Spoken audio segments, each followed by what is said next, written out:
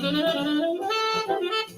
everybody, welcome to Meditation Yoga Center. This is my Saturday morning. I'm trying to get some things organized here in my home office. God bless you. Go to meditationyogacenter.com. Thanks.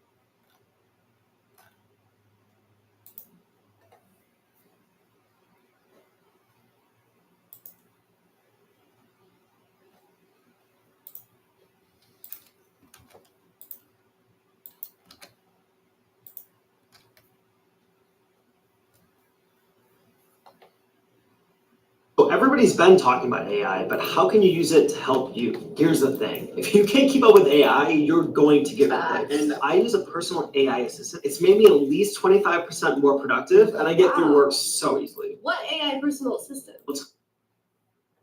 Things.com. We're a venture capital startup firm here in Chicago, Illinois. This is our website, venturecapitaldomains.com. We've got over 500 domain names and startups. If you're looking to invest or buy any of these domain names, call 312-498-0517. Just scroll down below. We have Muhammad Movie, Mortgages Reviews, MovieDistributors.com, NewWorldEvent.com, NewYearMovie.com, NewYorkPizzaParlor.com, New York Yogi, NLP Hypnotism, NLP Hypnotist, $1 charity, online babysitting business, OnlyFans blog, OnlyFan business, OnlyFan camera, OnlyFan Chicago, OnlyFan coach, OnlyFan consultant, OnlyFan porns, OnlyFans fans app, OnlyFansaffiliates.com, OnlyFansbusiness.com, OnlyFanscamera.com, OnlyFanscars.com, OnlyFansgame.com, OnlyFansGod.com, OnlyFansPornos.com, OnlyFansProduction.com, OnlyFansScam.com, OnlyFansFalse.com, OnlyFansVid.com, OnlyFanVid.com, OnlyFanVideo.com, OnlyFanVids.com, OpenAIBookstore.com, OpenAIDoctor.com, OpenAIDoctors.com, OpenAIDoctor.com, OpenAI ebook, OpenAI ebooks, OpenAI film, OpenAI God, OpenAI meditation, OpenAI movie, OpenAI movies, OpenAI podcast, OpenAI startup, OpenAI startups, OpenAI story, OpenAI task,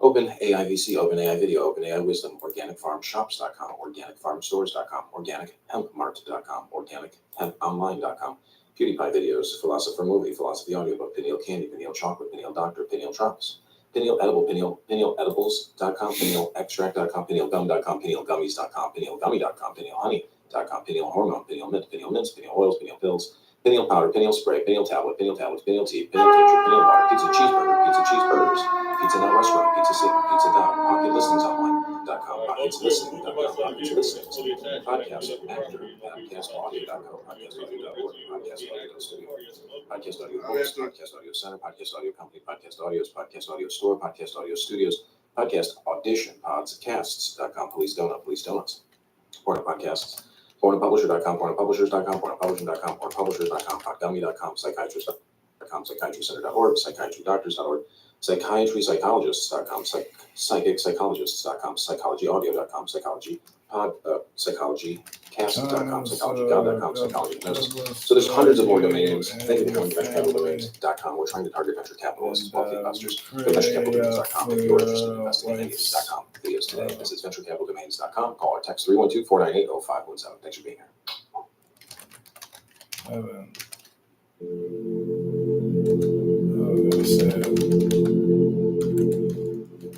God will fill you with light.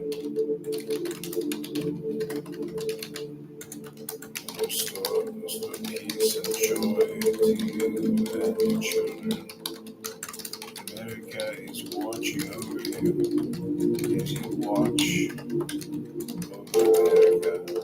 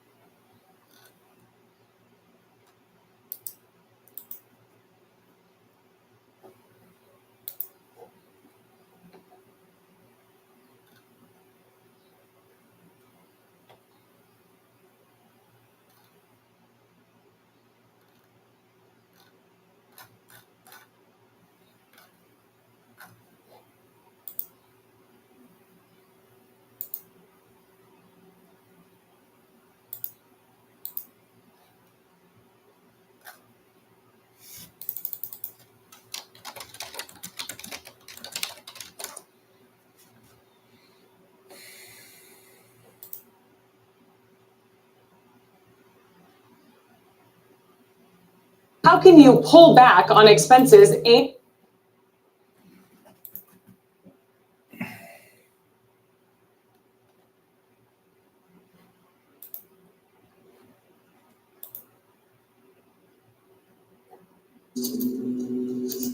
The golden sayings of Epictetus. Are these the only works of providence in us? Would words suffice to praise or set them forth? Had we but understanding, should we ever cease hymning and blessing the divine power, both openly and in secret, and telling of his gracious gifts? Whether digging or plowing or eating, should we not sing with him to God? Great is God, for that he hath instruments to till the ground withal. Great is God, for that he hath given us hands and the power of swallowing and digesting, of unconsciously growing and breathing. while we sleep. Thus should we ever have sung, yea, and this, the grandest and divinest hymn of all. Great is God, for that he hath given us a mind to apprehend these things and duly to use them. What then? Seeing that most of you are blinded, should there not be some one to fill this place and sing the hymn to God on behalf of all men? What else can I, that am old and lame, do but sing to God? Were I a nightingale, I should do after the manner of a nightingale. Were I a swan, I should do after the manner of a swan. But now, since I am a reasonable being, I must sing to God. That is my work. I do it, nor will I desert this my post, as long as it is granted me to hold it. And upon you, too, I call to join in this self-same hymn. How then do men act? As though one returning to his country who had sojourned for the night in a fair inn should be so captivated thereby as to take up his abode there. Friend, thou hast forgotten thine intention. This was not thy destination, but only lay on the way thither. Nay, but it is a proper place, and how many more of the sort there be, only to pass through upon thy way. Thy purpose was to return to thy country, to relieve the kinsman's fears for thee, thyself to discharge the duties of a citizen, to marry a wife, to beget offspring, and to fill the appointed round of office. Thou didst not come to choose out what places are most pleasant, but rather to return to that wherein thou wast born and where thou wert appointed to be a citizen. Try to enjoy the great festival of life with other men. But I have one whom I must please, to whom I must be subject, whom I must obey, God, and those who come next to him. He hath entrusted me with myself. He hath made my will subject to myself alone, and given me rules for the right use thereof. Rufus used to say, if you have leisure to praise me, what I say is not. In truth, he spoke in such wise that each of us who sat there thought that someone had accused him to Rufus. So surely did he lay his finger on the very deeds we did, so surely display the faults of each before his very eyes. But what saith God? Had it been possible, Epictetus, I would have made both that body of thine and thy possessions free and unimpeded, but as it is, be not deceived. It is not thine own. It is but finely tempered clay. Since then this I could not do. I have given thee a portion of myself and the power of desiring, declining, and pursuing, and avoiding. In a word, the power of dealing with the things of sense. And if thou neglect not this, but place all that thou hast therein, thou shalt never be let or hindered. Thou shalt never lament.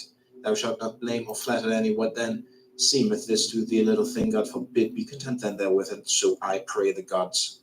What saith Antisthenes? Hast thou never heard? It is a kingly thing, Osiris, to do well, to be evil spoken of. Ay, but to debase myself thus were unworthy of me. That said, Epictetus, is for you to consider, not for me. You know yourself what you are worth in your own eyes, and at what price you will sell yourself, for men sell themselves at various prices. This was why, when Florus was deliberating whether he should appear at Nero's shows, taking part in the performance himself, Agrippinus replied, appear by all means. And when Florus inquired, but why do not you appear? He answered, because I do not even consider the question. For the man who has once stooped to consider such questions and to reckon up the value of external things is not far from forgetting what manner of man he is. Why, what is it that you ask me? Is death preferable or life? I reply life. Pain or pleasure? I reply pleasure. Well, but if I do not act, I shall lose my head. Then go and act, but for my part I will not act. Why? Because you think yourself but one among the many threads which make up the texture of the doublet. You should aim at being like men in general, just as your thread has no ambition either to be anything distinguished compared with the other threads.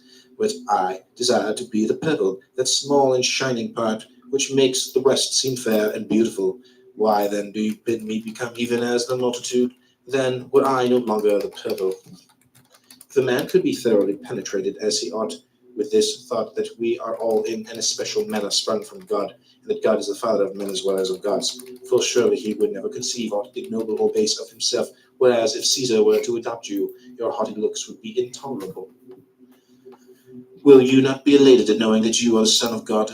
Now, however, it is not so with us, but seeing that in our birth these two things are commingled, the body which we share with the animals, and the reason and thought which we share with the gods.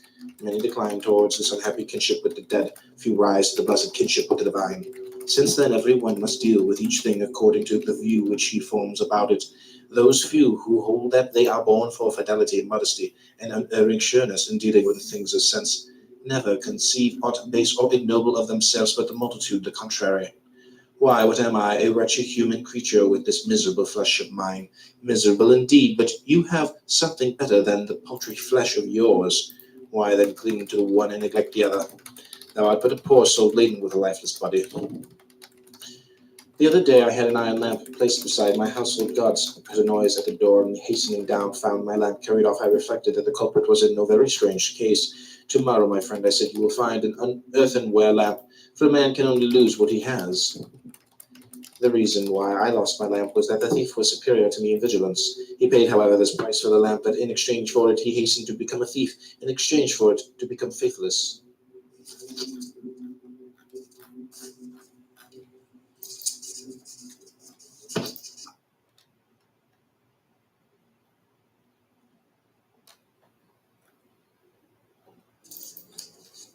If we were as intent upon our own business as the old fellows at Rome are upon what interests them, we too might perhaps accomplish something. I know a man older than I am, now superintendent of the corn market at Rome. And I remember when he passed through this place on his way back from exile, what an account he gave me of his former life, declaring that for future, once home again, his only care should be to pass his remaining years in quiet and tranquility.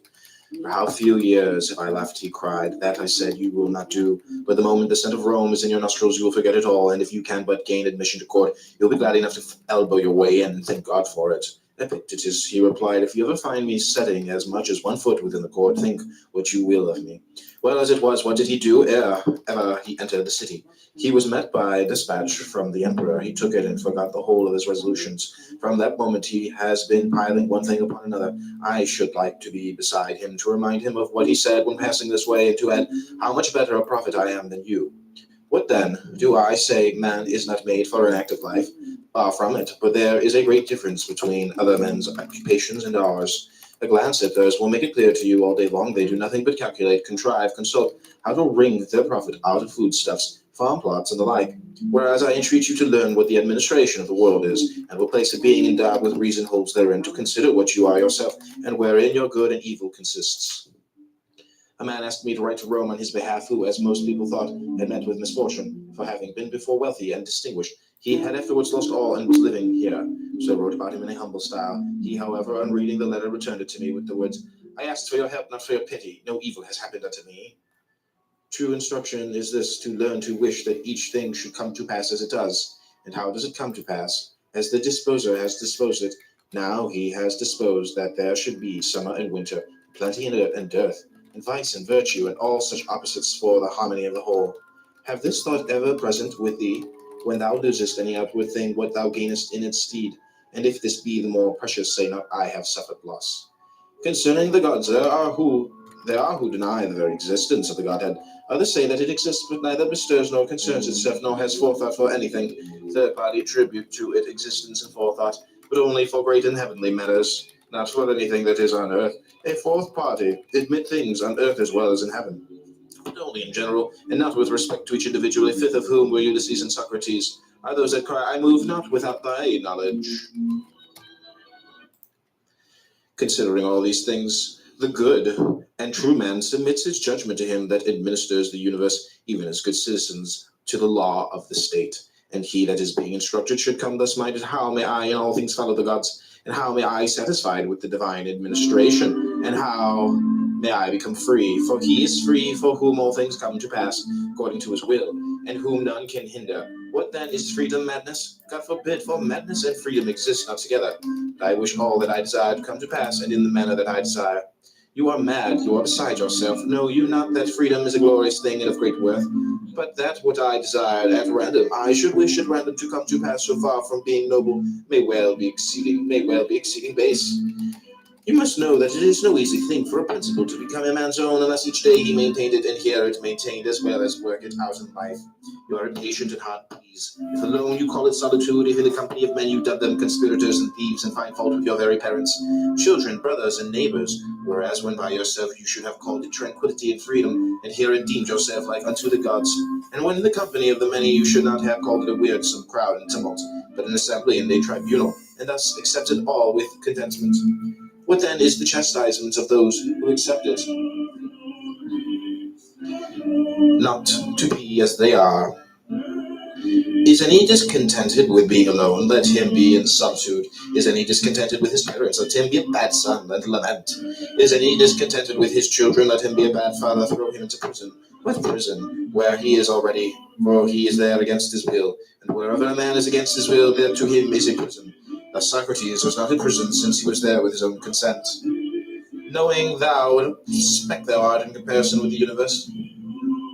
That is, with respect to the body, since with respect to reason, thou art not inferior to the gods, no less than they. For the greatness of reason is not measured by length or height, but by the resolves of the mind. Place then thy happiness in that wherein thou art equal to the gods. Asked how a man might eat acceptably to the gods, Epictetus replied, if when he eats he can be just, cheerful, equable, temperate, and orderly, can he not thus eat acceptably to the gods? But when you call for warm water and your slave does not enter, or when he enters brings it lukewarm, or is not even found to be in the house at all, then not to be vexed nor burst with anger, is not that acceptable to the gods? But how can one endure such people? Slave, will you not endure your own brother that has got to his forefather, even as a son sprung from the same stock and of the same high descent as yourself? And if you are stationed in a high position, are you therefore forthwith to set up for a tyrant? Remember who you are and whom you rule, that they are by nature your kinsmen, your brothers, the offspring of God. But I paid price for them, not they for me. Do you see whither you are looking down to the earth, to the pie, to the pit, to those despicable laws of the dead? But to the laws of the gods you do not look. When we are invited to a banquet, we take what is set before us, and were one to call upon his host to set fish upon the table, or sweet things, he would be deemed absurd. Yet in a word, we ask the gods for what they do not give, and that although they have given us so many things, asked how a man might convince himself that every single act of this was under the eye of God. Epictetus answered, do you not hold that all things are bound together in one? I do. Well, and do you not hold that things on earth and things in heaven are continuous and in unison with each other? I do, was the reply.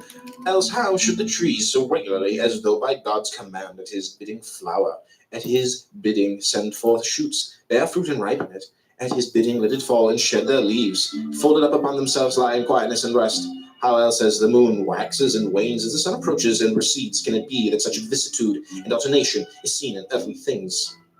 If then all things that grow, nay, our own bodies are thus bound up with the whole, is it not this still truer of the souls? And if our souls are bound up and in contact with God as being very parts and fragments plucked from himself, shall he not feel every movement of theirs as though it were his own, and belonging to his own nature? But you say, I cannot comprehend all this at once. Why, who told you that your powers were equal to God's? That God hath placed by the side of each a man's own guardian spirit. To the Stoics, the guardian spirit was each man's reason, who is charged to watch over him, the guardian who sleeps, and or is deceived. For to what better or more watchful guardian could he have committed each of us? So when you have shut the doors and made a darkness within, remember never to say that you are alone, for you are not alone, but God is within. It's your guardian spirit. What light do they need to behold what you do? To this God you also should have sworn allegiance, even as soldiers under Caesar. They, when their service is hired, swear to hold the life of Caesar dearer than all else. And will you not swear your oath that are deemed worthy of so many and great gifts? And will you not keep your oath when you have sworn it? And what oath will you swear? Never to disobey, never to arraign or murmur at aught that comes to you from his hand, never unwillingly to do or suffer aught that necessity lays upon you. Is this oath like theirs? We swear to hold no other dearer than Caesar, you to hold our true selves dearer than all else beside. How shall my brother cease to be wroth with me? Bring him to me, and I will tell him, but to thee I have nothing to say about his anger. When one took counsel of Epictetus, saying, what I seek is this, how even though my brother be not reconciled to me, I may still remain as nature would have me to be. He replied, all great things are slow of growth, nay, this is true even of a grape or of a fig. If then you say to me, now I desire a fig, I shall answer, it needs time, wait till it first flower, and cast its blossom, then ripen. Whereas when the fruit of the fig tree reaches not maturity suddenly, nor yet in a single hour, do you nevertheless desire so quickly and easily to reap the fruit to the mind of man? Nay, expect it not, even though I bade you. Epaphroditus had a shoemaker whom he sold as being good for nothing. This fellow, by some accident, was afterwards purchased by one of Caesar's men, and became shoemaker to Caesar. You should have seen what respect Epaphroditus paid him then. How does the good Felicion kindly let me know? And if any of us inquired, what is Epaphroditus doing? The answer was, he is consulting about so and so with Felicion. Had he not sold him as good for nothing? who had in a trice converted him into a wiseacre. This is what comes of holding of importance anything but the things that depend on will. What you shun, enduring yourself, attempt not to impose on others. You shun slavery. Beware of enslaving others. If you can endure to do that, one would think you had been once upon a time a slave yourself. For vice has nothing in common with virtue, nor freedom with slavery. Has a man been raised to the tribuneship? Every one that he meets congratulates him. One kisses him on the eyes, another on the neck. One slaves kiss his hands. He goes home to find torches burning. He ascends to the capital to sacrifice. Whoever sacrificed for having had right desires, for having conceived such inclinations as nature would have him. In truth, we thank the gods for that wherein we place our happiness. A man was talking to me today about the priesthood of Augustus. I said to him, let the thing go, my good sir. You will spend a great deal to no purpose. Well, but my name will be inserted in all the documents and contracts. Will you be standing there to tell those that read them, that is my name written there? And even though you could now be there in every case, what will you do when you are dead? At all events, my name will remain. Inscribe it on a stone, and it will remain just as well, and think beyond Nicopolis, what memory of you will there be? But I shall have a golden wreath to wear. If you must have a wreath, get a wreath of roses and put it on. You will look more elegant. Above all, remember that the door stands open. Be not more fearful than children, but as they, when they weary of the game, cry, I will play no more. Even so, when thou art in the like case, cry, I will play no more and depart. But if thou stayest, make no lamentation. Is there smoke in the room? If it be slight, I remain. If grievous, I quit it. For you must remember this and hold it fast. The door stands open. You shall not dwell at Nicopolis, well and good, nor at Athens. And I will not dwell at Athens either, nor at Rome, nor at Rome either. You shall dwell in Gyara. Well, but to dwell in Gyara seems to me like a grievous smoke. Depart to a place where none can forbid me to dwell. That habitation is open to all. For as for the last garment of all, it is the poor body. Beyond that, none cannot do aught unto me. This is why Demetrius said to Nero, you threaten me with death, but it is nature who threatens you. The beginning of philosophy is to know the condition of one's own mind. If a man recognizes that this is in a weakly state, he will not then want to apply it to questions of the greatest moment. As it is, men who are not fit to swallow even a morsel buy whole treatises and try to devour them. Accordingly, they either vomit them up again or suffer from indigestion, whence come gripings, fluxions, and fevers, whereas they should have stopped to consider their capacity. In theory, it is easy to convince an ignorant person. In actual life, men not only object to offer themselves to be convinced, but hate the man who has convinced them. Whereas Socrates used to say that we should never lead a life not subjected to examination. This is the reason why Socrates, when reminded that he should prepare for his trial, answered, thinkest thou not that I have been preparing for it all my life? In what way? I've maintained that which in me lay. How so? I have never secretly, openly done wrong unto any. In what character dost thou now come forward? Is a witness summoned by God. Come thou, saith God, and testify for me. Thou art worthy of being brought forward as a witness by me. Is aught that is outside thy will either good or bad? Do I hurt any man? Have I placed the good of each in the power of any other than himself? What witness dost thou bear to God? I am in evil state, master, I am undone. None careth for me, none giveth me aught. All men blame, all speak evil of me. Is this the witness thou wilt bear and do dishonor to the calling wherewith he hath called thee? Because he hath done thee so great honor, and deemed thee worthy of being summoned to bear witness in so great a cause? Wouldst thou have men speak good of thee? Speak good of them. And when thou hast learned to speak good of them, try to do good unto them, and thus thou wilt reap in return their speaking good of thee. When thou goest into any of the great, remember that another from above sees what is passing, and that thou shouldest please him rather than man. He therefore asks thee, is this in the schools? What didst thou call exile, imprisonment, bonds, death, and shame? I call them different things, and I call them things indifferent. What then dost thou call them now? Are they at all changed?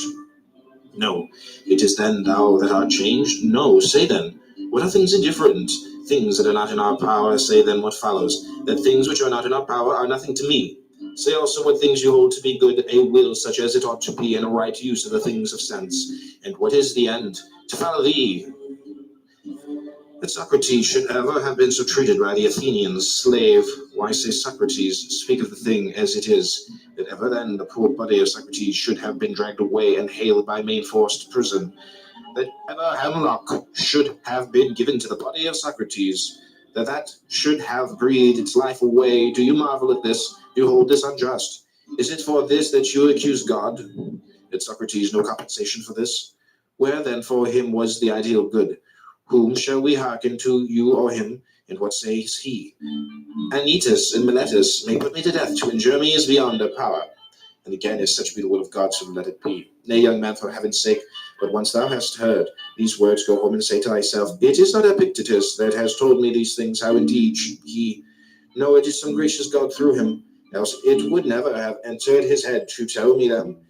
He that is not used to speak to any one of us, well then let us not lie under the wrath of God, but be obedient unto him. Nay, indeed, but if a raven by its croaking bears thee any sign, it is not the raven, but God that sends the sign through the raven. And if he signifies anything to thee through human voice, will he not cause the man to say these words to thee, that thou mayest know the power of the divine? How he sends a sign to some in one way, and to others in another, and on the greatest and highest matters of all signifies his will through the noblest messenger. What else does the poet mean? I spake unto him erst myself, and sent Hermes in the shining one to check and warn him, the husband not to slay, nor woo the wife. In the same way, my friend Heraclitus, who had a trifling suit about a petty farm at Rhodes, first showed the judges that his cause was just, and then at the finish cried, I will not entreat you, nor do I care what sentence you pass. It is you who are on your trial, not I. And so he ended the case. As for us, we behave like a herd of deer. When they flee from the huntsman's feathers in affright, which way do they turn? What haven of safety do they make for? Why, they rush upon the nets. Thus they perish by confounding what they should fear with that wherein no danger lies. Not death or pain is to be feared, but the fear of death or pain. Well said the poet, therefore, death has no terror, only a death of shame. How is it then that certain external things are said to be natural, and others contrary to nature? Why, just as it might be said, if we stood alone and apart from others, a foot, for instance, I will allow it is natural should be clean, but if you take it as a foot, and as a thing which does not stand by itself, it will beseem it, if need be, to walk in the mud, to tread on thorns, and sometimes even to be cut off for the benefit of the whole body. Else it is no longer a foot. In some such way we should conceive of ourselves also. What art thou, a man? Looked at as standing by thyself and separate, it is natural for thee in health and wealth long to live. But looked at as a man and only as a part of a whole, it is for that whole's sake that thou shouldst at one time fall sick, at another brave the perils of the sea again. Know the meaning of want, and perhaps die an early death. Why then repine? Knowest thou not that as the foot is no more a foot if detached from the body, so thou in like case art no longer a man? For what is a man? A part of a city. First of the city of gods and of men, next of that which ranks nearest it, a miniature of the universal city. In such a body, in such a world enveloping us, among lives like these, such things must happen to one or another. Thy part then being there is to speak of these things as is meet, and to order them as befits the matter. That was a good reply which Diogenes made to a man who asked him for letters of recommendation. That you are a man, he will know when he sees you whether a good or a bad one. He will know if he has any skill in discerning the good and the bad. But if he has none, he will never know, though I write to him 1,000 times. It is as though a piece of silver money desired to be recommended to someone to be tested. If the man be a good judge of silver, he will know, the coin will tell its own tale. Even as the traveler asks his way of him that he meets, inclined in no wise to bear to the right rather than to the left, for he desires only the way leading whither he would go, so should we come unto God as to a guide, even as we use our eyes without admonishing them, to show us some things rather than others, but content to receive the images of such things as they present unto us. But as it is we stand anxiously watching the victim, and with the voice of supplication call upon the augur, Master, have mercy on me, vouchsafe unto me a way of escape. Slave, would you then have aught else than what is best? Is there anything better than what is God's good pleasure? Why, as far as in you lies, would you corrupt your judge and lead your counselor astray? God is beneficent, but the good also is beneficent. It should seem then that where the real nature of God is, there too is to be found the real nature of the good. But that is the real nature of God, intelligence, knowledge, right, reason. Here then, without more ado, seek the real nature of the good. Surely thou dost not seek it in a plant or in an animal that reasoneth not. Seek then the real nature of the good in that without whose presence thou wilt not admit the good to exist in aught else. What then? Are not these other things also works of God? They are, but not preferred to honor, nor are they portions of God. But thou art a thing preferred to honor, thou art thyself a fragment torn from God. Thou hast a portion of him within thyself. How is it then that thou dost not know thy high descent, dost not know whence thou comest? When thou eatest, wilt thou not remember who thou art that eatest, and whom thou feedest? In intercourse, in exercise, in discussion, knowest thou not that it is a God whom thou feedest, a God whom thou exercisest, a God whom thou bearest about with thee, O miserable? And thou perceivest it not. Thinkest thou that I speak of a God of silver or gold, that is without thee? Nay, thou bearest him within thee, all unconscious of polluting him with thoughts impure and unclean deeds, were an image of God present. Thou wouldst not dare to act as thou dost, yet when God himself is present within thee, beholding and hearing all, thou dost not blush to think that such thoughts and do such deeds. O thou that art insensible of thine own nature, and liest under the wrath of God! Why then are we afraid when we send a young man from the schools into active life, lest he should indulge his appetites intemperately, lest he should debase himself by ragged clothing, or be puffed up by fine raiment? Knowest he not the God within him? Knowest he not with whom he is starting on his way? Have we patience to hear him say to us, Would I had thee within me? Hast thou not God where thou art? And having him, dost thou still seek for any other? Would he tell thee also what else than these things? Why, wert thou a statue of Phidias and Athena, or a Zeus? Thou wouldst bethink thee both of thyself and thine artificer. And hadst thou any sense, thou wouldst strive to do no dishonor to thyself or him that fashioned thee, nor appear to beholders in unbefitting guise. But now, because God is thy maker, is that why thou carest not of that of what sort thou shalt know thyself to be? Yet how different the artists and their workmanship! What human artists' work, for example, has in the faculties that are displayed in fashioning it. Is it aught but marble, bronze, gold, or ivory? Nay, when the Athena of Phidias has put forth her hand and received therein a victory, in that attitude she stands forevermore. But God's works move and breathe, they use and judge the things of sense, the workmanship of such an artist. Wilt thou dishonor him? Aye, when he not only fashioned thee, but placed thee like a ward in the care and guardianship of thyself alone, wilt thou not only forget this, but also do dishonor to what is committed to thy care? If God had entrusted thee with an orphan, wouldst thou have thus neglected him? He hath delivered thee to thine own care, saying, I had none more faithful than myself. Keep this man for me, such as nature hath made him, modest, faithful, high-minded, a stranger to fear, to passion, to perturbation. Such will I show myself to you all, what exempt from sickness also, from age, from death. Nay, but accepting sickness, accepting death, as becomes a god. No labor, according to Diogenes, is good, but that which aims at producing courage and strength of soul, rather than of body. A guide on finding a man who has lost his way brings him back to the right path. He does not mock and jeer at him and then take himself off. You also must show the unlearned man the truth, and you will see that he will follow, but so long as you do not show it to him. You should not mock, but rather feel your own incapacity.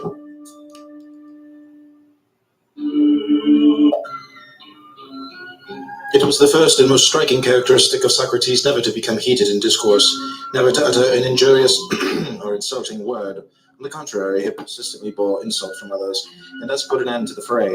If you care to know the extent of his power in this direction, read Xenophon's Banquet, and you will see how many quarrels he put an end to. That is why the poets are right in so highly commending this faculty.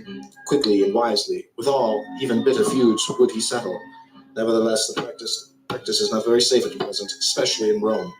One who adopts it, I need not say, ought not to carry it out in an obscure corner, but boldly accost, if occasion serve some personage of rank or wealth. Can you tell me, sir, to whose care you'll trust your horses? I can. Is it to the first comer who knows nothing about them? Certainly not.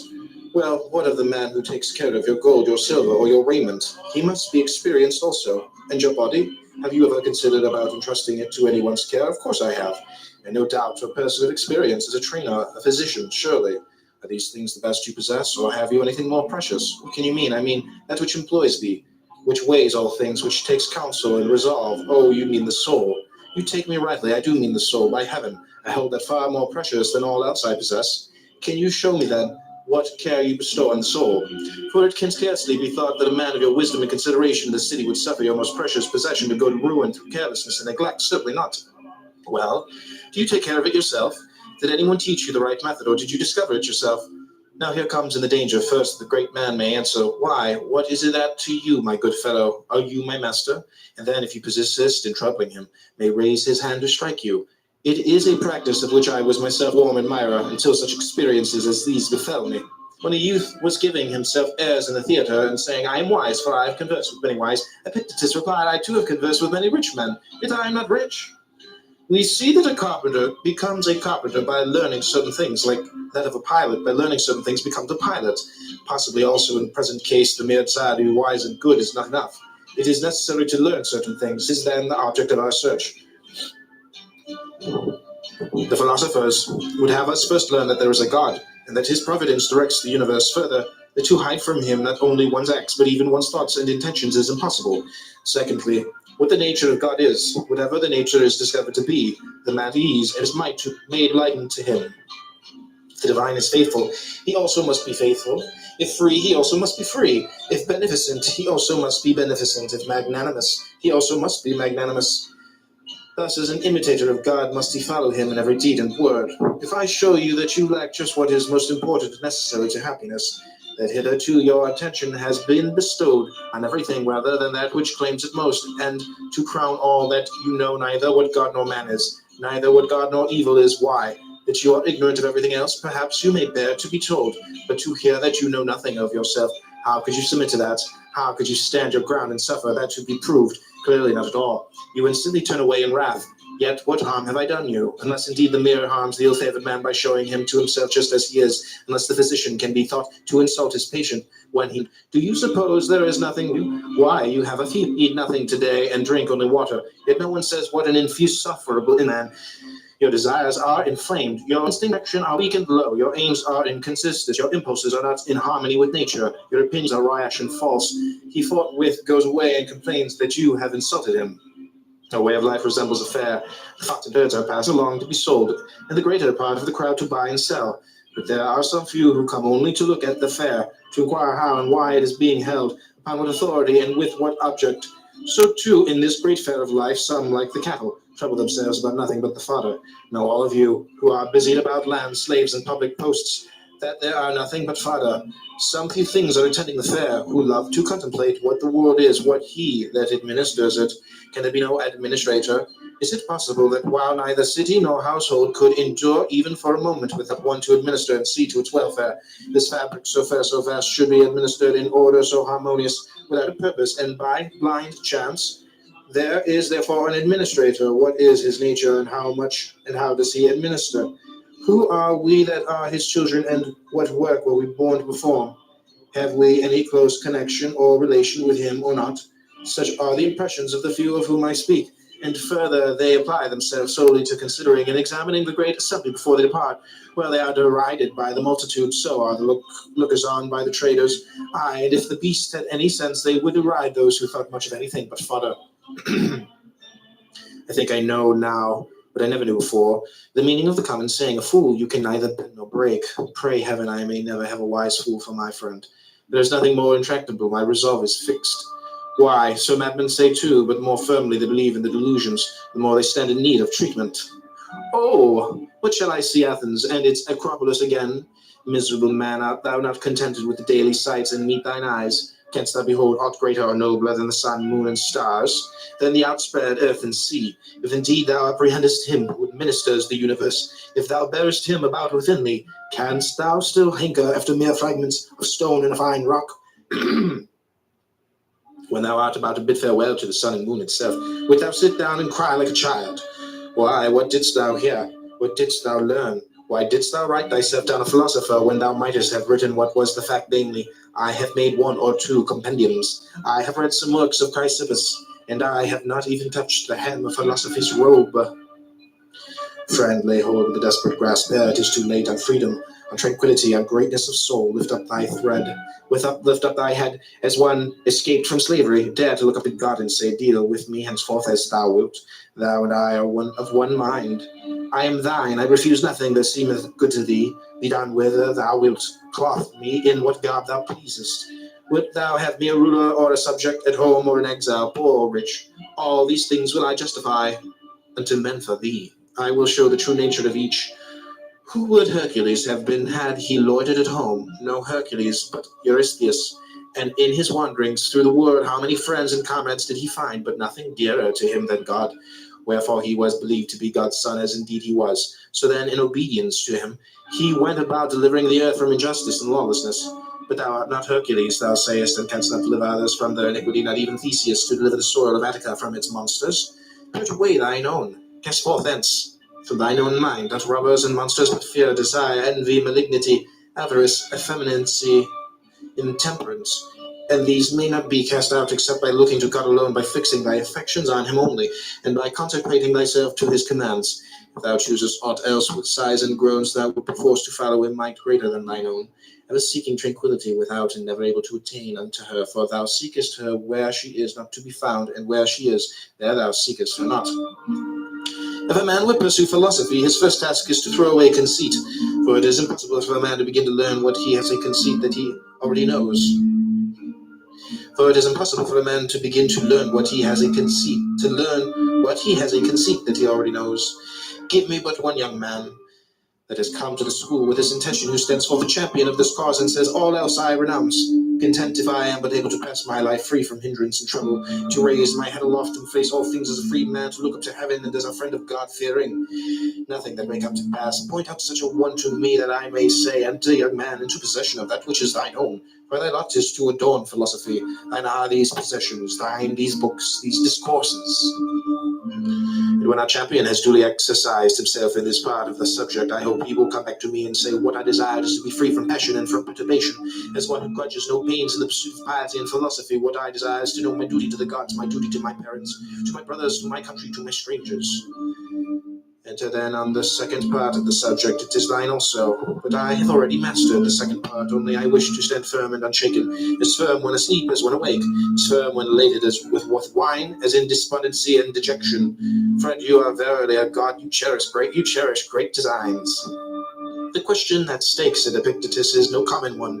It is this: are we in our senses, or are we not? If you have given way to anger, be sure that over and above the evil involved therein, you have strengthened the habit and added fuel to the fire. Overcome by a temptation of the flesh, do not reckon it a single defeat, but that you have also strengthened your dissolute habits. Habits and faculties are necessarily affected by the corresponding acts. Those that were not there before spring up, the rest gain in strength and extent. This is the account which philosophers give of the origin of diseases of the mind. Suppose you have once lusted after money. If reason sufficient to produce a sense of the evil be applied, then the lust is checked, and the mind at once regains its original authority. Whereas if you have recourse to no remedy, you can no longer look for this return. On the contrary, the next time it is excited by the corresponding object, the flame of desire leaps up more quickly than before. With frequent repetition, the mind in the long run becomes callous, and thus this mental disease produces confirmed avarice. One who has had fever, even when it has left him, is not in the same condition of health as before, unless indeed his cure is complete. Something of the same sort is true also of diseases of the mind. Behind there remains a legacy of traces and of blisters, and unless these are effectually erased, subsequent blows on the same spot will produce no longer mere blisters, but sores. If you do not wish to be prone to anger, do not feed the habit. Give it nothing which may tend to its increase. At first, keep quiet and count the days when you were not angry. You used to be angry every day, then every other day, next every 2, next every 3 days. And if you succeed in passing 30 days, sacrifice to the gods in thanksgiving. How then may this be attained? Resolve now, if never before, to prove thyself to thyself. Resolve to show thyself fair in God's sight. Long to be pure with thine own pure self and God. That is the true athlete that trains himself to resist such outward impressions as these. Stay, wretched man, suffer not thyself to be carried away. Great is the combat, divine the task. You are fighting for kingship, for liberty, for happiness, for tranquility. Remember God, call upon him to aid thee, like a comrade that stands beside thee in the fight. Who then is a Stoic, in the sense that we call it a statue of Phidias, which is modeled after that master's art? Show me a man in this sense modeled after the doctrines that are ever upon his lips. Show me a man that is sick and happy, in danger and happy, on his deathbed and happy, in exile and happy, in evil report and happy. Show me him, I ask again, so help me heaven. I long to see one Stoic. Nay, if you cannot show me one fully modeled, let me at least see one in whom the process is at work, one whose bent is in that direction. Do me that favor, grudge it not to an old man to behold a sight that he has never yet beheld. Think you I wish to see the Zeus or Athena of Phidias, bedecked with gold and ivory? Nay, show me one of you a human soul, desiring to be of one mind with God, no more to lay blame on him or man, to suffer nothing, to disappoint nothing, to cross him, to yield neither to anger, envy, nor jealousy. In a word, why disguise the matter? One that from a man would fain become a god, one that while still imprisoned in this dead body makes fellowship with God his aim. Show me him. Ah, you cannot. Then why mock yourselves and delude others? Why stalk we about tricked out in other men's attire, thieves and robbers that you are, of names and things to which you can show no title.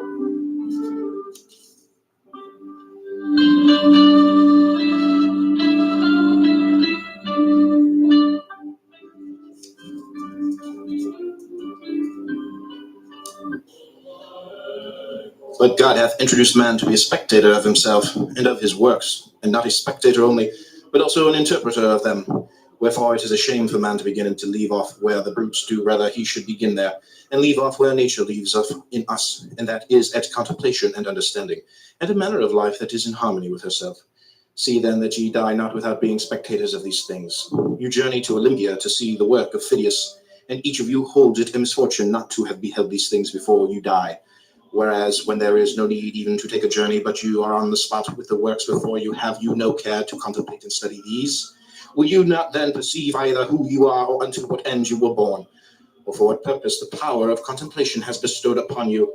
But in life there are some things disagreeable and hard to bear. And are there none at Olympia? Have you not scorched by the heat? Are you not cramped for room? Have you not to bathe with discomfort?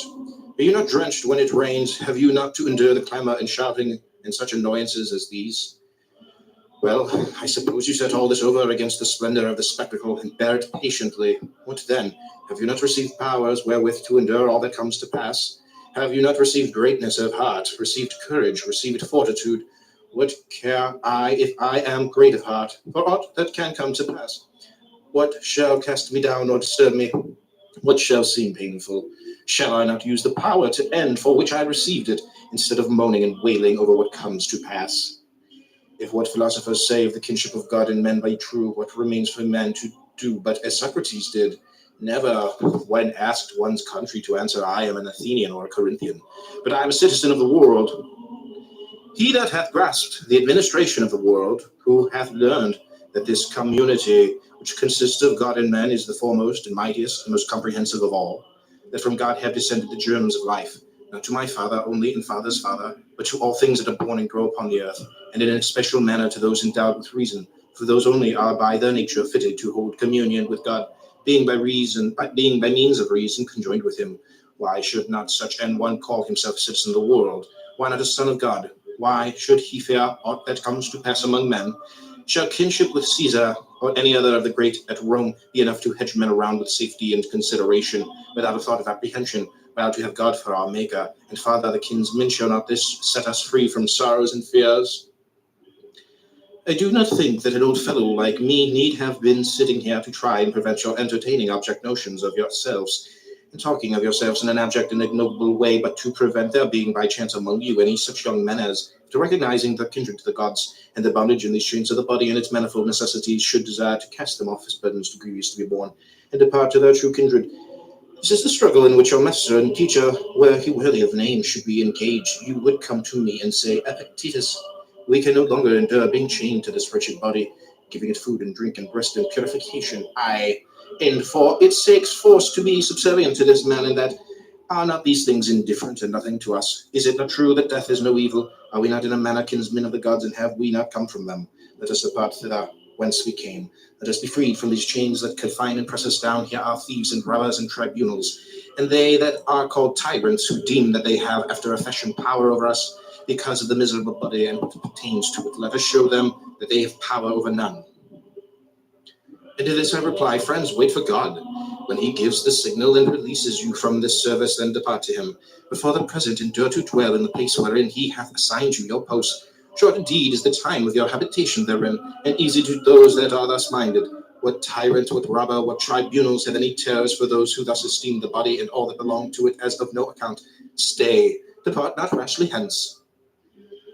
Something like that is what should pass between a teacher and ingenious youths. As it is, what does pass? The teacher is a lifeless body, and you are lifeless bodies yourselves.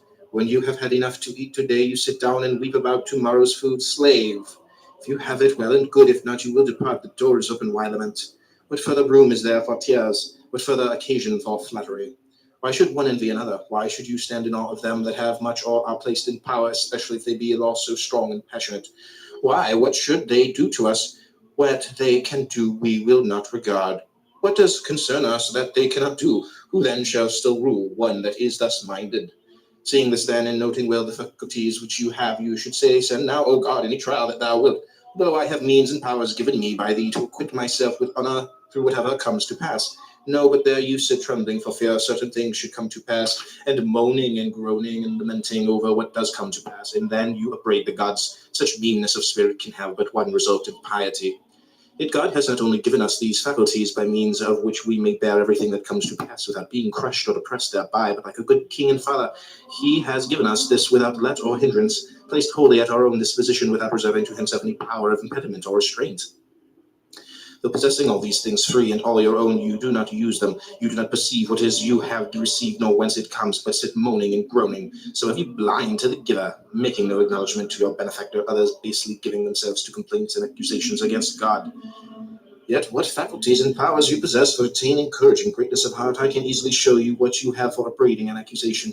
It is for you to show me. How did Socrates bear himself in this regard? How else then as became one who was fully assured that he was the kinsman of the gods? If God has made that part of his own nature which he severed from himself and gave to us, liable to be hindered or constrained either by himself or any other, he would not have been God, nor would he have been taking care of us as he ought. If you choose, you are free. If you choose, you need blame no man, accuse no man. All things will be at once according to your mind and according to the mind of God. Petrification is of two sorts. There is petrification of the understanding and also of the sense of shame. This happens when a man obstinately refuses to acknowledge plain truths and persists in maintaining what is self-contradictory. Most of us dread mortification of the body and would spare no pains to escape anything of that kind. But of mortification of the soul we are utterly heedless. With regard indeed to the soul, if a man is in such a state as to be incapable of following or understanding anything, I grant you we do think him in a bad way. But mortification of the sense of shame and modesty, we go so far as to doubt strength of mind.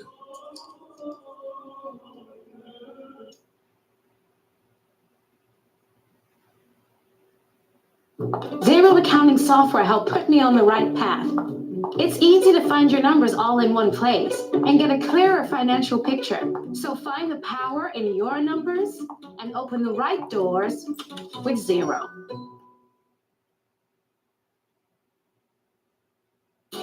Whatever you do it for less at Harbor Freight. If you have assumed a character beyond your strength, you have played a poor figure in that, and neglected one that is within your powers. Fellow, you have come to blows at home with a slave. You have turned the household upside down and thrown the neighborhood into confusion. Do you come to me then with airs of assumed modesty? Do you sit down like a sage and criticize my explanation of the readings, and whatever idle babble you say has come into my head? Have you come full of envy and dejected because nothing is sent you from home, and while the discussion is going on, do you sit brooding on nothing but how your father or your brother are disposed towards you? What are they saying about me here? About me there? At this moment they imagine I am making progress and saying he will return perfectly omniscient. I wish I could become omniscient before I return, but that would be very troublesome. No one sends me anything. The baths at Nicopolis are dirty. Things are wretched at home and wretched here. Then they say nobody is any the better for the school. Who comes to the school with a sincere wish to learn, to submit his principles to correction and himself to treatment? Who, to gain a sense of his wants? Why, then be surprised if you carry home from the school exactly what you bring into it. Epictetus, I have often come desiring to hear you speak, and you have never given me any answer. Now, if possible, I entreat you, say something to me. Is there, do you think, replied Epictetus, an art of speaking as of other things? If it is to be done skillfully and with profit to the hearer, yes. And are all profited by what they hear, or only some among them? So that it seems there is an art of hearing as well as of speaking.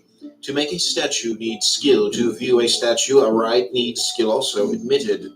And I think all will allow that one who proposes to hear philosophers speak needs a considerable training in hearing. Is that not so? Then tell me, on what subject are you able to hear me? Why on good and evil? The good and evil of what? A horse, an ox? No, of a man. Do we know then what man is, what his nature is? That is the idea we have of him. And are our ears practiced in any degree on the subject? Nay, do you understand what nature is? Can you follow me in any degree when I say that I shall have to use demonstration? Do you understand what demonstration is? What true or false is? Must I drive you to philosophy? Show me what good I am to do by discoursing with. Rouse my desire to do so. The sight of the pasture it loves stirs in the sheep the desire to feed. Show it a stone or a bit of bread, and it remains unmoved. Thus we must also have certain natural desires, and one that moves us to speak when we find a listener that is worth his salt, one that himself stirs the spirits. But if he sits by like a stone or a tuft of grass, how can he rouse a man's desire? Then you will say nothing to me. I can only tell you this, that one who knows not who he is and to what end he was born, what kind of world this is, and with whom he is associated therein, one who cannot distinguish good and evil, beauty and foulness, truth and falsehood, will never follow reason in shaping his desires and impulses, and repulsions, nor yet innocent denial or suspension of judgment, but will in one word go about deaf and blind, thinking himself to be somewhat, and then he is in truth of no account. Is there anything new in all this? Is not this ignorance the cause of all the mistakes and mischances of men since the human race began? This is all I have to say to you, and even this against the grain. Why? Because you have not stirred my spirit, for what can I see in you to stir me? As a spirited horse will stir a judge of horses? Your body that you maltreat, your dress that is luxurious, your behavior, your look, nothing whatever. When you want to hear a philosopher, do not say you say nothing to me. Only show yourself worthy or fit to hear, and then you will see how you will move the speaker. And now, when you see brothers apparently good friends and living in accord, do not immediately pronounce anything upon their friendship, though they should affirm it with an oath, though they should declare for us to live apart is a thing impossible. For the heart of a bad man is faithless, unprincipled, inconstant. Now overpowered by one impression, now by another. Ask not the usual questions. Were they born of the same parents, reared together and under the same tutor? But ask this only, in what they place their real interest, whether in outward things or in the will. If in outward things, call them not friends, any more than faithful, constant, brave, or free. Call them not even human beings, if you have any sense. But should you hear that these men hold it good to lie only in the will, only in rightly dealing with the things of sense, take no more trouble to inquire whether they are father and son or brothers or comrades of long standing, but should of this one thing pronounce as boldly that they are friends, as that they are faithful and just. For where else can friendship be found than where modesty is, where there is an interchange of things fair and honest, and of such only? No man can rob us of our will, no man can lord it over that. When disease and death overtake me, I would fain be found engaged in the task of liberating mine own will from the assaults of passion, from hindrance, from resentment, from slavery.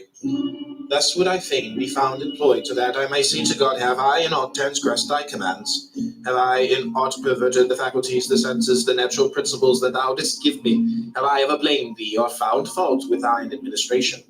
When it was thy good pleasure, I fell sick, and so did other men, but my will consented. Because it was thy pleasure, I became poor, but my heart rejoiced. No power in the state was mine, because thou wouldst not such power I never desired. Hast thou ever seen me of more doleful countenance? On that account have I not ever drawn nigh unto thee with cherished, cheerful look, waiting upon thy commands, attentive to thy signals. Wilt thou that I now depart from the great assembly of men? I go, I give thee all things that thou hast deemed me worthy to take part with thee in this assembly, to behold thy works, to comprehend this thine administration. Such I would were the subject of my thought, my pen, my study, when death overtakes me.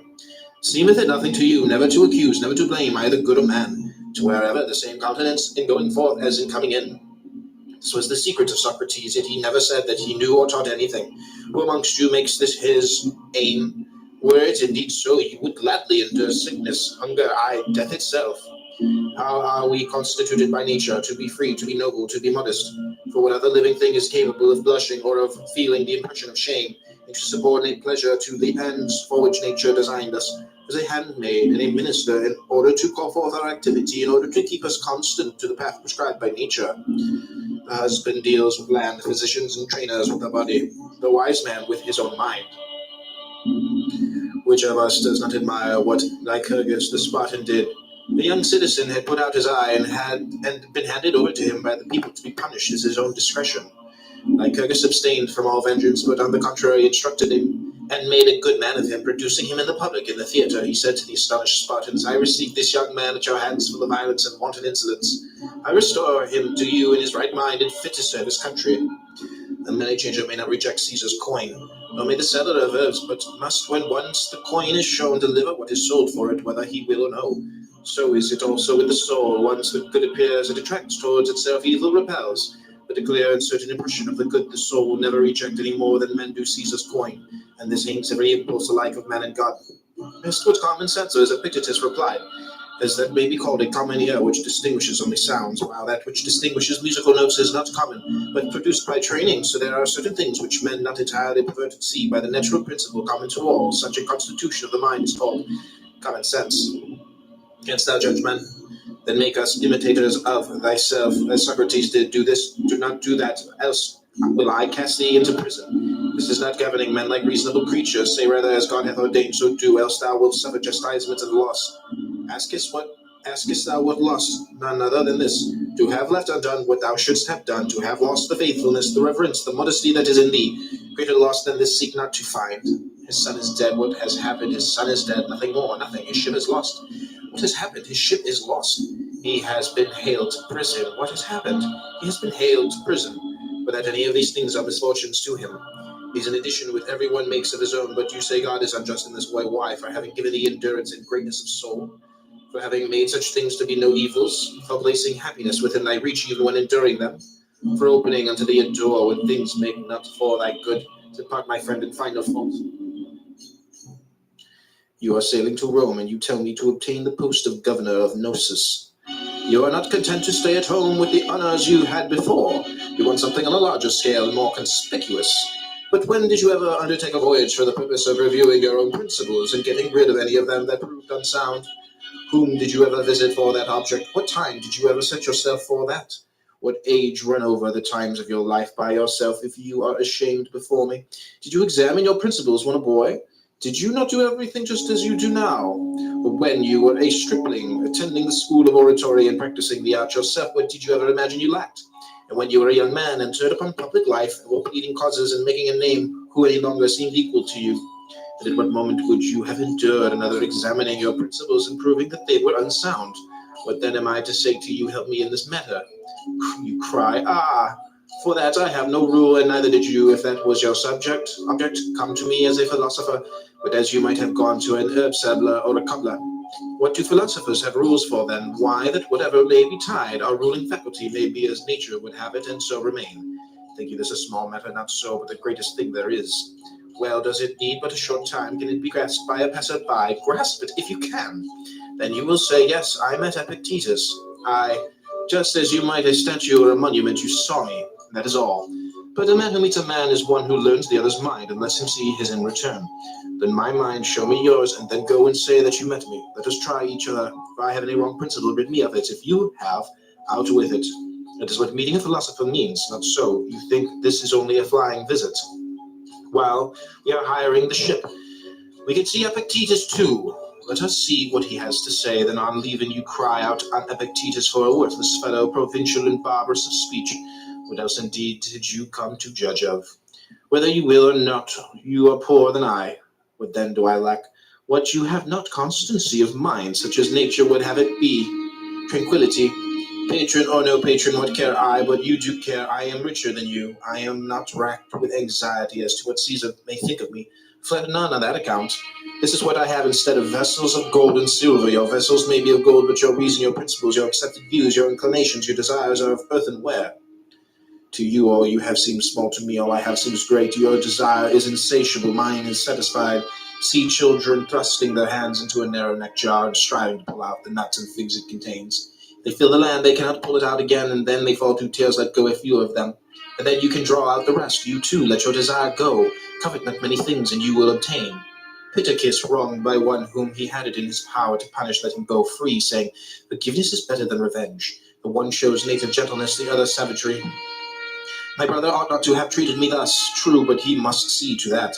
However he may treat me, I must deal rightly by him. This is what lies with me, what none can hinder.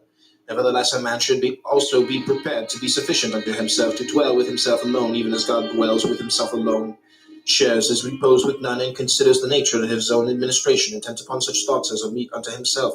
So should we also be able to converse with ourselves, to need none else beside, to sigh for no distraction, to bend our thoughts upon the divine administration, and how we stand related to all us, to observe how human accidents touched us of old, and how they touch us now, what things they are that still have power to hurt us, and how they may be cured or removed to perfect what needs perfecting, as reason would direct. The man has frequent intercourse with others, either in the way of conversation, entertainment, or simple familiarity. He must either become like them or change them to his own fashion. A live coal placed next to a dead one will either kindle that or be quenched by it. Such being the risk, it is well to be cautious in admitting intimacies of this sort, remembering that one cannot rub shoulders with a soot-stained man without sharing the soot oneself. What will you do, supposing the talk turns on gladiators, or horses, or prize fighters, or what is worse, on persons, condemning this and that, approving the others? Or suppose a man sneers or jeers or shows a malignant temper. Has any among us the skill of the lute player who knows at the first touch which strings are out of tune and sets the instrument right? Has any of you such a power as Socrates had in all his intercourse with men of winning them over to his own convictions? Nay, but you must needs be swayed hither and thither by the uninstructed. How comes it then that they prove so much stronger than you? Because they speak from the fullness of the heart. Their low corrupt views are their real convictions, whereas your fine sentiments are but from the lips outwards. That is why they are so nerveless and dead. They turn one's stomach to listen to your exaltations and hear of your miserable virtue, that you prate up and down. Thus it is that the vulgar prove too strong for you. Everywhere strength, everywhere victory awaits your conviction. In general, any methods of discipline applied to the body which tend to modify its desires or repulsions are good for aesthetic ends, but if done for display, they betray at once a man who keeps an eye on an outward show, who has an ulterior purpose and is looking for spectators to shout, "Oh, what a great man!" This is why Apollonius so well said, if you are bent upon a little private discipline, wait till you are choking with heat some day, and take a mouthful of cold water and spit it out again and tell no man.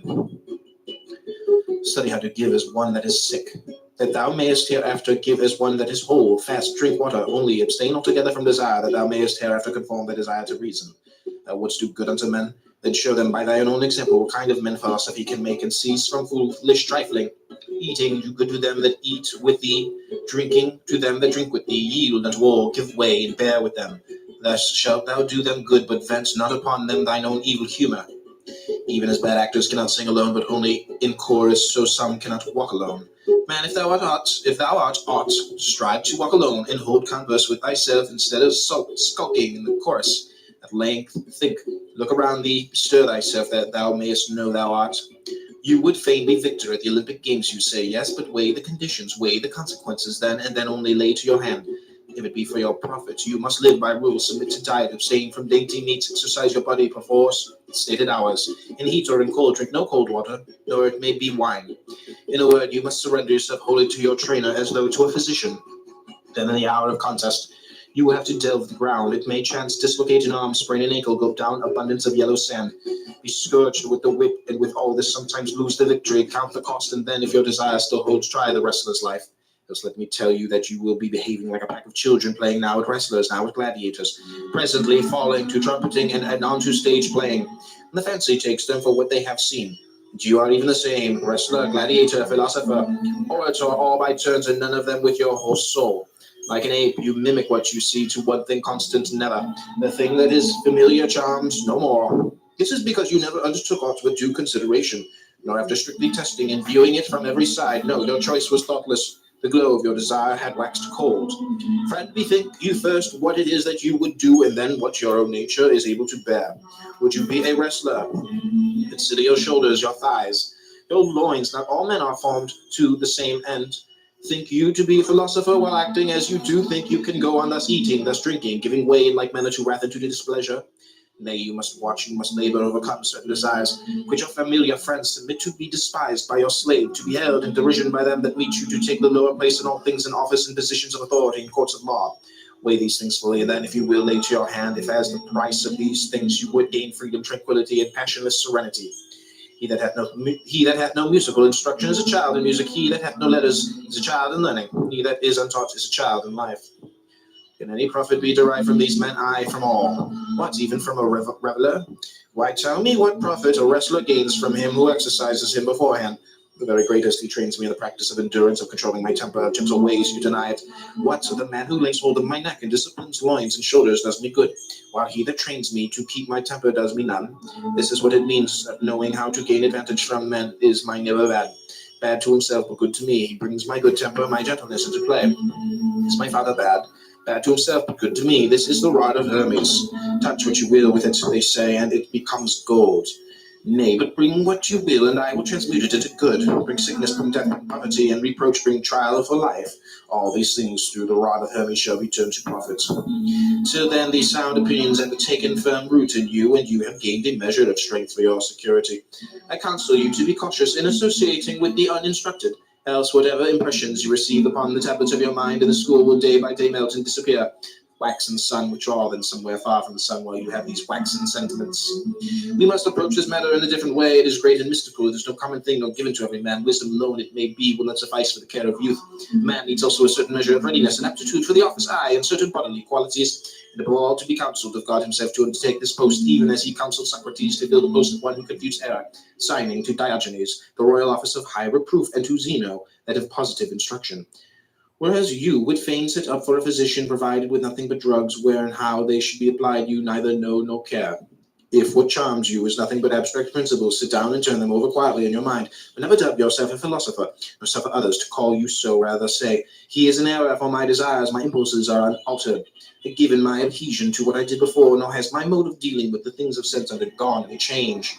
And a friend inclined to cynic views asked Epictetus, what sort of person a true cynic should be, requesting a general sketch of the system. He answered, we will consider that at leisure. At present I content myself with saying this much.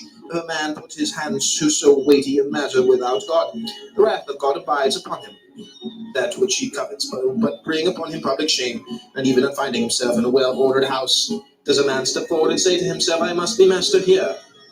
Else the lord of that house takes notice of it, and seeing him insolently giving orders, drags him forth and chastises him. So it is also in this great city of the world. Here also is there a lord of the house who orders all things. Thou art the sun. In thine orbit thou hast power to make the year and the seasons, to bid the fruits and the earth grow and decrease, the winds rise and fall. Thou canst in due measure cherish with thy warmth the frames of men. Go make thy circuit, and thus minister unto all from the greatest to the least. Thou canst lead a host against Troy, be Agamemnon. Thou canst meet Hector in single combat, be Achilles.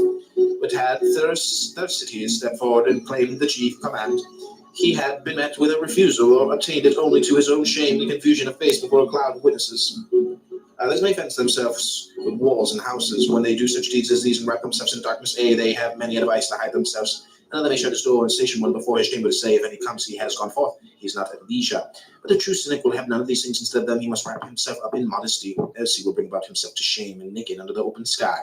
That is his house, that is his door, that is the slave that guards his chamber, that is his darkness. Death? Let it come when it will, but whether it smite but a part of the whole, fly, you tell me fly, but whither shall I fly?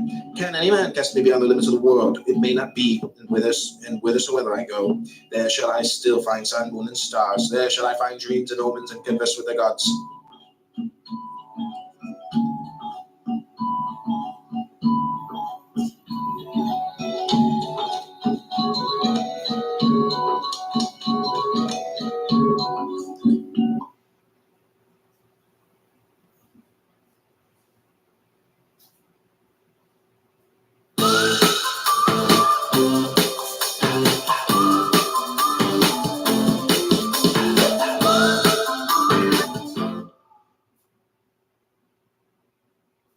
The Discourses of Epictetus, as reported by Arrian, translated by William Abbott Oldfather, and narrated by Robin Homer. Greetings from Arrian to Lucius Gaius. I have not composed these words of Epictetus as one might be said to compose books of this kind, nor have I on my own act published them to the world. Indeed, I acknowledge that I have not composed them at all, but whatever I heard him say, I used to write down, word for word, as best I could, endeavouring to preserve it as a memorial for my own future use of his way of thinking and the frankness of his speech. They are, accordingly, as you might expect, such remarks as one man might make offhand to another, not such as he would compose for men to read in after time. This being their character, they have fallen, I know not how, without my will or knowledge, into the hands of men. Yet to me it is a matter of small concern if I shall be thought incapable of composing a work, and to Epictetus of no concern at all if anyone shall despise his words, seeing that, even when he uttered them, he was clearly aiming at nothing else but to incite the minds of his hearers to the best things. If now these words of his should produce that same effect, they would have, I think, just that success which the words of the philosophers ought to have. But if not, let those who read them be assured of this, that when Epictetus himself spoke them, The hearer could not help but feel exactly what Epictetus wanted him to feel. If, however, the words by themselves do not produce this effect, perhaps I am at fault, or else perhaps it cannot well be otherwise. Farewell. Book 1, Chapter 1, of the things which are under our control and not under our control. Among the arts and faculties, in general, you will find none that is self-contemplative, and therefore none that is either self-approving or self-disapproving. How far does the art of grammar possess the power of contemplation? Only so far as to pass judgment upon what is written. How far the art of music? Only so far as to pass judgment upon the melody. Does either of them, then, contemplate itself? Not at all. But if you are writing to a friend and are at a loss as to what to write, the art of grammar will tell you. Yet whether or no you are to write to your friend at all, the art of grammar will not tell. The same holds true of the art of music with regard to melodies.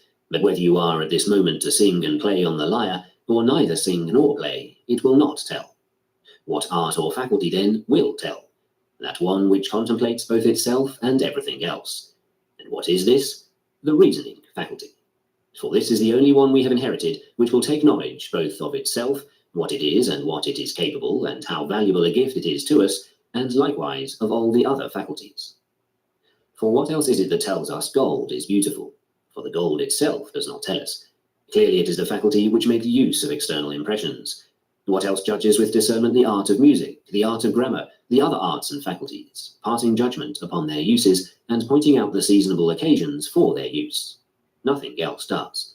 As was fitting, therefore, the gods have put under our control only the most excellent faculty of all, and that which dominates the rest, namely the power to make correct use of external impressions. But all the others they have not put under our control. Was it indeed because they would not? I, for one, think that had they been able, they would have entrusted us with the others also, but they were quite unable to do that. For since we are upon earth and trammelled by an earthy body, and by earthy associates, how was it possible that, in respect of them, we should not be hampered by external things?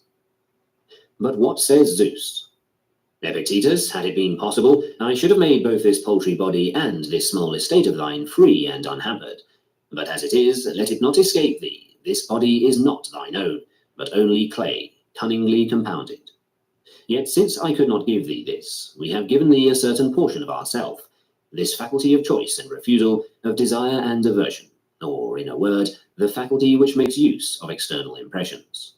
If thou care for this, and placed all that thou hast therein, thou shalt never be thwarted, never hampered, shalt not groan, shalt not blame, shalt not flatter any man. What, then? Are these things small in thy sight? Far be it from me. Art thou then content with them? I pray the gods I may be. But now, although it is in our power to care for one thing only, and devote ourselves to but one, we choose rather to care for many things, and to be tied fast to many, even to our body and our estate, and brother and friend, and child and slave. Wherefore, being tied fast to many things, we are burdened and dragged down by them. That is why, if the weather keeps us from sailing, we sit down and fidget, and keep constantly peering about. What wind is blowing? We ask. Boreas. What have we to do with it? When will Zephyrus blow? When it pleases, good sir, or rather when Aeolus pleases. For God has not made you steward of the winds, but Aeolus. What then? We must make the best of what is under our control, and take the rest as its nature is. How then is its nature? As God wills. Must I then be the only one to be beheaded now? Why did you want everybody to be beheaded for your consolation? Are you not willing to stretch out your neck, as did a certain Lateranus at Rome, when Nero ordered him to be beheaded? For he stretched out his neck and received the blow, but as it was a feeble one, he shrank back for an instant, and then stretched out his neck again.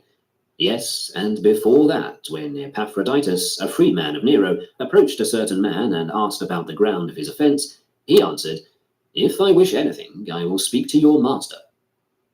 What aid, then, must we have ready at hand in such circumstances? Why, what else than the knowledge of what is mine and what is not mine, and what is permitted me and what is not permitted me? I must die. Must I then die groaning too? I must be fettered, and wailing too? I must go into exile. Does anyone then keep me from going with a smile, and cheerful and serene? Tell me your secrets. I say not a word, for this is under my control. But I will fetter you. What is that you say, man? Fetter me? My leg you will fetter, but my moral purpose not even Zeus himself has power to overcome. I will throw you into prison. My paltry body, rather. I will behead you. Well, when did I ever tell you that mine was the only neck that could not be severed? These are the lessons that philosophers ought to rehearse. These they ought to write down daily. In these they ought to exercise themselves. Thrasea used to say, I would rather be killed today than banished tomorrow. What then did Rufus say to him? If you choose death as the heavier of two misfortunes, what folly of choice? But if as the lighter, who has given you the choice? Are you not willing to practice contentment with what has been given you? Wherefore, what was it that Agrippinus used to remark? I am not standing in my own way. Word was brought to him, your case is being tried in the Senate. Good luck betide, but it is the 5th hour now. Let us be off and take our exercise. He was in the habit of taking his exercise and then a cold bath at that hour. After he had finished his exercise, someone came and told him, you have been condemned. To exile, says he, or to death? To exile. What about my property? It has not been confiscated. Well then, let us go to Africa and take our lunch there. This is what it means to have rehearsed the lessons one ought to rehearse, to have set desire and aversion free from every hindrance and made them proof against chance. I must die. If forthwith I die, and if a little later, I will take my lunch now, since the hour for lunch has come, and afterwards I will die at the appointed time. How? As becomes the man who is giving back that which was another's. Chapter 2. How may a man preserve his proper character upon every occasion? To the rational being, only the irrational is unendurable, but the rational is endurable. Blows are not by nature unendurable. How so? Observe how. Lacedaemonians take a scourging once they have learned that it is rational. But is it not unendurable to be hanged? Hardly. At all events, whenever a man feels that it is rational, he goes and hangs himself. In short, if we observe, we shall find mankind distressed by nothing so much as by the irrational, and again attracted to nothing so much as to the rational. Now it so happens that the rational and irrational are different for different persons, precisely as good and evil, and the profitable and the unprofitable are different for different persons. It is for this reason especially that we need education, so as to learn how, in conformity with nature, to adapt to specific instances our preconceived idea of what is rational and what is irrational. But for determining the rational and the irrational, we employ not only our estimates of the value of external things, but also the criterion of that which is in keeping with one's own character. For to one man it is reasonable to hold a chamber pot for another, since he considers only that, if he does not hold it, he will get a beating and will not get food, whereas if he does hold it, nothing harsh or painful will be done to him. But some other man feels that it is not merely unendurable to hold such a pot himself, but even to tolerate another's doing so. If you ask me then, shall I hold the pot or not, I will tell you that to get food is of greater value than not to get it, and to be flayed is of greater detriment than not to be, so that if you measure your interests by these standards, go and hold the pot. Yes, but it would be unworthy of me. That is an additional consideration, which you and not I must introduce into the question, for you are the one that knows yourself, how much you are worth in your own eyes, and at what price you sell yourself. For different men sell themselves at different prices. Wherefore, when Florus was debating whether he should enter Nero's festival so as to make some personal contribution to it, Agrippinus said to him, enter. And when Florus asked, why do you not enter yourself? He replied, I? Why, I do not even raise the question. For when a man once stoops to the consideration of such questions, I mean to estimating the value of externals and calculates them one by one, he comes very close to those who have forgotten their own proper character. Come, what is this you ask me?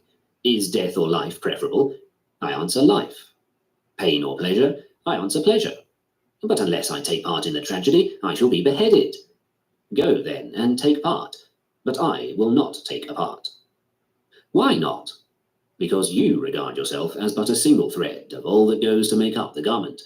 What follows, then? This, that you ought to take thought how you may resemble all other men, precisely as even the single thread wants to have no point of superiority in comparison with the other threads. But I want to be the purple, that small and brilliant portion which causes the rest to appear comely and beautiful. Why then do you say to me, be like the majority of people? And if I do that, how shall I any longer be the purple? This is what Helvidius Priscus also saw, and having seen, did. When Vespasian sent him word not to attend a meeting of the Senate, he answered, "It is in your power not to allow me to be a member of the Senate, but so long as I am one, I must attend its meetings." Very well then, but when you attend, hold your peace. Do not ask for my opinion, and I will hold my peace. But I must ask for your opinion, and I must answer what seems to me right. But if you speak, I shall have you put to death. Well, when did I ever tell you that I was immortal? You will do your part, and I mine. It is yours to put me to death, mine to die without a tremor, yours to banish, mine to leave without sorrow. What good then did Priscus do, who was but a single individual? And what good does the purple do the mantle? What else than that it stands out conspicuous in it as purple, and is displayed as a goodly example to the rest? But had Caesar told another man in such circumstances not to attend the meetings of the Senate, he would have said, "I thank you for excusing me." A man like that Caesar would not even have tried to keep from attending, but would have known that he would either sit like a jug, or if he spoke, would say what he knew Caesar wanted said, and would pile up any amount more on the top of it. In like manner also a certain athlete acted, who was in danger of dying unless his private parts were amputated. His brother, and he was a philosopher, came to him and said, "Well, brother, what are you going to do? Are you going to cut off this member and step forth once more into the gymnasium?" He would not submit, but hardened his heart and died. And as someone asked, how did he do this, as an athlete or as a philosopher?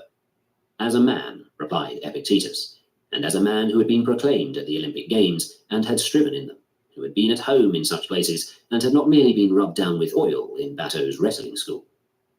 But another would have had even his neck cut off if he could have lived without his neck.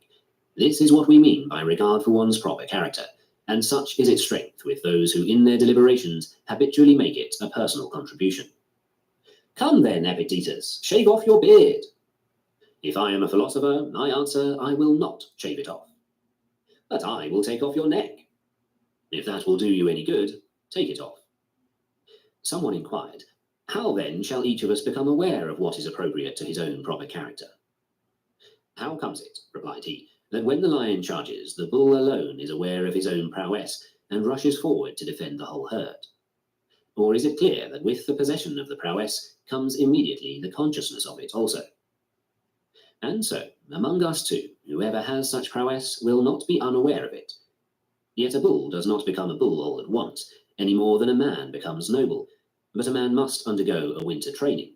He must prepare himself, must not plunge recklessly into what is inappropriate for him. Only consider at what price you sell your freedom of will.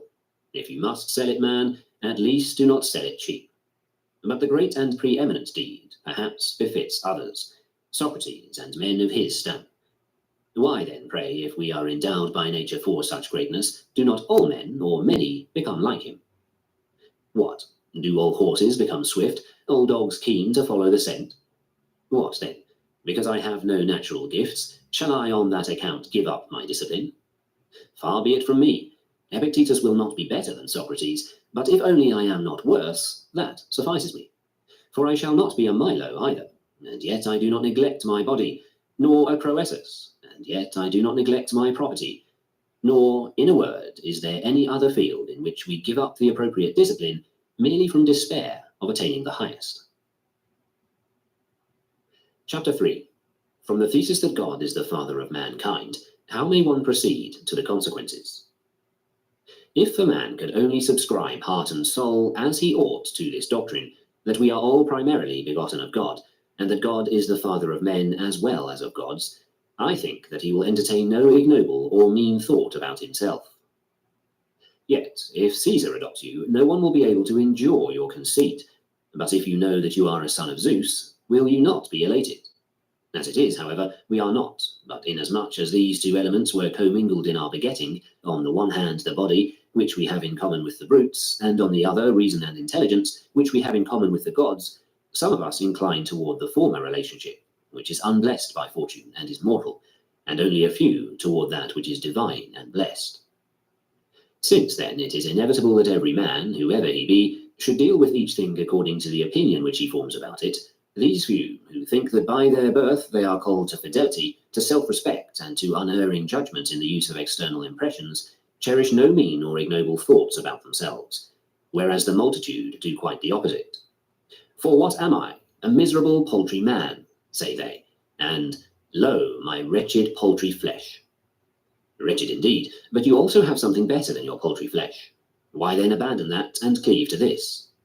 It is because of this kinship with the flesh that those of us who incline toward it become like wolves, faithless and treacherous and hurtful, and others like lions, wild and savage and untamed. But most of us become foxes, that is to say, rascals of the animal kingdom.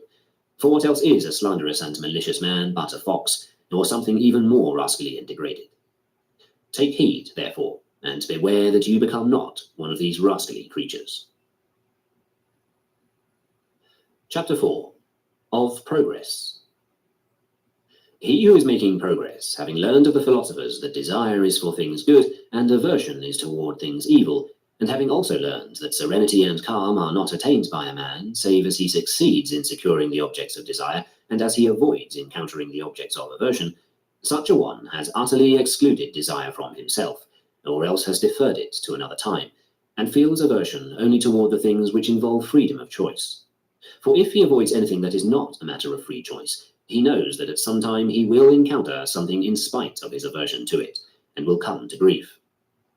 Now, if it is virtue that holds out the promise thus to create happiness and calm and serenity, then assuredly progress toward virtue is progress toward each of these states of mind. For it is always true that whatsoever the goal toward which perfection in anything definitely leads, progress is an approach thereto. How comes it then that we acknowledge virtue to be a thing of this sort, and yet seek progress and make a display of it in other things? What is the work of virtue? Serenity. Who then is making progress? The man who has read many treatises of Chrysippus? What? Is virtue no more than this, to have gained a knowledge of Chrysippus? For if it is this, progress is confessedly nothing else than a knowledge of many of the works of Chrysippus. But now, while acknowledging that virtue produces one thing, we are declaring that the approach to virtue, which is progress, produces something else. So-and-so, says someone, is already able to read Chrysippus all by himself. It is a fine headway, by the gods, that you are making, man. Great progress, this. Why do you mock him? Why do you try to divert him from the consciousness of his own shortcomings? Are you not willing to show him the work of virtue, that he may learn where to look for his progress? Look for it there, wretch, where your work lies. And where is your work? In desire and aversion, that you may not miss what you desire and encounter what you would avoid. In choice and in refusal, that you may commit no fault therein. In giving and withholding assent of judgment, that you may not be deceived. But first come the first and most necessary points. Yet if you are in a state of fear and grief when you seek to be proof against encountering what you would avoid, how, pray, are you making progress? Do you yourself show me, therefore, your own progress in matters like the following. Suppose, for example, that in talking to an athlete I said, "Show me your shoulders," and then he answered, "Look at my jumping weights." Go to, you and your jumping weights. What I want to see is the effect of the jumping weights. Take the treatise upon choice and see how I have mastered it. It is not that I am looking into you, slave, but how you act in your choices and refusals, your desires and aversions, how you go at things and apply yourself to them and prepare yourself, whether you are acting in harmony with nature therein or out of harmony with it. For if you are acting in harmony, show me that, and I will tell you that you are making progress. But if out of harmony, begone, and do not confine yourself to expounding your books, but go and write some of the same kind yourself. And what will you gain thereby? Do you not know that the whole book costs only 5 denarii? Is the expounder of it then, think you, worth more than 5 denarii? And so never look for your work in one place and your progress in another. Where, then, is progress? If any man among you, withdrawing from external things, has turned his attention to the question of his own moral purpose, cultivating and perfecting it so as to make it finally harmonious with nature, elevated, free, unhindered, untrammeled, faithful, and honorable, And if he has learned that he who craves or shuns the things that are not under his control can be neither faithful nor free, but must himself of necessity be changed and tossed to and fro with them, and must end by subordinating himself to others, those, namely, who are able to procure or prevent these things that he craves or shuns.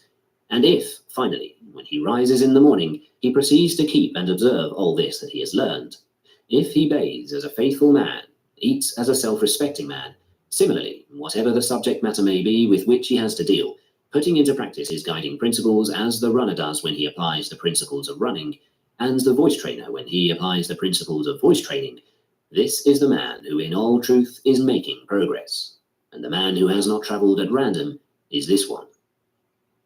But if he has striven merely to attain the state which he finds in his books, and works only at that, and has made that the goal of his travels, I bid him go home at once and not neglect his concerns there, since the goal to which he has travelled is nothing. But not so that other goal, to study how a man may rid his life of sorrows and lamentations, and of such cries as, woe is me, and wretch that I am, and of misfortune and failure, and to learn the meaning of death, exile, prison, hemlock, that he may be able to say in prison, Dear Crito, if so it pleases the gods, so be it. Rather than, alas, poor me, an old man, is it for this that I have kept my grey hairs? Who says such things? Do you think that I will name you some man held in small esteem and of low degree? Does not Priam say it? Does not Oedipus? Nay, more, all kings say it.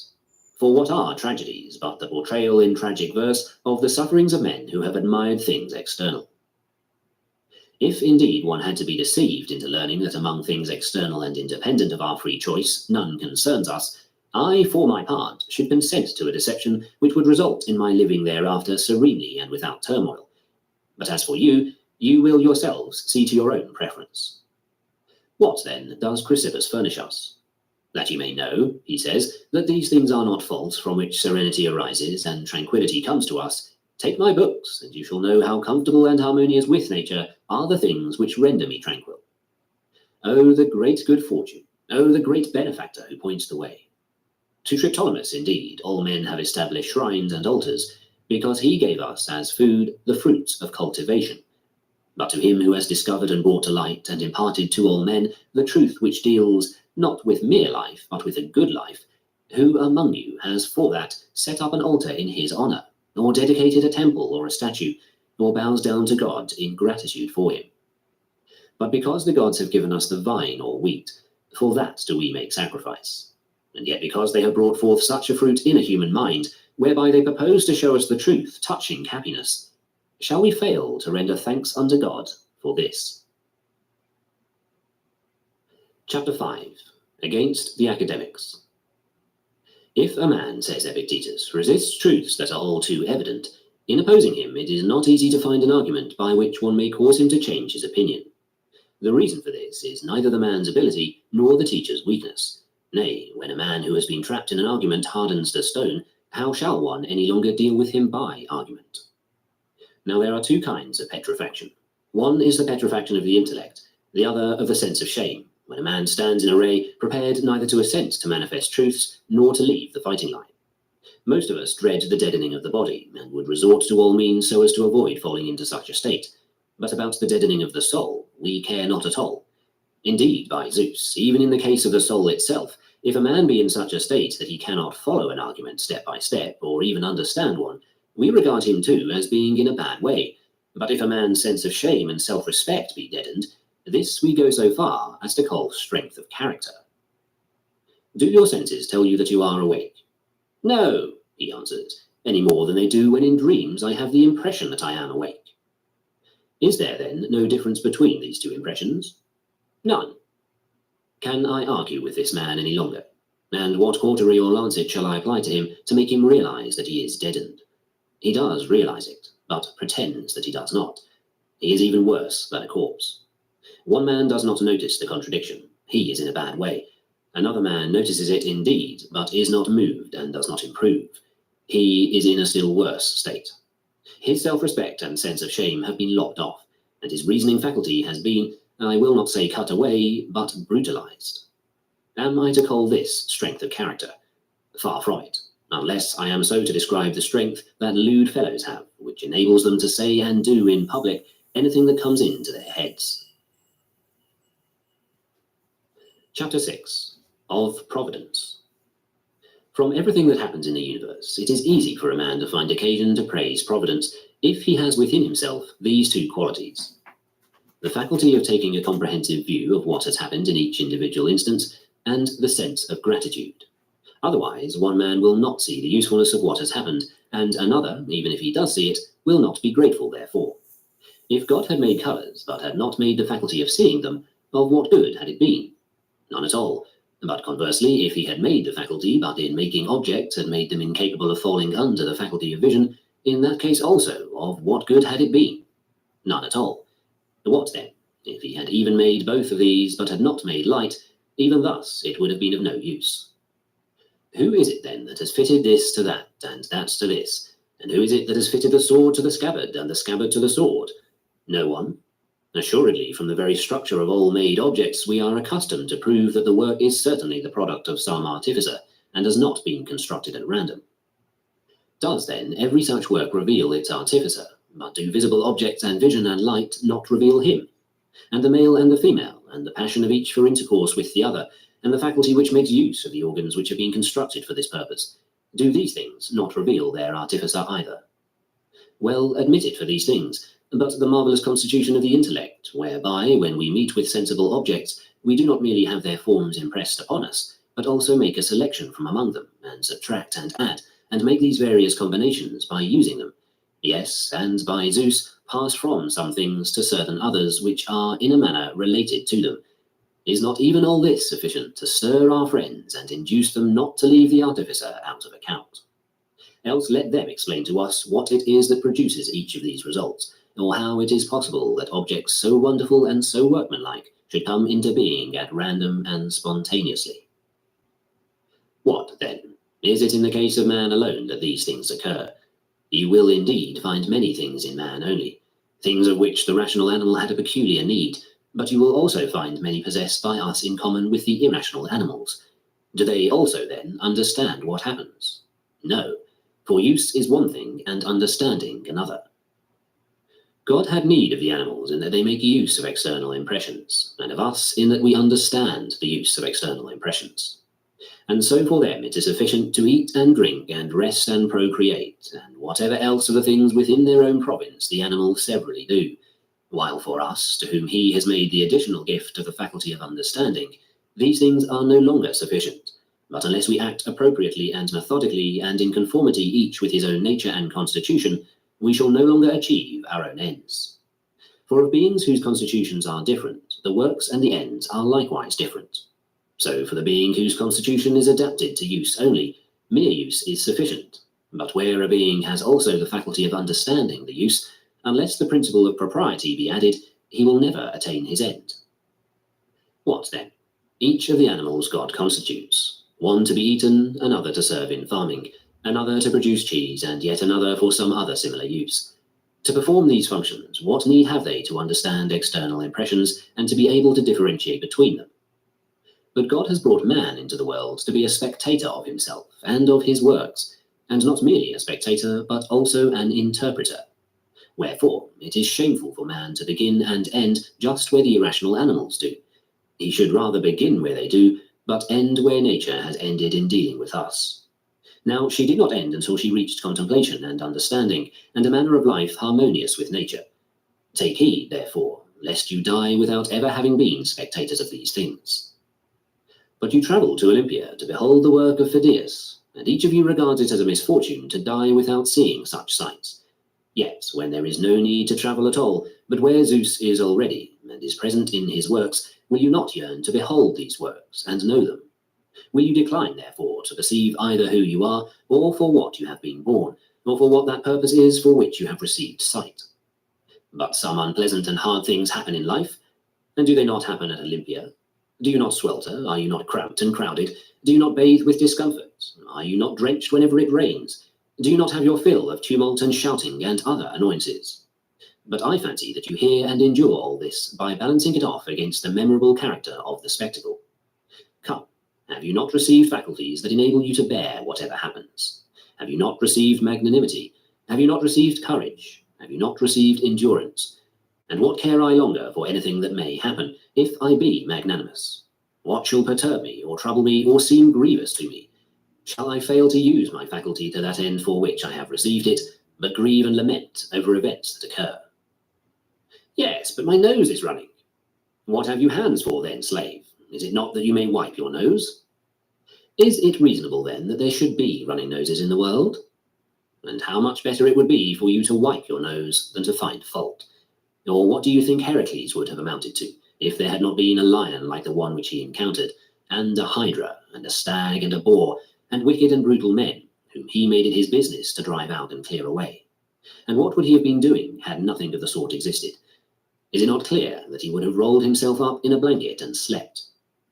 In the first place, then, he would never have become Heracles by slumbering away his whole life in such luxury and ease. But even if he had, of what good would he have been? What would have been the use of those arms of his, and his prowess in general, and his steadfastness and nobility, had not such circumstances and occasions roused and exercised him? What, then? Ought he to have prepared these things for himself, and sought to bring a lion into his own country from somewhere or other, and a boar and a hydra? This would have been folly and madness, but since they did exist and were found in the world, they were serviceable as a means of revealing and exercising our Heracles. Come then, do you also, now that you are aware of these things, contemplate the faculties which you have, and after contemplating say, Bring now, O Zeus, what difficulty thou wilt, for I have an equipment given to me by thee, and resources wherewith to distinguish myself by making use of the things that come to pass. But no, you sit trembling for fear something will happen, and lamenting and grieving and groaning about the things that are happening. And then you blame the gods, for what else can be the consequence of so ignoble a spirit but sheer impiety? And yet God has not merely given us these faculties to enable us to bear all that happens without being degraded or crushed thereby, but, as became a good king and in very truth a father, he has given them to us free from all restraint, compulsion, hindrance. He has put the whole matter under our control without reserving, even for himself, any power to prevent or hinder. Although you have these faculties free and entirely your own, you do not use them, nor do you realize what gifts you have received and from whom, but you sit sorrowing and groaning, some of you blinded toward the giver himself and not even acknowledging your benefactor. And others, such is their ignoble spirit, turning aside to fault-finding and complaints against God. And yet, though I can show you that you have resources and endowment for magnanimity and courage, do you, pray, show me what resources you have to justify fault-finding and complaining?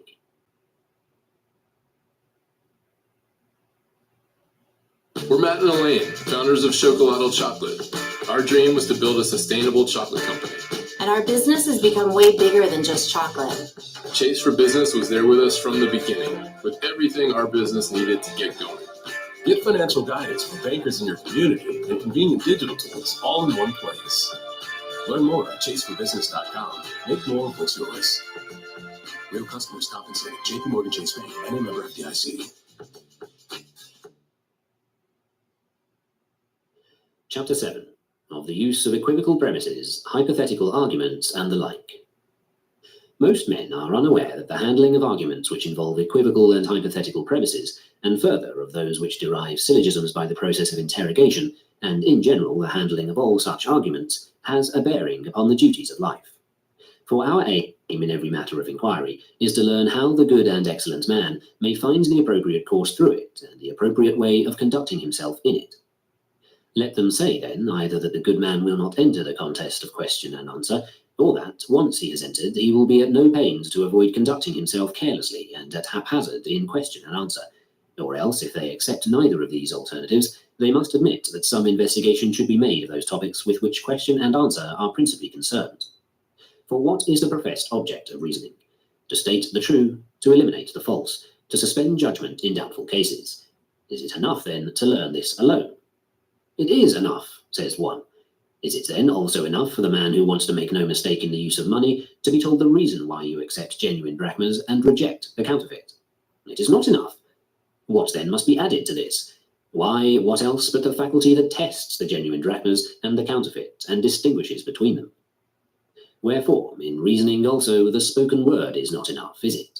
On the contrary, is it not necessary to develop the power of testing the true and the false and the uncertain, and of distinguishing between them? It is necessary. What else besides this is proposed in reasoning? Pray accept the consequences of what you have properly granted. Come, is it enough then in this case also merely to know that this particular thing is true? It is not enough, but one must learn in what way a thing follows as a consequence upon certain other things, and how sometimes one thing follows upon one, and at other times upon several conjointly. Is it not then necessary that a man should also acquire this power, if he is to acquit himself intelligently in argument, and is himself not only to prove each point when he tries to prove it, but also to follow the argument of those who are conducting a proof, and is not to be misled by men who quibble as though they were proving something? There has consequently arisen among us, and shown itself to be necessary, a science which deals with inferential arguments and with logical figures, and trains men therein. But of course, there are times when we have with sound reasoning granted the premises, and the inference from them is so-and-so, and in spite of its being false, it is nonetheless the inference. What then should I do? Accept the fallacy? And how is that possible? Well, should I say, it was not sound reasoning for me to grant the premises? Nay, but this is not permissible either. Or, this does not follow from what has been granted. But that is not permissible either. What then must be done in these circumstances? Is it not this, that the fact of having borrowed is not enough to prove that one is still in debt, but we must add the circumstance that one abides by the loan, that is, has not paid it, and just so, our having once granted the premises is not enough to compel us to accept the inference, but we must abide by our acceptance of the premises. And what is more, if the premises remain until the end what they were when they were granted, there is every necessity for us to abide by our acceptance of them, and to allow the conclusion that has been drawn from them. For, from our point of view, and to our way of thinking, this inference does not now result from the premises, since we have withdrawn from our previous assent to the premises. It is necessary, therefore, to inquire into premises of this kind, and into such change and equivocal modification of them, whereby at the very moment the question is put, or the answer made, or the deduction drawn, or at some other similar stage in the argument, the premises take on modified meanings, and give occasion to the unthinking to be disconcerted, if they do not see what follows in consequence. Why is it necessary? In order that in this matter we may not behave unsuitably, nor at haphazard, nor confusedly. And the same holds true of hypotheses and hypothetical arguments, for it is necessary at times to postulate some hypothesis as a sort of stepping stone for the subsequent argument. Are we therefore to grant any and every hypothesis that is proposed, or not every one? And if not every one, what one? And when a man has granted a hypothesis, must he abide forever by it and maintain it, or are there times when he should abandon it and accept only the consequences which follow from it, without accepting those which are opposed to it? Yes, but someone says, if you once admit a hypothesis that involves a possibility, I will compel you to be drawn on to an impossibility. Shall the prudent man refuse to engage with this person, and avoid inquiry and discussion with him? Yet who but the prudent is capable of using argument and skill in question and answer, and, by Zeus, proof against deceit and sophistic fallacies? But shall he argue indeed, and then not take pains to avoid conducting himself recklessly and haphazard in argument? And if he does not, how will he any longer be the sort of man we think he is? But without some such exercise and preparation in formal reasoning, how will he be able to maintain the continuity of the argument? Let them show that he will be able, and all these speculations become mere superfluity. They were absurd and inconsistent with our preconception of the good man. Why are we still indolent and easygoing and sluggish, seeking excuses whereby we may avoid toiling or even late hours, as we try to perfect our own reason? If, then, I err in these matters, I have not murdered my own father, have I? Slave, pray where was there in this case a father for you to murder? What then have you done, you ask? You have committed what was the only possible error in the matter. Indeed, this is the very remark I made to Rufus when he censured me for not discovering the one omission in a certain syllogism. Well, said I, it isn't as bad as if I had burned down the Capitol. But he answered, Slave, the omission here is the Capitol. Or are there no other errors than setting fire to the Capitol and murdering one's father? But to make a reckless and foolish and haphazard use of the external impressions that come to one, to fail to follow an argument or demonstration or sophism, In a word, to fail to see in question and answer what is consistent with one's position or inconsistent, is none of these things an error? Chapter 8. That the reasoning faculties in the case of the uneducated are not free from error. In as many ways as it is possible to vary the meaning of equivalent terms, in so many ways may a man also vary the forms of his controversial arguments and of his enthymemes in reasoning. Take this syllogism, for instance. If you have borrowed and have not repaid, you owe me the money. Now you have not borrowed and have not repaid, therefore you do not owe me the money. And no man is better fitted to employ such variations skillfully than the philosopher, for if, indeed, the enthymeme is an incomplete syllogism, it is clear that he who has been exercised in the perfect syllogism would be no less competent to deal with the imperfect also. Why, then, do we neglect to exercise ourselves and one another in this way? Because even now, without receiving exercise in these matters, or even being, by me at least, diverted from the study of morality, we nevertheless make no progress toward the beautiful and the good.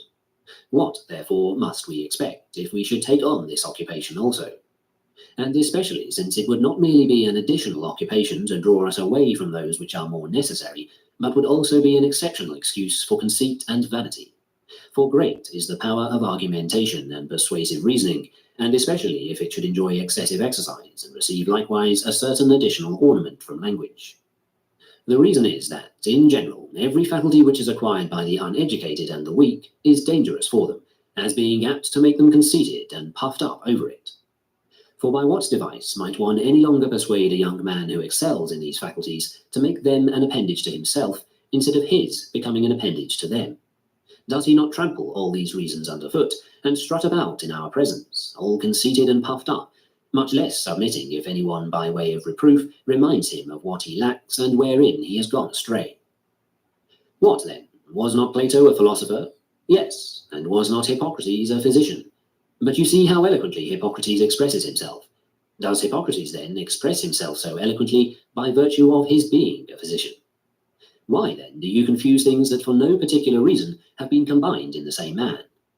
Now if Plato was handsome and strong, ought I to sit down and strive to become handsome or become strong on the assumption that this is necessary for philosophy, because a certain philosopher was at the same time both handsome and a philosopher?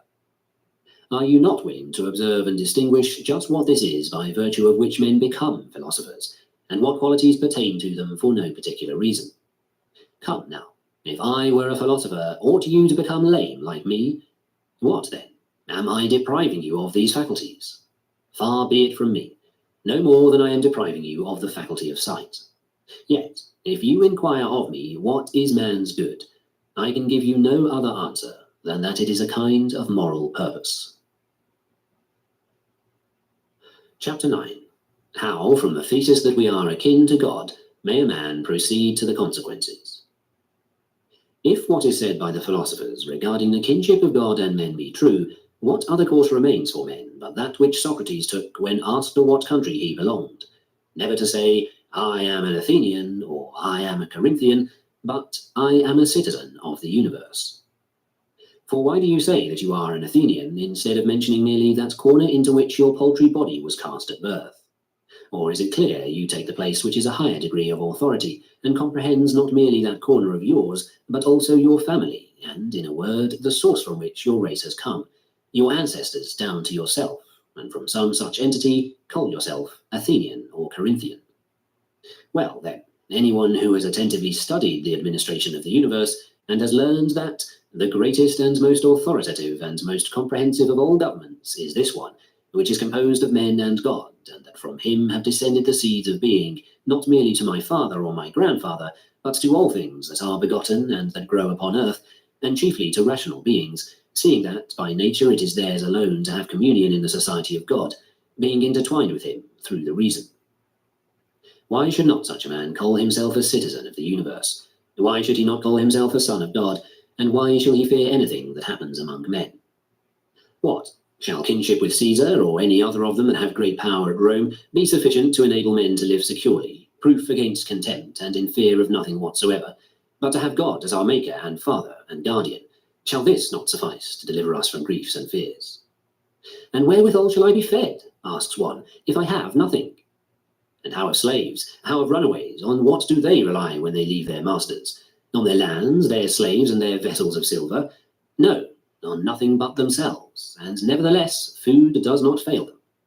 And shall it be necessary for our philosopher, forsooth, when he goes abroad, to depend upon others for his assurance and his refreshment, instead of taking care of himself, and to be more vile and craven than the irrational animals, every one of which is sufficient to himself, and lacks neither its own proper food, nor that way of life which is appropriate to it, and in harmony with nature? As for me, I think that the elder man ought not to be sitting here devising how to keep you from thinking too meanly of yourselves, or from taking in your debates a mean or ignoble position regarding yourselves. He should rather be striving to prevent there being among you any young men of such a sort that, when once they have realized their kinship to the gods, and that we have these fetters as it were fastened upon us, the body and its possessions, and whatever things on their account are necessary to us for their management of life, and our tarrying therein, they may desire to throw aside all these things as burdensome and vexatious and unprofitable, and depart to their kindred.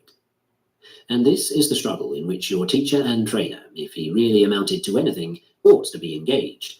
You, for your part, would come to him, saying, Epictetus, we can no longer endure to be imprisoned with this paltry body, giving it food and drink, and resting and cleansing it, and, to crown it all, being on its account brought into contact with these people and those. Are not these things indifferent, indeed nothing to us? And is not death no evil? And are we not in a manner akin to God, and have we not come from him? Suffer us to go back whence we came. Suffer us to be freed at last from these fetters that are fastened to us and weigh us down. Here are despoilers and thieves and courts of law, and those who are called tyrants. They think they have some power over us because of the paltry body and its possessions. Suffer us to show them that they have power over no one. And thereupon it were my part to say, Men, wait upon God.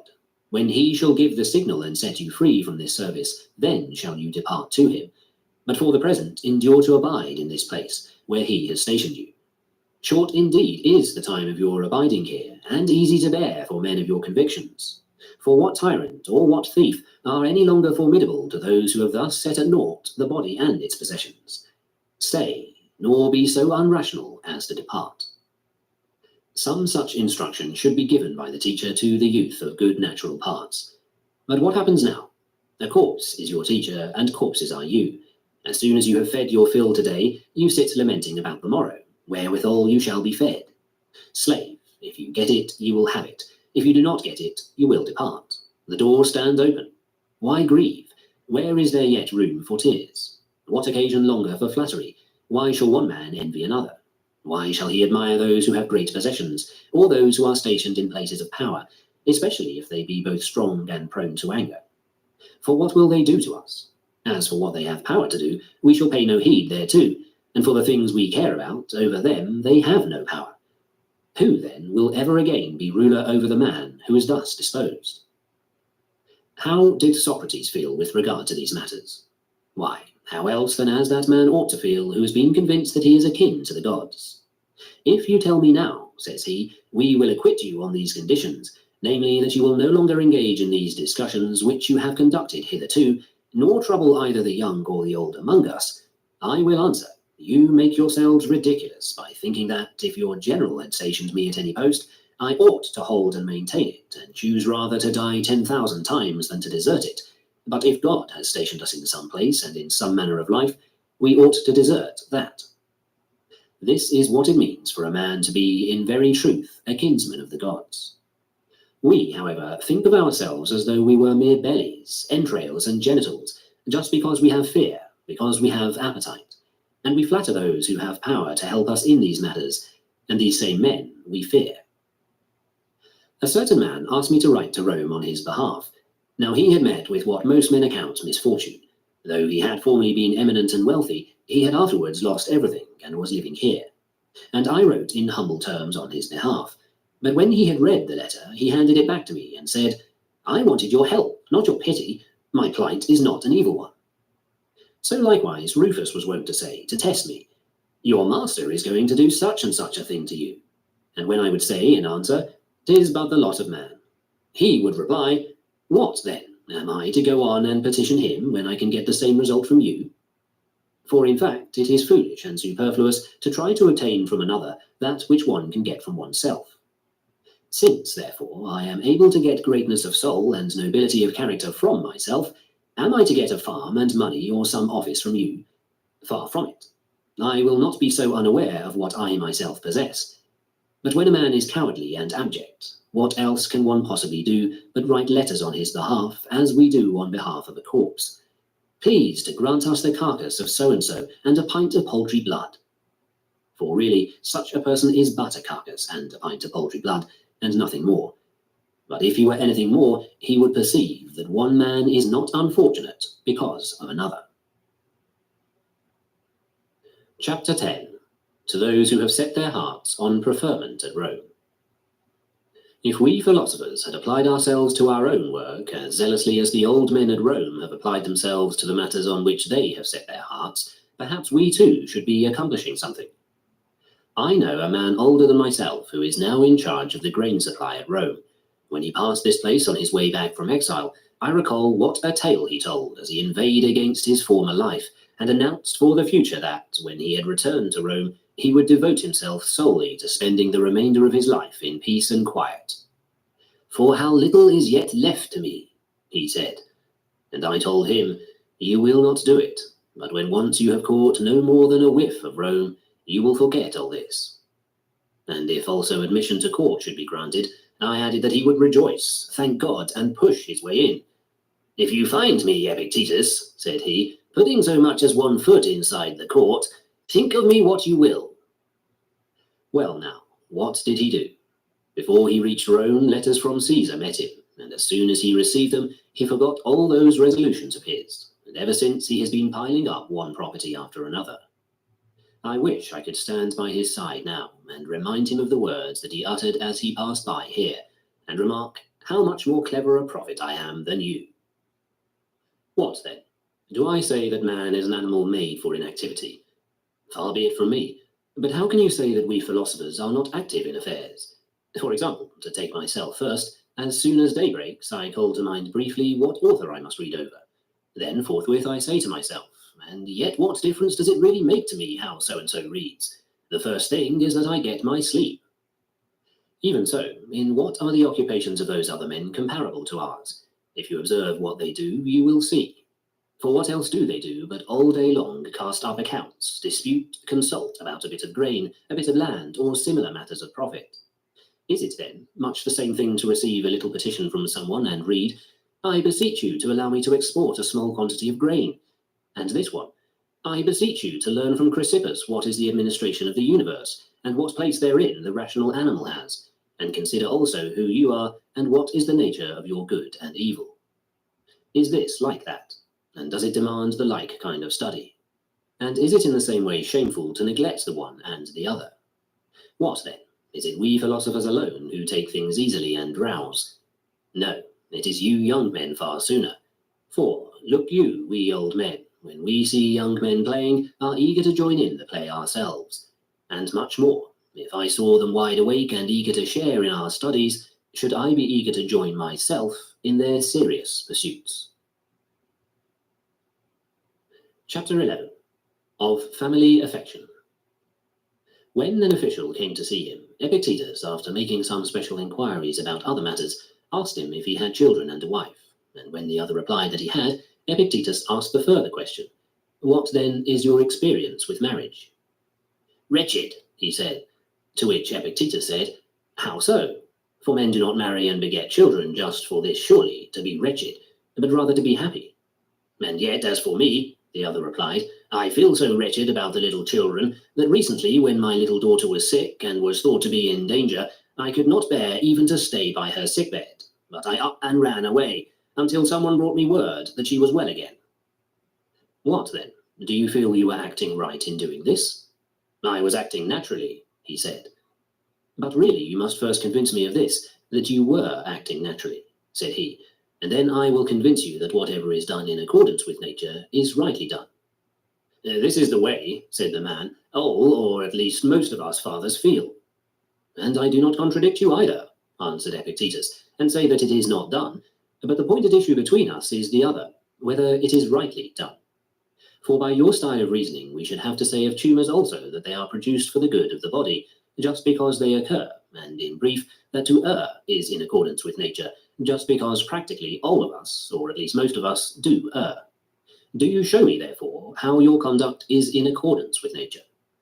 I cannot, said the man, but do you rather show me how it is not in accordance with nature, and not rightly done? And Epictetus said, well, if you were inquiring about white and black objects, what sort of criterion should we summon in order to distinguish between them? The sight, said the man. And if about hot and cold, and hard and soft objects, what criterion? The touch. Very well then, since we are disputing about things which are in accordance with nature, and things which are rightly or not rightly done, what criterion would you have us take? I do not know, he said.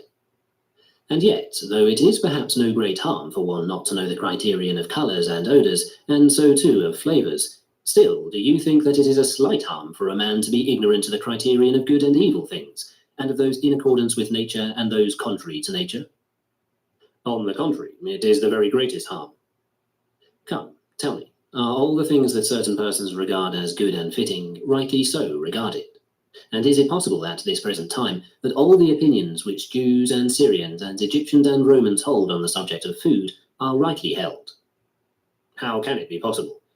But, I fancy, it is absolutely necessary, if the views of the Egyptians are right, that those of the others are not right. If those of the Jews are well-founded, that those of the others are not. Yes, certainly. Now, where there is ignorance, there is also lack of knowledge, and the lack of instruction in matters which are indispensable. He agreed.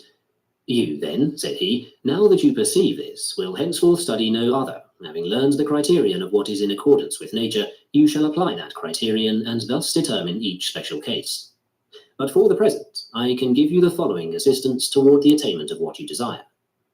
Does family affection seem to you to be in accordance with nature and good? Of course. What then?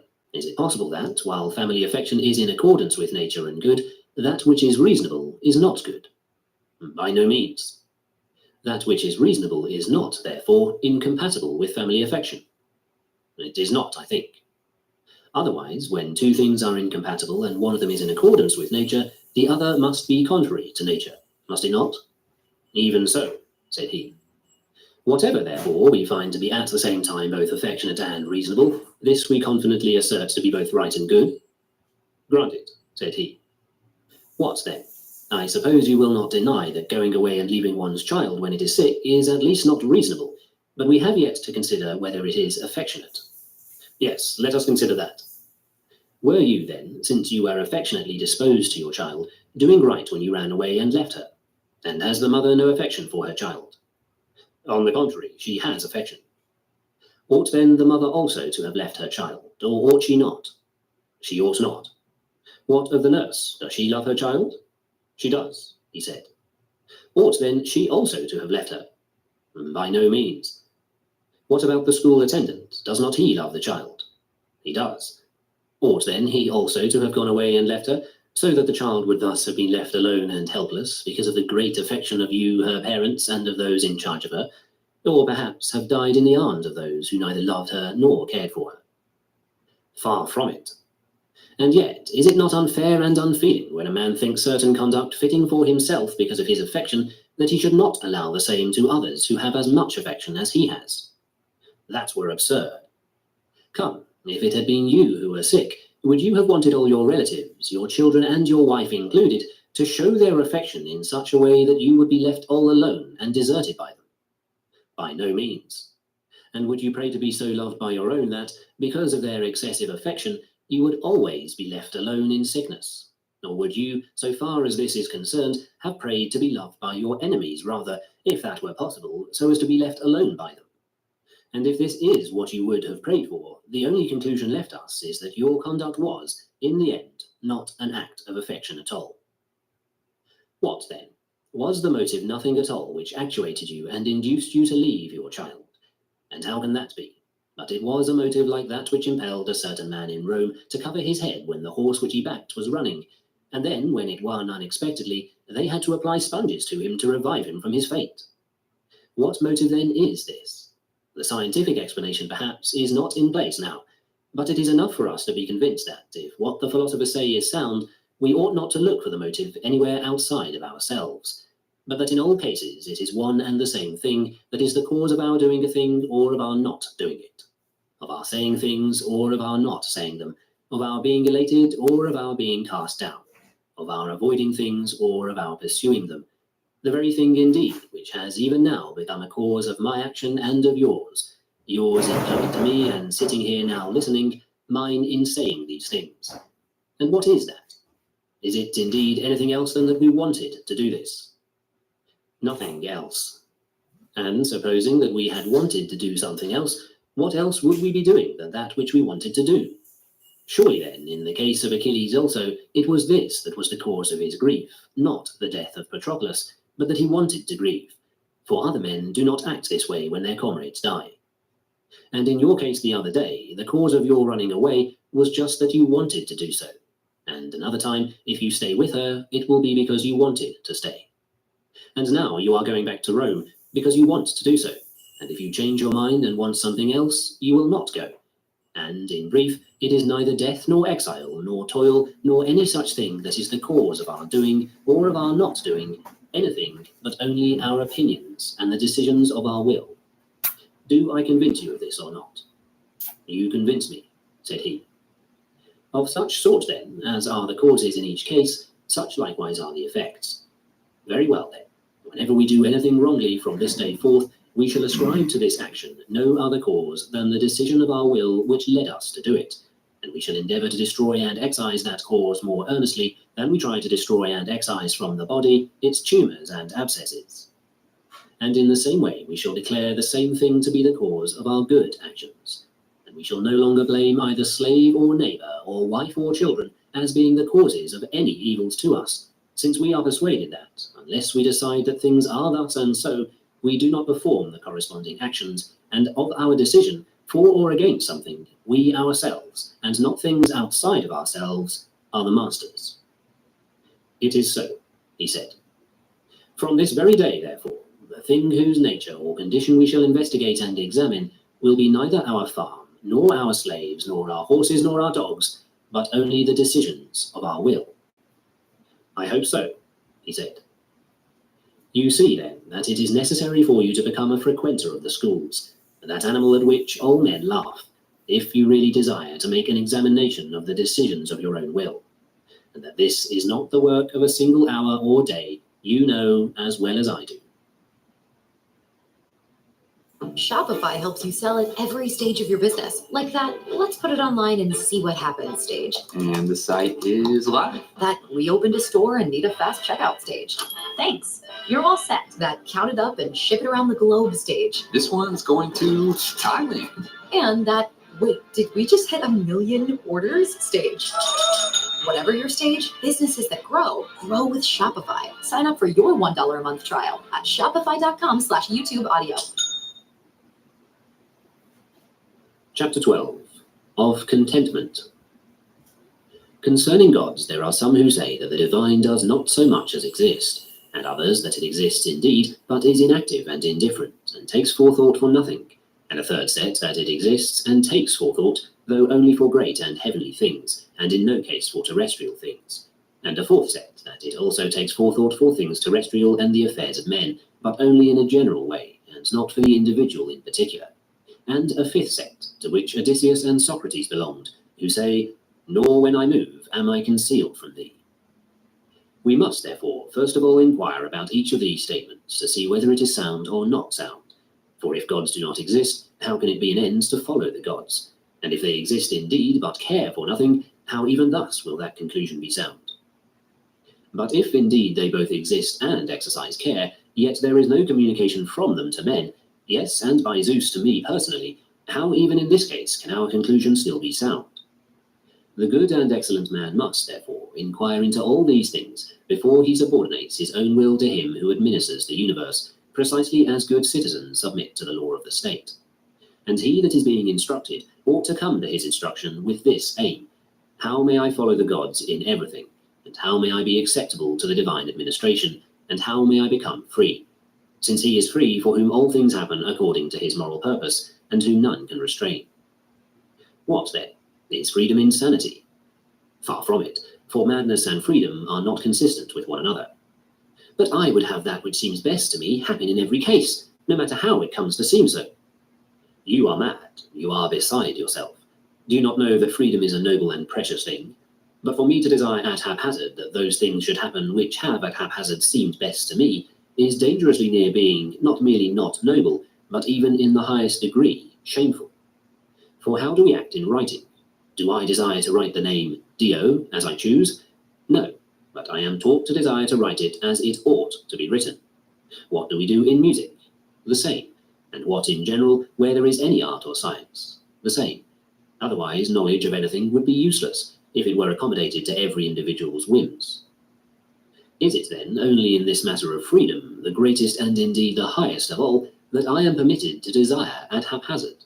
By no means, but instruction consists precisely in learning to desire each thing exactly as it happens. And how do they happen? As he that ordains them has ordained, and he has ordained that there be summer and winter, and abundance and dearth, and virtue and vice, and all such opposites, for the harmony of the whole. And he has given each of us a body, and members of the body, and property and companions. Mindful, therefore, of this ordaining, we should go to receive instruction not in order to change the constitution of things, for this is neither vouchsafed us nor is it better than it should be, but in order that, things about us being as they are and as their nature is, we may, for our own part, keep our wills in harmony with what happens. For, look you, can we escape from men? And how is it possible? But can we, if they associate with us, change them? And who vouchsafes us that power? What alternative remains then, or what method can we find for living with them? Some such method as that, while they will act as seems best to them, we shall nonetheless be in a state conformable to nature. But you are impatient and peevish, and if you are alone, you call it a solitude, but if you are in the company of men, you call them schemers and brigands, and you find fault even with your own parents and children and brothers and neighbours. But you ought, when staying alone, to call that peace and freedom, and to look upon yourself as like the gods. And when you are in the company of many, you ought not to call that a mob, nor a tumult, nor a disgusting thing, but a feast and a festival, and so accept all things contentedly. What then is the punishment to those who do not accept? To be just as they are. Is one peevish because he is alone? Let him be in solitude. Is he peevish with his parents? Let him be an evil son and grieve. Is he peevish with his children? Let him be a bad father. Throw him into prison. What sort of prison? Where he is now, for he is there against his will, and where a man is against his will, that for him is a prison, just as Socrates was not in prison, for he was there willingly. Alas, that I should be lame in my leg. Slave, do you then, because of one paltry leg, blame the universe? Will you not make a free gift of it to the whole? Will you not relinquish it? Will you not gladly yield it to the giver? And will you be angry and peevish at the ordinances of Zeus, which he defined and ordained, together with the fates who spun in his presence the thread of your begetting? Do you not know how small a part you are compared with the whole? That is, as to the body. For as to the reason, you are not inferior to the gods, nor less than they. For the greatness of the reason is not determined by length nor by height, but by the decisions of its will. Will you not, therefore, set what is for you the good in that wherein you are equal to the gods? Wretched man that I am, such a father and such a mother as I have. Well, was it permitted you to step forward and make selection, saying, let such and such man have intercourse with such and such woman at this hour, that I may be born? It was not permitted you, but your parents had to exist first, then you had to be born as you were born. Of what kind of parents? Of such as they were. What then? Since they are such, is no remedy given you? Again, supposing that you were ignorant of the purpose for which you possess the faculty of vision, you would be unfortunate and wretched if you closed your eyes when men brought some colour before them. But in that you have greatness of mind and nobility for use for every one of the things that may happen to you, and you know it not, are you not yet more unfortunate and wretched? Things proportionate to the faculty which you possess are brought before you, but you turn that faculty away at the very moment when you ought to keep it wide open and discerning. Do you not rather render thanks to the gods that they have allowed you to be superior to all the things that they did not put under your control, and have rendered you accountable only for that which is under your control? As for parents, the gods have released you from accountability. As for brothers, they have released you. As for body, they have released you. and for property, death, life. Well, for what have they made you accountable? For the only thing that is under your control, the proper use of impressions. Why then do you draw upon yourself that for which you are not responsible? This is to make trouble for yourself. Chapter 13. How may each several thing be done acceptably to the gods? Now when someone asked him how it is possible to eat acceptably to the gods, he said, if it is done justly and graciously and fairly and restrainedly and decently, is it not also done acceptably to the gods? And when you have asked for warm water, and the slave does not heed you, nor if he does heed you, but brings in tepid water, or if he is not even to be found in the house, then to refrain from anger and not to explode, is not this acceptable to the gods? How then can a man bear with such persons?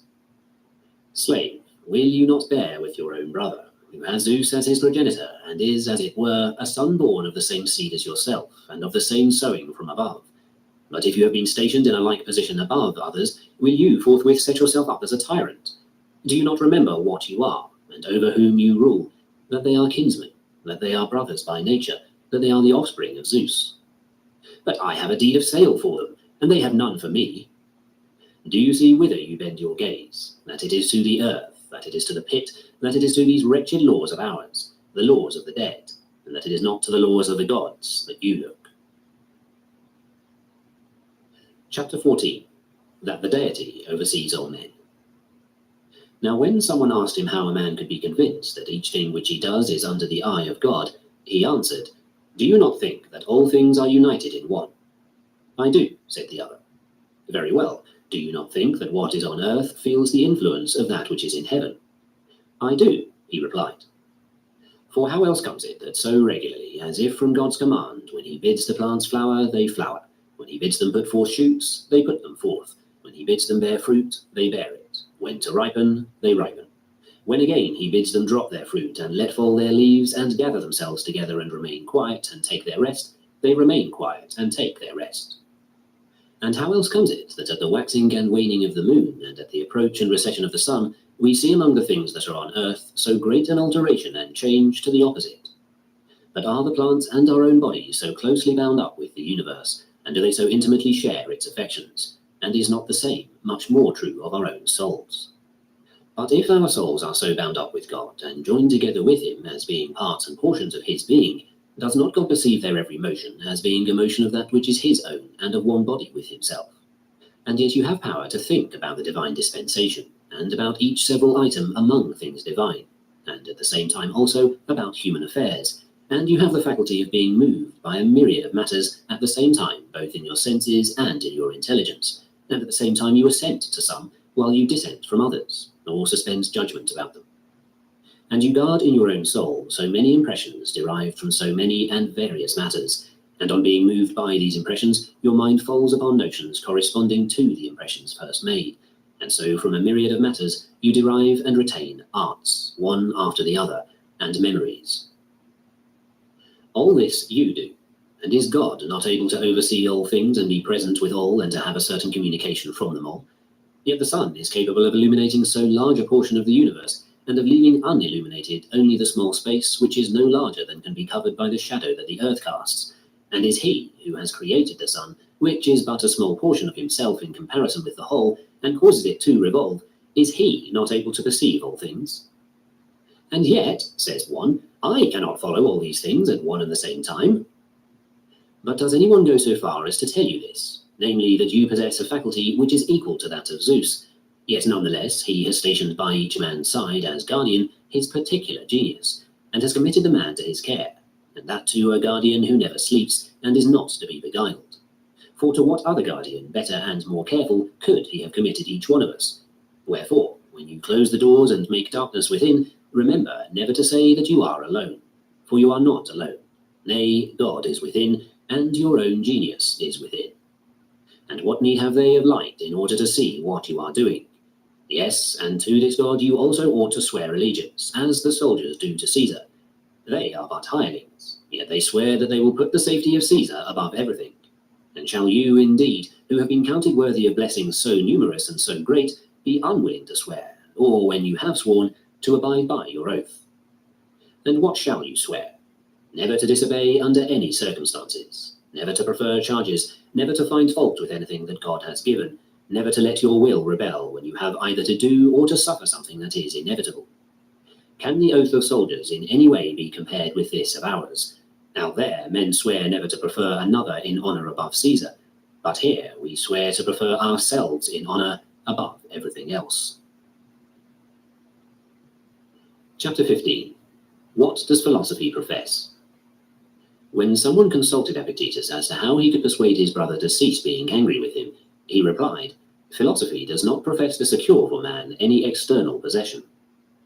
Otherwise, it would be undertaking something that lies outside its proper subject matter.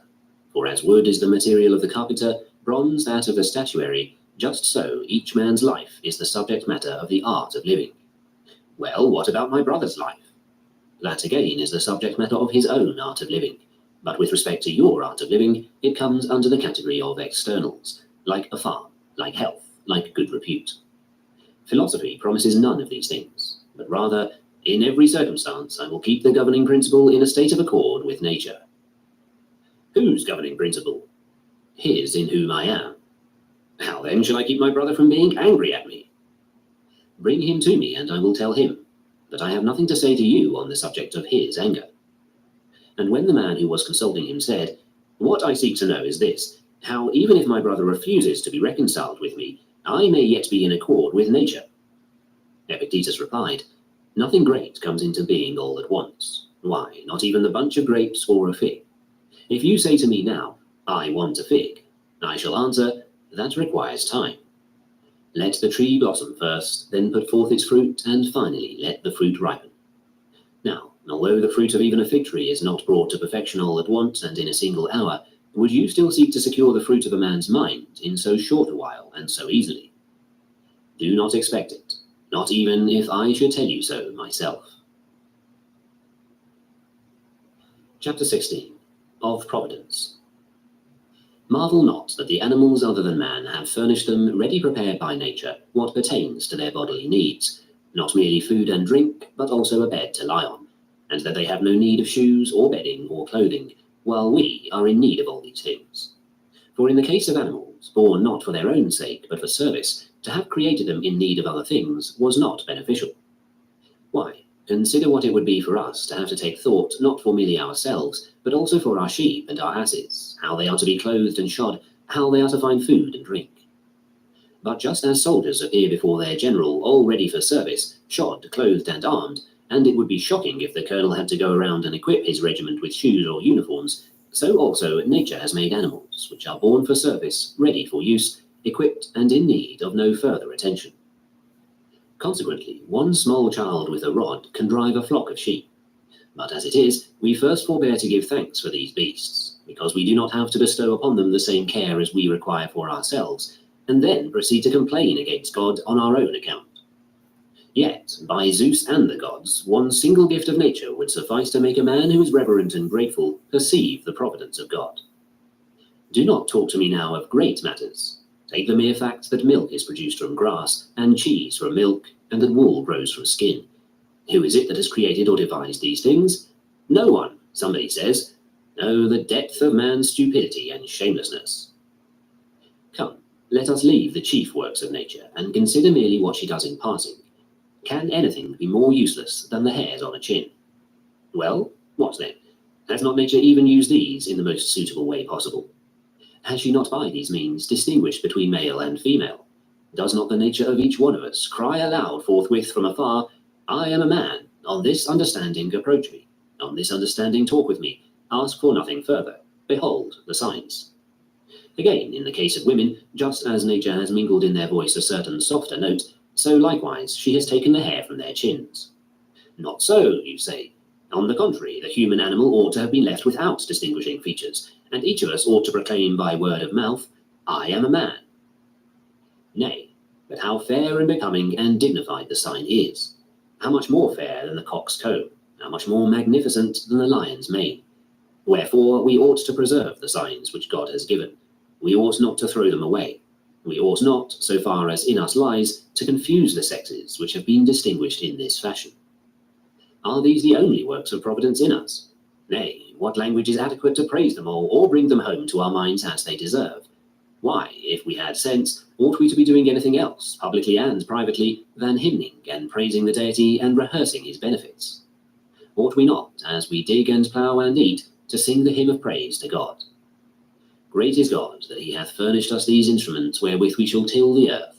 Great is God, that he hath given us hands, and power to swallow, and a belly, and power to grow unconsciously, and to breathe while asleep. This is what we ought to sing on every occasion, and above all to sing the greatest and divinest hymn, that God has given us the faculty to comprehend these things, and to follow the path of reason. What then? Since most of you have become blind, ought there not to be someone to fulfill this office for you, and on behalf of all sing the hymn of praise to God? Why, what else can I, a lame old man, do but sing hymns to God? If indeed I were a nightingale, I should be singing as a nightingale, if a swan, as a swan. But as it is, I am a rational being, therefore I must be singing hymns of praise to God. This is my task. I do it and will not desert this post as long as it may be given me to fill it. And I exhort you to join me in this same song. Chapter 17. That the art of reasoning is indispensable.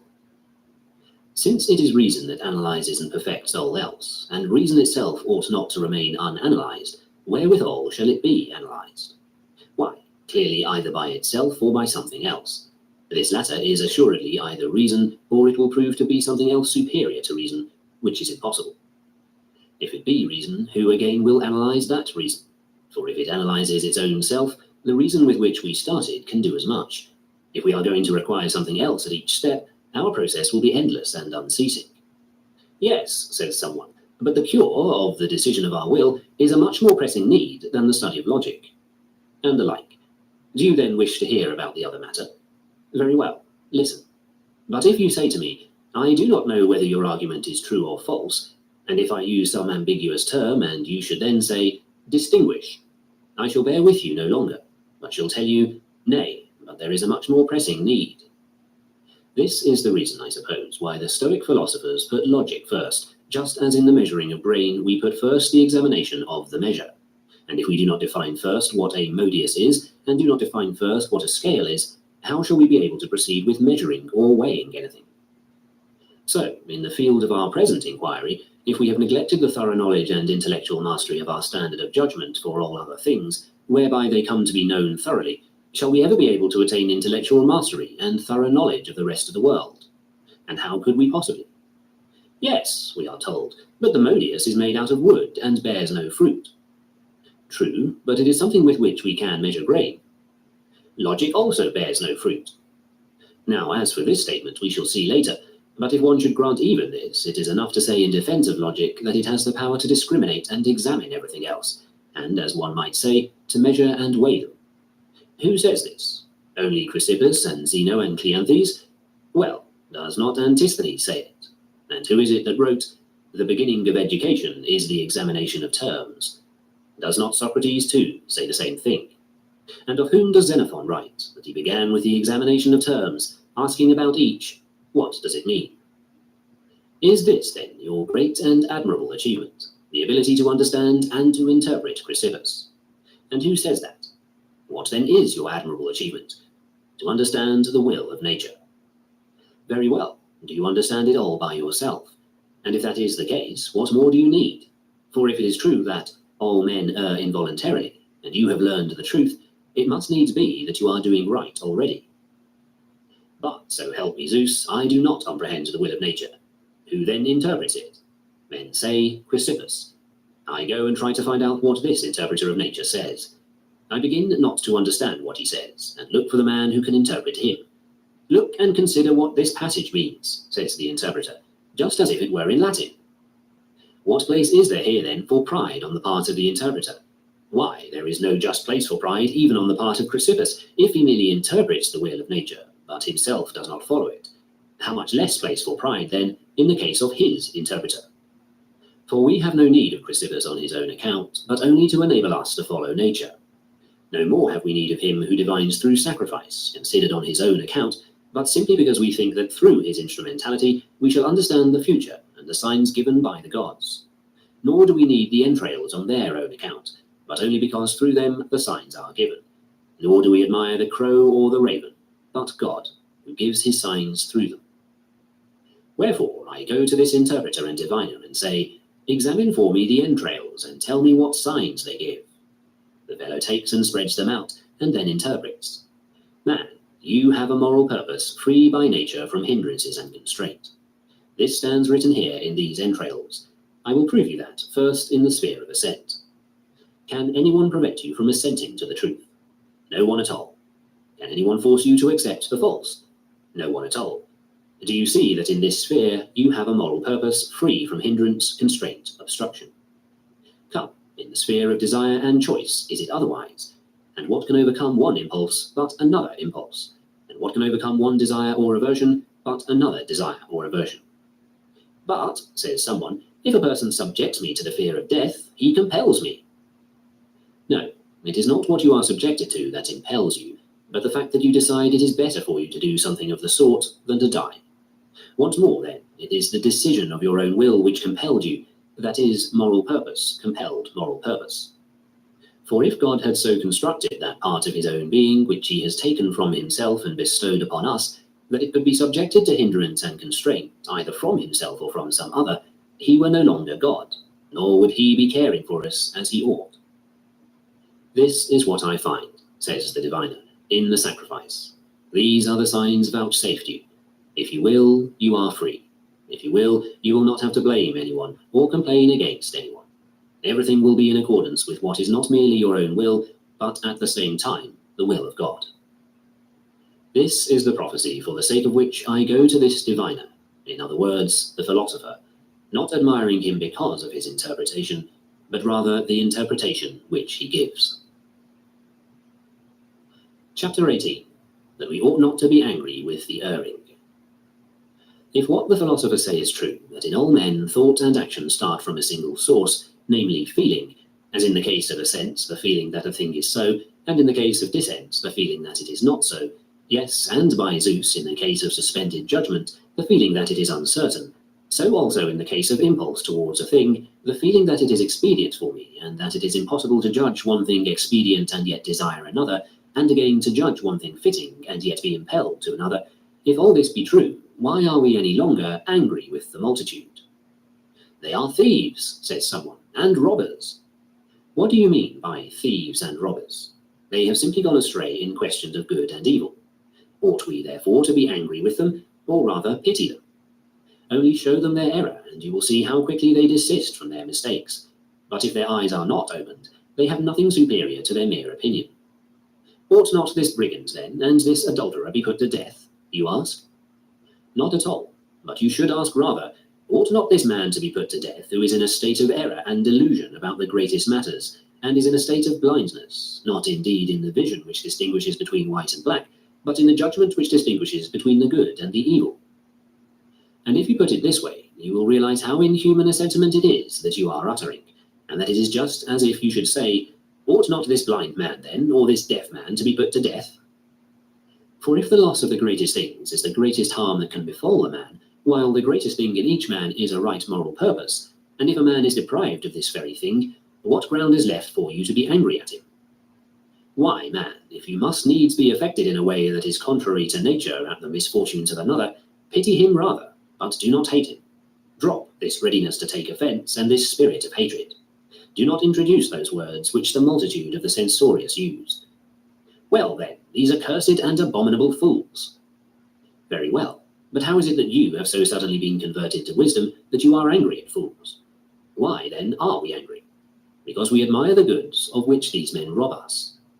For, mark you, stop admiring your clothes, and you are not angry at the man who steals them.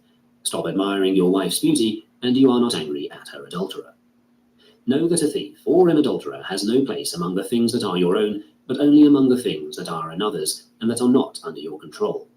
If you give these things up and count them as nothing, at whom have you still grounds to feel angry? But so long as you admire these things, be angry at yourself and not at the men that I have just mentioned. For consider, you have fine clothes and your neighbor does not. You have a window and wish to air them. He does not know wherein the true good of man consists, but fancies that it consists in having fine clothes, the very same fancy that you also entertain. Shall he not come then and carry them off? Why, when you show a cake to gluttonous men and then gulp it down all to yourself, are you not wanting them to snatch it? Stop provoking them. Stop having a window. Stop airing your clothes. Something similar happened to me also the other day. I keep an iron lamp by the side of my household gods, and on hearing a noise at the window, I ran down. I found that the lamp had been stolen. I reflected that the man who stole it was moved by no unreasonable motive. What then? Tomorrow, I say, you will find one of earthenware. Indeed, a man loses only that which he already has. I have lost my cloak. Yes, for you had a cloak. I have a pain in my head. You don't have a pain in your horns, do you? Why then are you indignant? For our losses and our pains have to do only with the things which we possess. But the tyrant will chain... What? Your leg? But he will cut off... What? Your neck? What then will he neither chain nor cut off? Your moral purpose. This is why the ancients gave us the injunction, know thyself. What follows then? Why, by the gods, that one ought to practice in small things, and beginning with them, pass on to the greater. I have a headache. Well, do not say, alas. I have an earache. Do not say, alas. And am I not saying that it is not permissible to groan, only do not groan in the center of your being. And if your slave is slow in bringing your bandage, do not cry out and make a wry face and say, everybody hates me. Why, who would not hate such a person? For the future, put your confidence in these doctrines and walk about erect, free, not putting your confidence in the size of your body, like an athlete. For you ought not to be invincible in the way an ass is invincible. Who then is the invincible man? He whom nothing that is outside the sphere of his moral purpose can dismay. I then proceed to consider the circumstances one by one, as I would do in the case of an athlete. This fellow has won the first round. What then will he do in the second? What if it be scorching hot? And what will he do at Olympia? It is the same way in the case under consideration. If you put a bit of silver coin in a man's way, he will despise it. Yes, but if you put a young girl in his way, what then? Or if it be in the dark, what then? Or if you throw a bit of reputation in his way, what then? Or abuse, what then? Or praise, what then? Or death, what then? All these things he can overcome. What then if it be scorching hot? That is, what if he be drunk? What if he be melancholy mad? What if asleep? The man who passes all these tests is what I mean by the invincible athlete. Chapter 19. How ought we to bear ourselves toward tyrants? If the man possesses some superiority, or thinks at least that he does, even though he does not, it is quite unavoidable that this man, if he is uneducated, becomes puffed up on account of it. For example, the tyrant exclaims, I am the mightiest in the world. Very well, what can you do for me? Can you secure for me desire that is free from any hindrance? How can you? Do you have it yourself? Can you secure for me aversion, proof against encountering what it would avoid? Do you have it yourself? Or infallible choice? And where can you claim a share in that? Come, when you are on board ship, do you feel confidence in yourself or in the skilled navigator? And when you are in a chariot, in whom do you feel confidence other than the skilled driver? And how is it in the other arts? The same way. What does your power amount to then? All men pay attention to me. Yes, and I pay attention to my little plate, and wash it and wipe it out, and for the sake of my oil flask I drive a peg in the wall. What follows then? Are these things superior to me? No, but they render me some service, and therefore I pay attention to them. Again, do I not pay attention to my donkey? Do I not wash his feet? Do I not curry him? Do you not know that every man pays attention to himself, and to you just as he does to his donkey? For who pays attention to you as to a man? Point him out to me. Who wishes to become like you? Who becomes a zealous follower of yours, as men did of Socrates? But I can cut off your head. Well said. I had forgotten that I ought to pay attention to you as to fever or cholera, and set up an altar to you, just as in Rome there is an altar to the god Fever. What is it, then, that disturbs and bewilders the multitude? Is it the tyrant and his bodyguards? How is that possible? Nay, far from it. It is not possible that that which is by nature free should be disturbed or thwarted by anything but itself. But it is a man's own judgment that disturbs him. For when the tyrant says to a man, I will chain your leg, the man who has set a high value on his leg replies, Nay, have mercy upon me. While the man who has set a high value on his moral purpose replies, If it seems more profitable to you to do so, chain it. Do you not care? No, I do not care. I will show you that I am master. How can you be my master? Zeus has set me free. Or do you really think that he was likely to let his own son be made a slave? You are, however, master of my dead body. Take it. You mean then that when you approach me, you will not pay attention to me? No, I pay attention only to myself. But if you wish me to say that I pay attention to you too, I will tell you that I do so, but only as I pay attention to my pot. This is not mere self-love. Such is the nature of the animal man. Everything that he does is for himself. Why, even the sun does everything for its own sake, and for that matter, so does Zeus himself. But when Zeus wishes to be rain-bringer, and fruit-giver, and father of men and of gods, you can see for yourself that he cannot achieve these works or win these appellations unless he proves himself useful to the common interest. And in general, he has so constituted the nature of the rational animal man that he can attain nothing of his own proper goods unless he contributes something to the common interest. Hence it follows that it can no longer be regarded as unsocial for a man to do everything for his own sake. For what do you expect? That a man should neglect himself and his own interest? And in that case, how can there be room for one and the same principle of action for all, namely that of appropriation to their own needs? What then, when men entertain absurd opinions about what lies outside the province of the moral purpose, counting it good or bad, it is altogether unavoidable for them to pay attention to the tyrant. Aye, would that it were merely the tyrants and not their chamberlains too. And yet how can the man suddenly become wise when Caesar puts him in charge of his chamber pot? How can we forthwith say, Felicio has spoken wisely to me? I would that he were deposed from the superintendency of the dunghill, that you may think him a fool again. Epaphroditus owned a certain cobbler, whom he sold because he was useless. Then, by some chance, the fellow was bought by a member of Caesar's household, and became cobbler to Caesar. You should have seen how Epaphroditus honoured him. How is my good Felicio, I pray you? He used to say. And then, if someone asked us, what is your master doing? He was told, he is consulting Felicio about something or other. Why, had he not sold him as being useless? Who then had suddenly made a wise man out of him? This is what it means to honour something else than what lies within the province of the moral purpose. He has been honoured with a tribuneship, says someone. All who meet him offer their congratulations. One man kisses him on the eyes, another on the neck. His slaves kiss his hands. He goes home. He finds lamps being lighted. He climbs up the Capitol and offers sacrifice. Now, who ever sacrificed as a thank offering for having had right desire, or for having exercised choice in accordance with nature? For we give thanks to the gods for that wherein we set the good. Today a man was talking to me about a priesthood of Augustus. I say to him, man, drop the matter. You will be spending a great deal to no purpose. But, says he, those who draw up deeds of sale will inscribe my name. Do you really expect then to be present when the deeds are read and say, that is my name they have written? And even supposing that you are now able to be present whenever anyone reads them, what will you do if you die? My name will remain after me. Inscribe it on a stone and it will remain after you.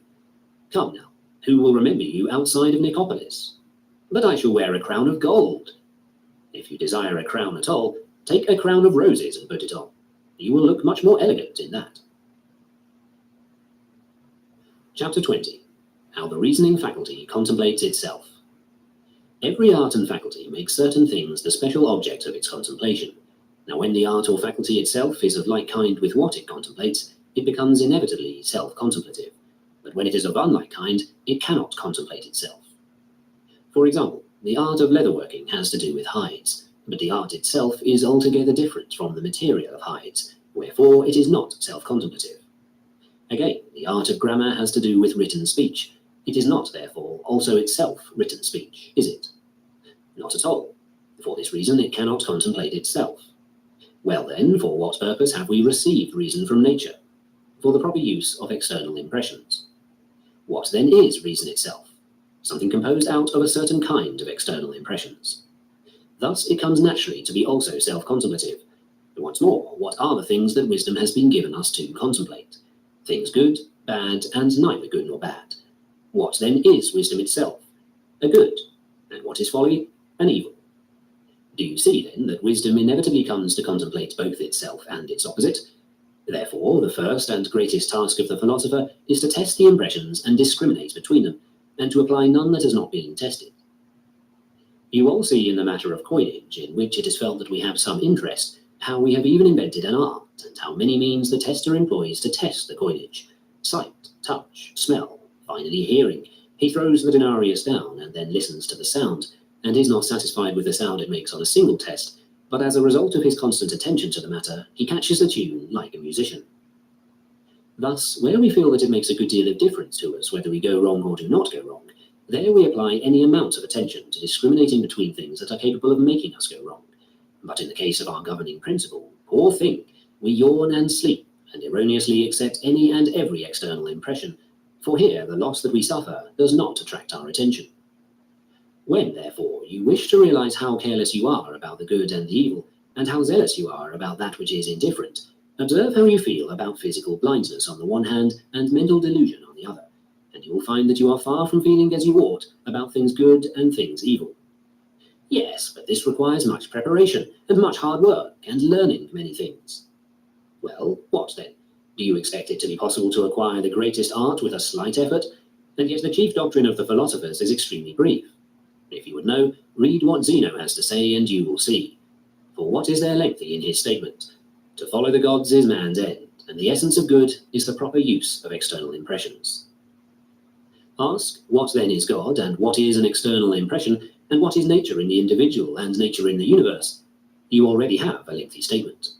If Epicurus should come and say that the good ought to be in the flesh, again the explanation becomes lengthy, and you must be told what is the principal faculty within us, and what our substantial and what our essential nature is.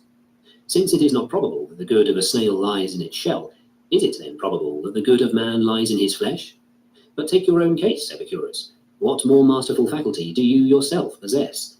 What is that thing within you which takes counsel, which examines into all things severally, which, after examining the flesh itself, decides that it is the principal matter? And why do you light a lamp and toil on our behalf, and write such quantities of books? Is it that we may not fail to know the truth? Who are we, and what are we to you? And so the argument becomes lengthy. Chapter 21. To those who would be admired. When a man has his proper station in life, he is not all agape for things beyond it. Man, what is it you want to have happen to you? As for myself, I am content if I exercise desire and aversion in accordance with nature, if I employ choice and refusal as my nature is, and similarly employ purpose and design and assent. Why then do you walk around in our presence as though you had swallowed a spit? It has always been my wish that those who meet me should admire me, and as they follow me, should exclaim, "Oh, what a great philosopher!" Who are those people by whom you wish to be admired? Are they not these about whom you are in the habit of saying that they are mad? What then? Do you wish to be admired by the mad? Chapter 22. Of our preconceptions. Preconceptions are common to all men, and one preconception does not contradict another. For who among us does not assume that the good is profitable and something to be chosen, and that in every circumstance we ought to seek and pursue it? And who among us does not assume that righteousness is beautiful and becoming? When then does contradiction arise? It arises in the application of our preconceptions to the particular cases. When one person says, "He did nobly, he is brave." Another, "No, but he is out of his mind." Thence arises the conflict of men with one another. This is the conflict between Jews and Syrians and Egyptians and Romans, not over the question whether holiness should be put before everything else and should be pursued in all circumstances, but whether the particular act of eating swine's flesh is holy or unholy. This, you will find, was also the cause of conflict between Agamemnon and Achilles. Come, summon them before us. What do you say, Agamemnon? Ought not that to be done which is proper, and that which is noble? Indeed it ought. And what do you say, Achilles? Do you not agree that what is noble ought to be done? As for me, I agree most emphatically with that principle. Very well, then, apply your preconceptions to the particular cases. It is just there the conflict starts. The one says, "I ought not to be compelled to give back Chryseis to her father," while the other says, "Indeed you ought." Most certainly, one of the two is making a bad application of the preconception, what one ought to do. Again, the one of them says, "Very well, if I ought to give back Chryseis, then I ought to take from some one of you the prize he has won." And the other replies, "Would you then take the woman I love?" "Yes, the woman you love," the first answers. "Shall I then be the only one, But shall I be the only one to have nothing? So a conflict arises. What then does it mean to be getting an education? It means to be learning how to apply the natural preconceptions to particular cases, each to the other in conformity with nature, and further, to make the distinction that some things are under our control, while others are not under our control. Under our control are moral purpose, and all the acts of moral purpose, but not under our control are the body, the parts of the body, possessions, parents, brothers, children, country, in a word, all that with which we associate. Where, then, shall we place the good? To what class of things are we going to apply it? To the class of things that are under our control? What, is not health then a good thing, and a sound body and life? Nay, and not even children or parents or country? And who will tolerate you if you deny that? Therefore let us transfer the designation good to these things. But is it possible then for a man to be happy if he sustains injury and fails to get that which is good? It is not possible. And to maintain the proper relations with his associates. And how can it be possible? For it is my nature to look out for my own interests. If it is my interest to have a farm, it is my interest to take it away from my neighbour. If it is my interest to have a cloak, it is my interest also to steal it from a bath. This is the sort of wars, seditions, tyrannies, plots. And again, how shall I any longer be able to perform my duty toward Zeus? For if I sustain injury and am unfortunate, he pays no heed to me. And then we hear men saying, what have I to do with him if he is unable to help us? And again, what have I to do with him if he wills that I be in such a state as I am now? The next step is that I begin to hate him. Why then do we build temples to the gods and make statues of them, as for evil spirits, for Zeus as for a god of fever? And how can he any longer be saviour and rain-bringer and fruit-giver? And in truth, if we set the nature of the good somewhere in this sphere, all these things follow. What then shall we do? This is a subject of inquiry for the man who truly philosophizes and is in travail of thought. Says such a man to himself, I do not now see what is the good and what is the evil. Am I not mad? Yes, but suppose I set the good somewhere here, among the things that the will controls. All men will laugh at me. Some white-haired old man with many a gold ring on his fingers will come along, and then he will shake his head and say, listen to me, my son. One ought of course to philosophize, but one ought also to keep one's head. This is all nonsense. You learn a syllogism from the philosophers, but you know better than the philosophers what you ought to do. Man, why then do you censure me, if I know? What shall I say to this slave? If I hold my peace, the fellow bursts with indignation. So I must say, forgive me as you would lovers. I am not my own master. I am mad. Chapter 23. In answer to Epicurus. Even Epicurus understands that we are by nature social beings, but having once set our good in the husk which we wear, he cannot go on and say anything inconsistent with this. For he next insists emphatically upon the principle that we ought neither to admire nor to accept anything that is detached from the nature of the good, and he is right in so doing. But how then can we still be social beings if affection for our own children is not a natural sentiment? Why do you dissuade the wise man from bringing up children? Why are you afraid that sorrow will come to him on their account? What, does sorrow come to him on account of his house slave, Mouse? Well, what does it matter to him if his little mouse in his home begins to cry? Nay, he knows that if once a child is born, it is no longer in our power not to love it or to care for it. For the same reason, Epicurus says that a man of sense does not engage in politics either, for he knows what the man who engages in politics has to do. Since, of course, if you are going to live among men as though you were a fly among flies, what is to hinder you? Yet, despite the fact that he knows this, he still has the audacity to say, let us not bring up children. But a sheep does not abandon its own offspring, nor a wolf, and yet does a man abandon his. What do you wish us to do? Would you have us be foolish as sheep? But even they do not desert their offspring. Would you have us be fierce as wolves? But even they do not desert their offspring. Come now. Who follows your advice when he sees his child fallen on the ground and crying? Why, in my opinion, your mother and your father, even if they had divined that you were going to say such things, would not have exposed you. Chapter 24. How should we struggle against difficulties?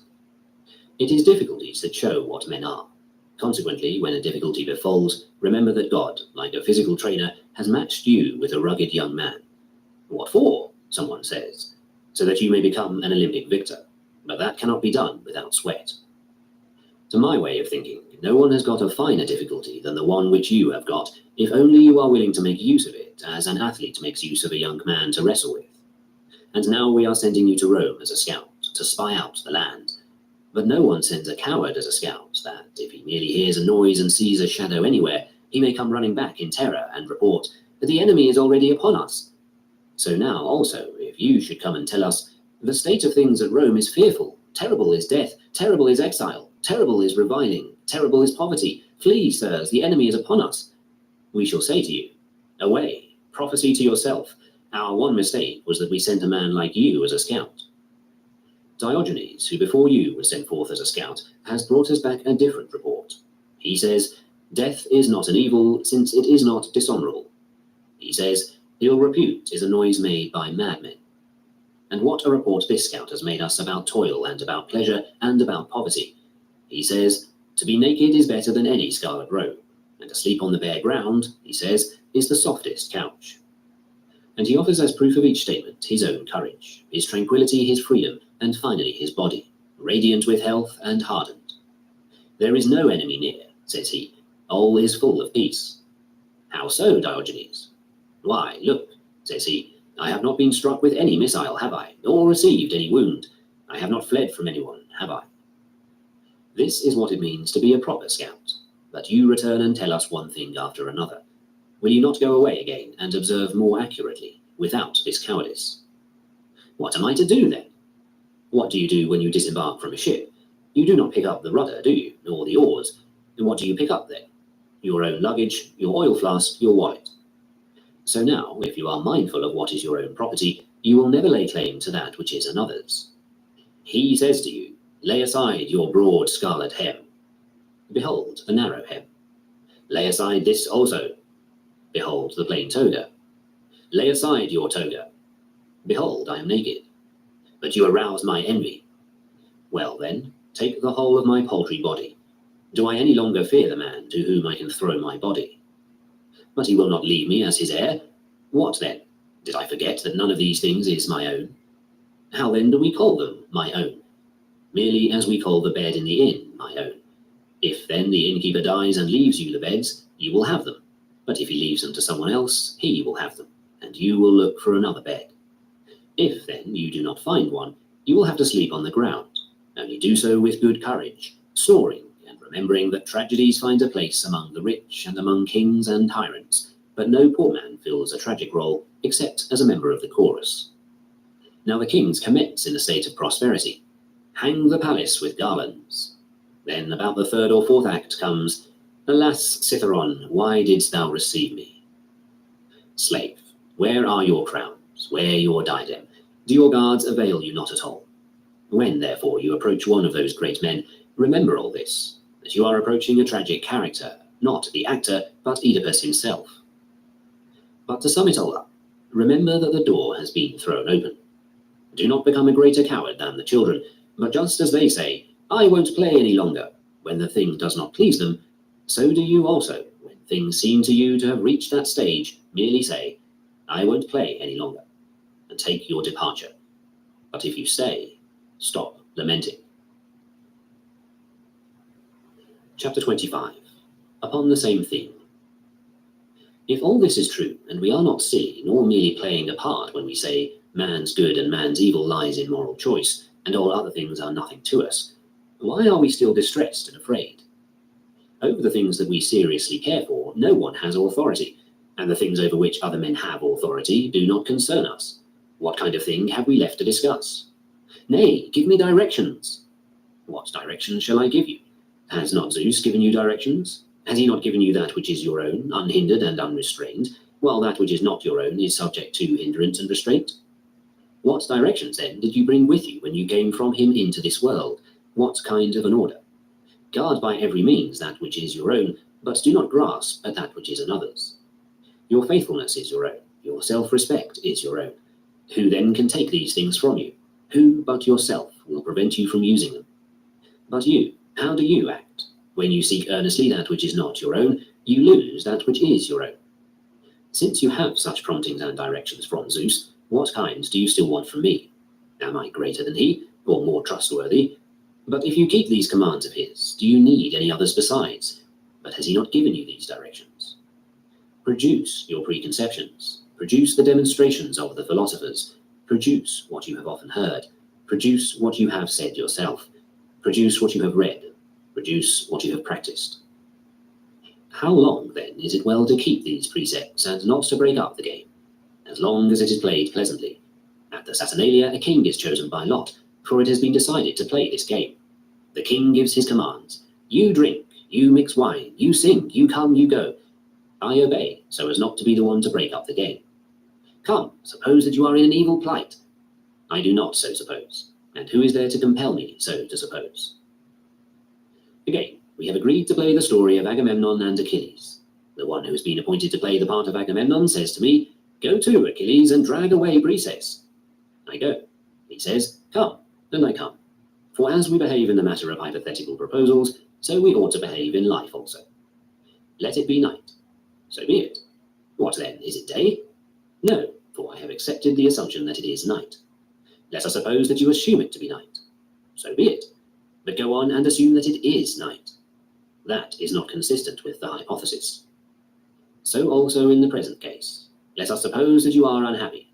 So be it. Are you then unfortunate? Yes.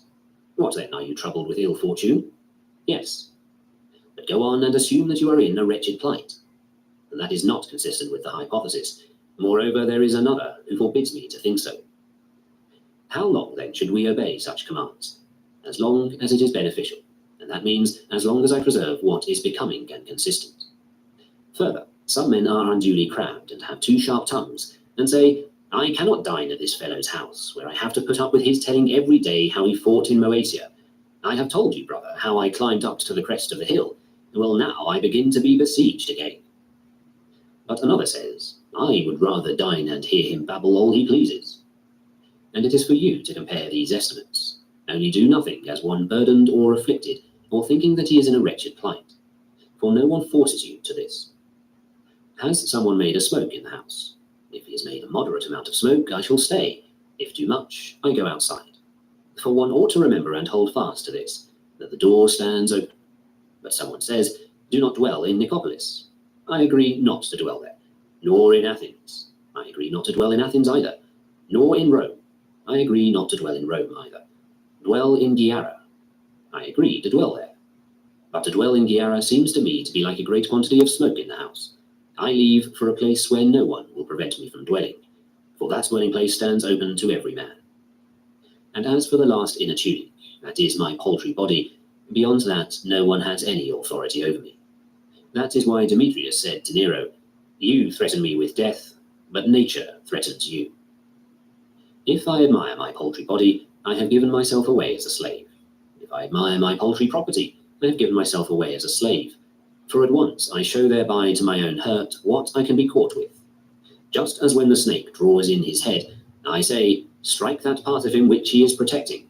So do you be assured that your master will attack you at that point which you particularly wish to protect. If you remember all this, whom will you flatter or fear any more?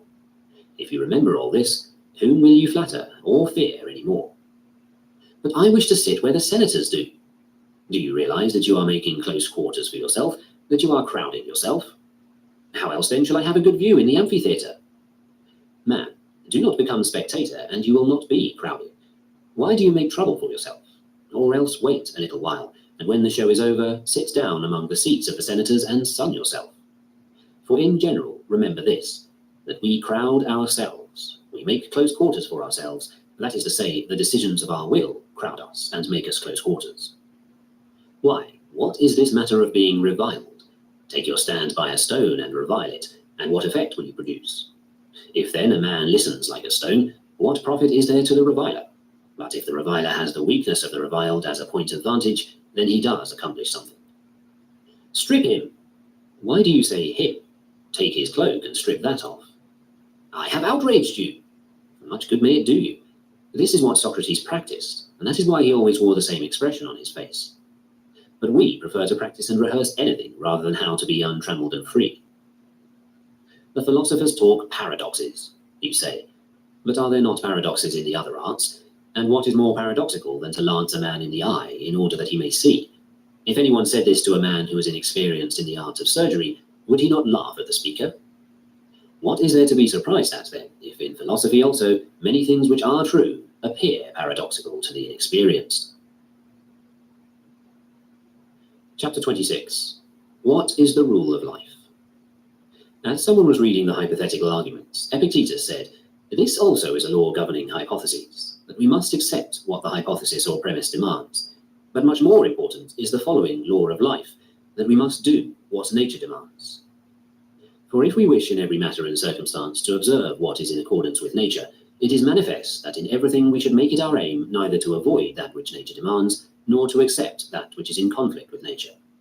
The philosophers, therefore, exercise us first in the theory where there is less difficulty, and then after that lead us to the more difficult matters. For in theory there is nothing which holds us back from following what we are taught, but in the affairs of life there are many things which draw us away. He is ridiculous, then, who says that he wishes to begin with the latter, for it is not easy to begin with the more difficult things. And this is the defense that we ought to present to such parents as are angry because their children study philosophy. Very well, then, father, I go astray, not knowing what is incumbent upon me or what my duty is. Now, if this is a thing that can neither be taught nor learned, why do you reproach me? But if it can be taught, teach me, and if you cannot do this, allow me to learn from those who profess to know. Really, what is your idea? That I intentionally fall into evil and miss the good? Far from it. What, then, is the cause of my going astray? Ignorance. Very well. Do you not want me to put away my ignorance? Whom did anger ever teach the art of steering, or music? Do you think, then, that your anger will make me learn the art of living?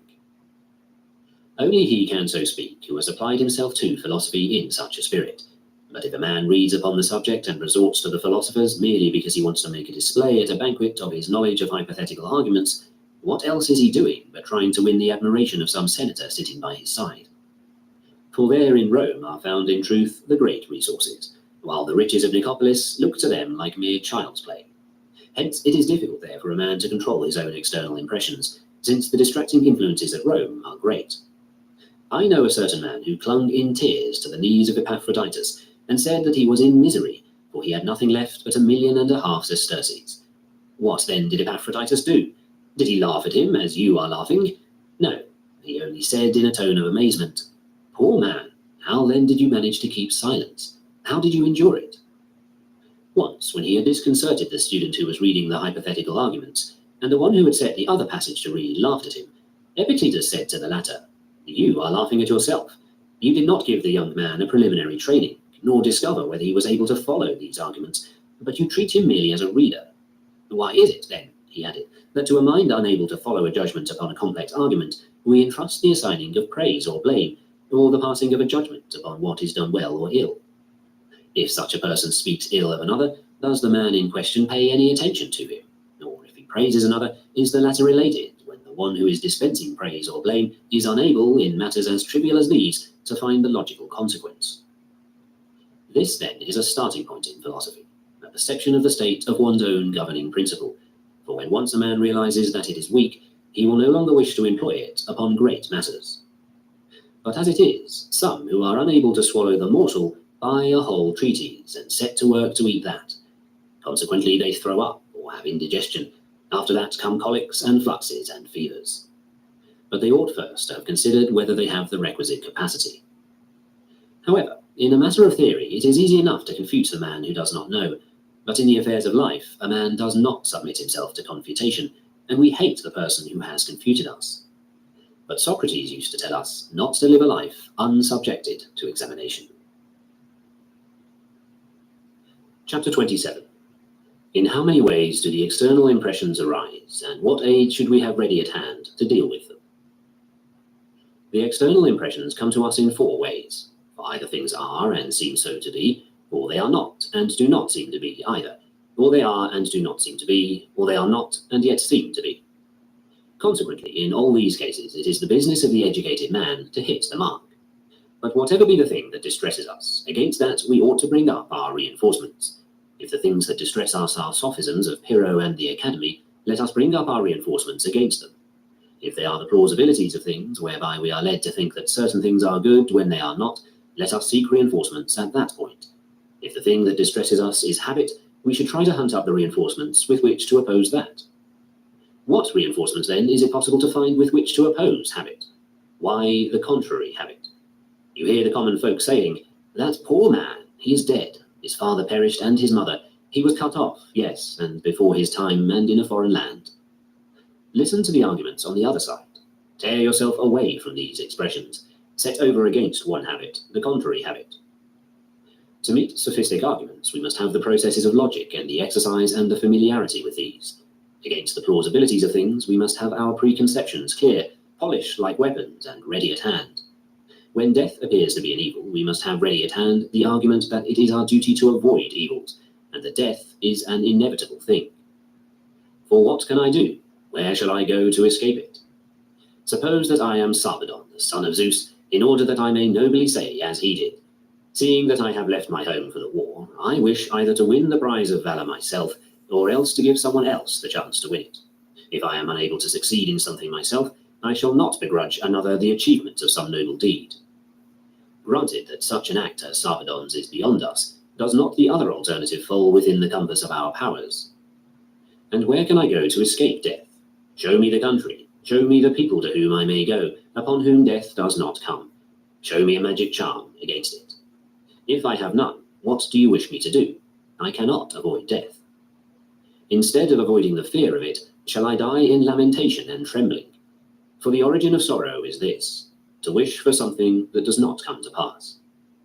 Therefore, if I can change externals according to my own wish, I change them. But if I cannot, I am ready to tear out the eyes of the man who stands in my way. For it is man's nature not to endure to be deprived of the good, not to endure to fall into the evil. Then, finally, when I can neither change the circumstances nor tear out the eyes of the man who stands in my way, I sit down and groan, and revile whom I can, Zeus and the rest of gods. For if they do not care for me, what are they to me? Yes, you say, but that will be impious of you. What, then, shall I get that is worse than what I have now? In short, we must remember this, that unless piety and self-interest be conjoined, piety cannot be maintained in any man. Do not these considerations seem urgent? Let the follower of Pyrrho or of the Academy come and oppose us. Indeed, I, for my part, have no leisure for such matters, nor can I act as advocate to the commonly received opinion. If I had a petty suit about a mere bit of land, I should have called in someone else to be my advocate. With what evidence, then, am I satisfied? With that which belongs to the matter in hand. To the question how perception arises, whether through the whole body or from some particular part, perhaps I do not know how to give a reasonable answer, and both views perplex me. But that you and I are not the same persons, I know very certainly. Whence do I get this knowledge? When I want to swallow something, I never take the morsel to that place, but to this. When I wish to take bread, I never take sweepings, but I always go after the bread as to a mark.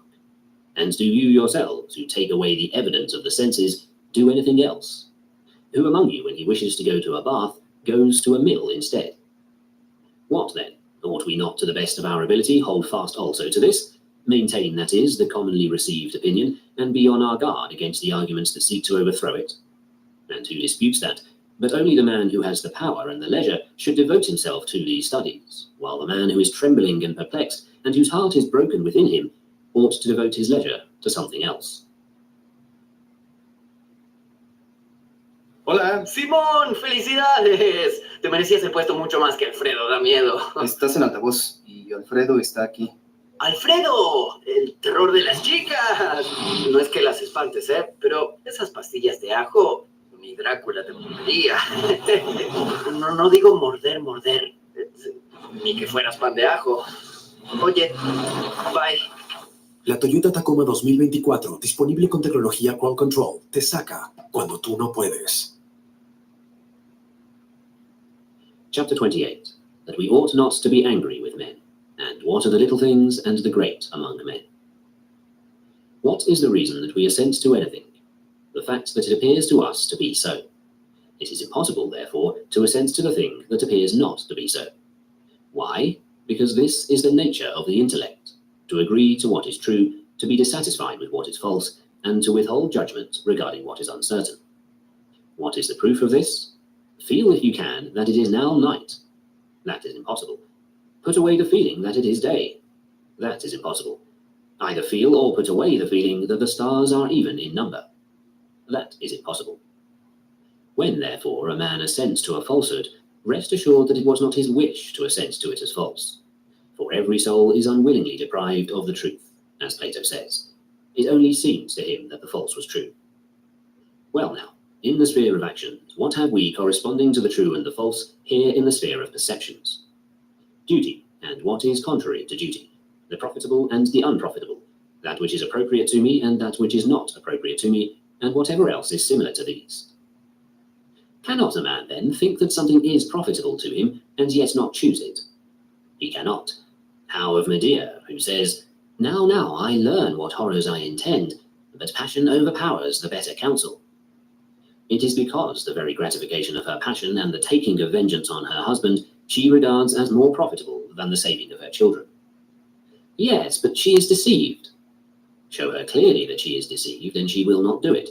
But so long as you do not show it, what else has she to follow but that which appears to her to be true?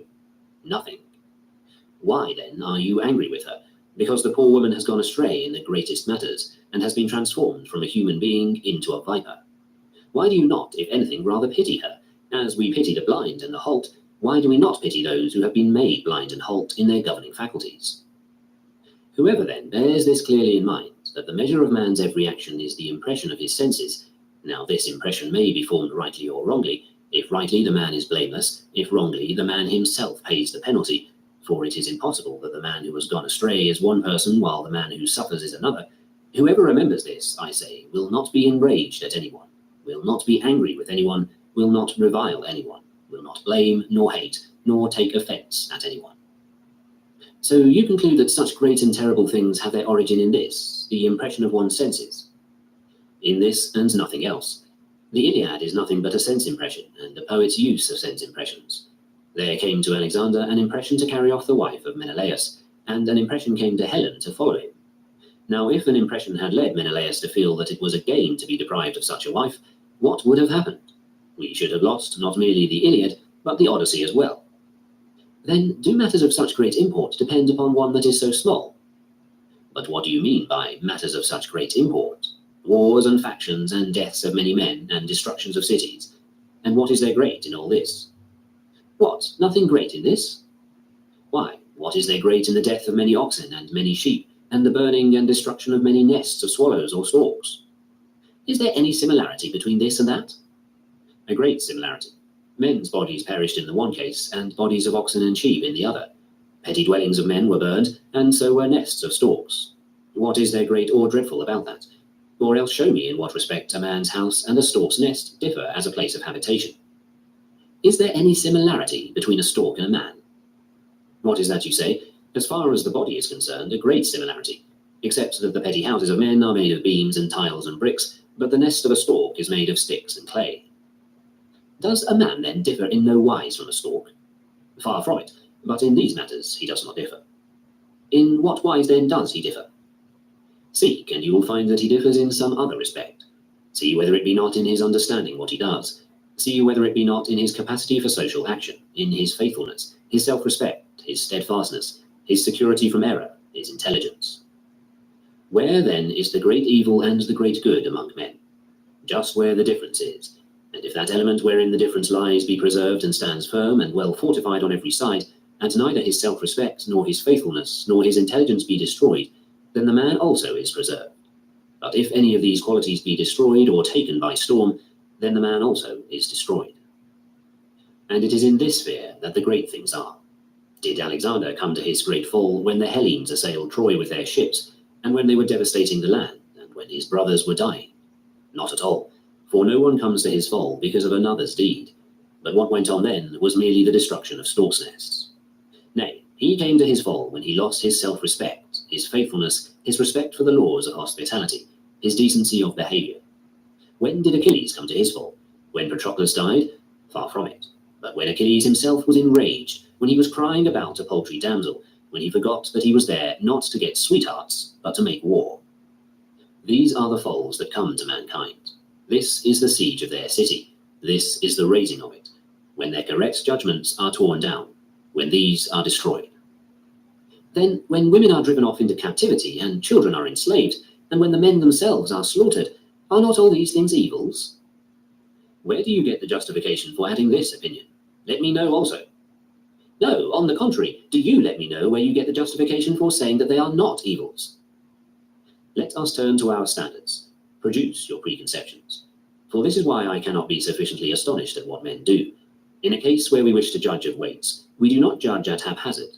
Where we wish to judge what is straight and what is crooked, we do not judge at haphazard. In short, where it makes any difference to us to know the truth in the case, no one of us will do anything at haphazard. Yet where there is involved the first and only cause of acting aright or erring, of prosperity or adversity, of failure or success, there alone are we haphazard and headlong. There I have nothing like a balance, there nothing like a standard, but some sense impression comes, and immediately I go and act upon it. What, am I any better than Agamemnon or Achilles? Are they, because of following the impressions of their senses, to do and suffer such evils, while I am to be satisfied with the impression of my senses? And what tragedy has any other source than this? What is the Atreus of Euripides? His sense impression. The Oedipus of Sophocles? His sense impression. The Phoenix? His sense impression. The Hippolytus? His sense impression. What kind of man, then, do you think he is who pays no attention to this matter? What are those men called who follow every impression of their senses? They are called madmen. Are we, then, acting differently? Chapter 29. Of Steadfastness. The essence of the good is a certain kind of moral purpose, and that of the evil is a certain kind of moral purpose. What, then, are the external things? They are materials for the moral purpose, in dealing with which it will find its own proper good or evil. How will it find the good? If it does not admire the materials. For the judgments about the materials, if they be correct, make the moral purpose good, but if they be crooked and awry, they make it evil. This is the law which God has ordained, and he says, if you wish any good thing, get it from yourself. You say, no, but from someone else. Do not so, but get it from yourself. For the rest, when the tyrant threatens and summons me, I answer, whom are you threatening? If he says, I will put you in chains, I reply, he is threatening my hands and my feet. If he says, I will behead you, I answer, he is threatening my neck. If he says, I will throw you into prison, I say, he is threatening my whole paltry body. And if he threatens me with exile, I give the same answer. Does he then threaten you not at all? If I feel that all this is nothing to me, not at all. But if I am afraid of any of these threats, it is I whom he threatens. Who is there left then for me to fear? The man who is master of what? The things that are under my control, but there is no such man. The man who is the master of things that are not under my control, and what do I care for them? Do you philosophers then teach us to despise our kings? Far from it. Who among us teaches you to dispute their claim to the things over which they have authority? Take my paltry body, take my property, take my reputation, take those who are about me. If I persuade any to lay claim to these things, let some man truly accuse me. Yes, but I wish to control your judgments also. And who has given you this authority? How can you have the power to overcome another's judgments? By bringing fear to bear upon him, he says, I shall overcome him. You fail to realize that the judgment overcame itself. It was not overcome by something else, and nothing else can overcome moral purpose, but it overcomes itself. For this reason, too, the law of God is most good and most just. Let the better always prevail over the worse. 10 are better than 1, you say. For what? For putting in chains, for killing, for dragging away where they will, for taking away a man's property. 10 overcome 1, therefore, in the point in which they are stronger. In what then are they worse? If the 1 has correct judgments and the 10 have not, what then? Can they overcome in this point? How can they? But if they are weighed in the balance, must not the heavier draw down the scales? So that a Socrates may suffer what he did at the hands of the Athenians? Slave, why do you say Socrates? Speak of the matter as it really is, and say that the paltry body of Socrates may be carried off and dragged to prison by those who are stronger than he, and that someone may give hemlock to the paltry body of Socrates, and that it may grow cold and die. Does this seem marvelous to you? Does this seem unjust? For this do you blame God? Did Socrates then have no compensation for this? In what did the essence of the good consist for him? To whom shall we listen? To you or to Socrates himself? And what does he say? Anytus and Miletus can kill me, but they cannot hurt me. And again, if so it is pleasing to God, so let it be. But do you prove that one who holds inferior judgments prevails over the man who is superior in point of judgments? You will not be able to prove this, no, nor even come near proving it. For this is a law of nature and of God. Let the better always prevail over the worse. Prevail in what? In that in which it is better. One body is stronger than another body. Several persons are stronger than one. The thief is stronger than the man who is not a thief. That is why I lost my lamp, because in the matter of keeping awake, the thief was better than I was. However, he bought a lamp for a very high price. For a lamp, he became a thief. For a lamp, he became faithless. For a lamp, he became beast-like. This seemed to him to be profitable. Very well, but now someone has taken hold of me by my cloak and pulls me into the marketplace, and then others shout at me, "Philosopher, what good have your judgments done you? See, you are being dragged off to prison. See, you are going to have your head cut off." And what kind of introduction to philosophy could I have studied which would prevent me from being dragged off if a man who is stronger than I should take hold of my cloak? Or would prevent me from being thrown into prison if 10 men should hustle me and throw me unto it? Have I then learned nothing else? I have learned to see that everything which happens, if it be outside the realm of my moral purpose, is nothing to me. Have you then derived no benefit from this principle for the present case? Why then do you seek your benefit in something other than that in which you have learned that it is? Well, as I sit in the prison, I say, the fellow who shouts this at me neither understands what is meant nor follows what is said, nor has he taken any pains at all to know what philosophers say or what they do. Don't mind him. But come out of the prison again. If you have no further need of me in the prison, I shall come out. If you ever need me there again, I shall go back in. For how long? For so long as reason chooses that I remain with my paltry body. But when reason does not so choose, take it and good health to you. Only let me not give up my life irrationally. Only let me not give up my life faint-heartedly, or for some casual pretext. For again, God does not so desire. For he has need of such a universe and of such men who go to and fro upon earth. But if he gives the signal to retreat, as he did to Socrates, I must obey him who gives the signal, as I would a general. What then? Must I say these things to the multitude? For what purpose? Is it not sufficient for a man himself to believe them? For example, when the children come up to us and clap their hands and say, "Today is the good Saturnalia," do we say to them, "Oh, this is not good"? Not at all, but we clap our hands to them. And do you too, therefore, when you are unable to make a man change his opinion, realize that he is a child and clap your hands to him. But if you do not want to do this, you have merely to hold your peace. All this a man ought to remember, and when he is summoned to meet some such difficulty, he ought to know that the time has come to show whether we are educated. For a young man leaving school and facing a difficulty is like one who has practiced the analysis of syllogisms, and if someone propounds him one that is easy to solve, he says, "Nay, rather propound me one that is cunningly involved, so that I may get exercise from it." Also, the athletes are displeased with youths of light weight. "He cannot lift me," says one. "Yonder is a sturdy young man." Oh no, but when the crisis calls, he has to weep and say, "I wanted to keep on learning." Learning what? If you do not learn these things so as to be able to manifest them in action, what did you learn them for? I fancy that some one among these who are sitting here is in travail with his own soul, and is saying, "Alas, that such a difficulty does not come to me now as that which has come to this fellow. Alas, that now I must be worn out sitting in a corner, when I might be crowned at Olympia. When will someone bring me word of such a contest?" You ought all to be thus minded. But among the gladiators of Caesar there are some who complain because no one brings them out, or matches them with an antagonist, and they pray to God and go to their managers, begging to fight in single combat, and yet will no one of you display a like spirit. I wanted to sail to Rome for this very purpose, and to see what my athlete is doing, what practice he is following in his task. "I do not want," says he, "this kind of a task." What? Is it in your power to take any task you want? You have been given such a body, such parents, such brothers, such a country, such a position in it, and then do you come to me and say, "Change the task for me"? What? Do you not possess resources to enable you to utilize that which has been given? You ought to say, "It is yours to set the task, mine to practice it well.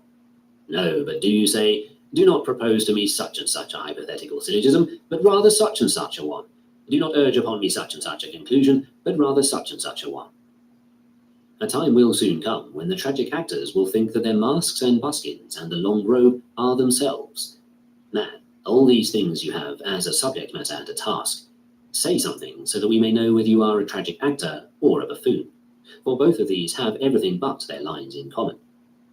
Therefore, if one should take away from him both his buskins and his mask, and bring him on the stage as a mere shade of an actor, is the tragic actor lost, or does he abide? If he has a voice, he abides. And so it is in actual life. Take a governorship. I take it, and having done so, I show how an educated man comports himself. Lay aside the latterclave, and having put on rags, come forward in a character to correspond. What then? Has it not been given me to display a fine voice? In what role then do you mount the stage now? As a witness summoned by God. God says, go you and bear witness for me, for you are worthy to be produced by me as a witness. Is any of those things which lie outside the range of the moral purpose either good or evil? Do I injure any man? Have I put each man's advantage under the control of any but himself? What kind of witness do you bear for God? I am in sore straits, O Lord, and in misfortune. No one regards me, no one gives me anything. All blame me and speak ill of me. Is this the witness that you are going to bear? And is this the way in which you are going to disgrace the summons which he gave you, in that he bestowed this honour upon you and deemed you worthy to be brought forward in order to bear testimony so important? But the one who has authority over you declares, I pronounce you impious and profane. What has happened to you? I have been pronounced impious and profane. Nothing else? Nothing. But if he had passed judgment upon some hypothetical syllogism, and had made a declaration, I judge the statement, if it is day, there is light, to be false, what has happened to the hypothetical syllogism? Who is being judged in this case? Who has been condemned? The hypothetical syllogism, or the man who has been deceived in his judgment about it? Who in the world, then, is this man who has authority to make any declaration about you? Does he know what piety or impiety is? Has he pondered the matter? Has he learned it? Where? Under whose instruction? And yet a musician pays no attention to him if he declares that the lowest string is the highest, nor does a geometrician if the man decides that the lines extending from the center of the circumference of a circle are not equal. But shall the truly educated man pay attention to an uninstructed person when he passes judgment on what is holy and unholy, and on what is just and unjust? How great is the injustice committed by the educated in so doing? Is this, then, what you have learned here? Will you not leave to others, mannikins incapable of taking pains, the petty quibbles about these things, so that they may sit in a corner and gather their petty fees, or grumble because nobody gives them anything? And will you not yourself come forward and make use of what you have learned? For what is lacking now is not quibbles. Nay, the books of the Stoics are full of quibbles. What then is the thing lacking now? The man to make use of them, the man to bear witness to the arguments by his acts. This is the character I would have you assume, that you may no longer use old examples in the school, but may have some example from your own time also. Whose part is it then to contemplate these matters? The part of him who devotes himself to learning, for man is a kind of animal that loves contemplation. But it is disgraceful to contemplate these things like runaway slaves. Nay, sit rather free from distractions and listen, now to tragic actor, and now to the citharode, and not as those runaways do. For at the very moment when one of them is paying attention and praising the tragic actor, he takes a glance around, and then if someone mentions the word master, they are instantly all in a flutter and upset. It is disgraceful for men who are philosophers to contemplate the works of nature in this spirit, for what is a master? One man is not master of another man, but death and life and pleasure and hardship are his masters. So bring Caesar to me, if he be without these things, and you shall see how steadfast I am. But when he comes with them, thundering and lightning, and I am afraid of them, what else have I done but recognize my master, like the runaway slave? But so long as I have, as it were, only a respite from these threats, I too am acting like a runaway slave who is a spectator in a theatre. I bathe, I drink, I sing, but I do it all in fear and misery. But if I emancipate myself from my masters, that is, those things which render masters terrifying, what further trouble do I have? What master any more? What then? Must I proclaim this to all men? No, But I must treat with consideration those who are not philosophers by profession, and say, this man advises for me that which he thinks good in his own case. Therefore I excuse him. For Socrates excused the jailer who wept for him when he was about to drink the poison, and said, how generously he has wept for us. Does he then say to the jailer, this is why we sent the women away? No, but he makes this latter remark to his intimate friends, to those who are fit to hear it. But the jailer he treats with consideration, like a child. Chapter 30. What aid ought we have ready at hand in difficulties? When you come into the presence of some prominent man, remember that another looks from above on what is taking place, and that you must please him rather than this man. He then, who is above, asks of you, in your school, what did you call exile and imprisonment and bonds and death and disrepute? I called them things indifferent. What then do you call them now? Have they changed at all? No. Have you then changed? No. Tell me then what things are indifferent? Those that are independent of the moral purpose. Tell me also what follows. Things independent of the moral purpose are nothing to me. Tell me also what you thought were the good things. A proper moral purpose and a proper use of external impressions. And what was the end? To follow thee. Do you say all that even now? I say the same things even now. Then enter in, full of confidence and mindful of all this, and you shall see what it means to be a young man who has studied what he ought, when he is in the presence of men who have not studied. As for me, by the gods, I fancy that you will feel somewhat like this. Why do we make such great and elaborate preparations to meet what amounts to nothing? Was this what authority amounted to? Was this what the vestibule, the chamberlains, the armed guards amounted to? Was it for all this that I listened to those long discourses? Why, all this never amounted to anything, but I was preparing for it as though it was something great.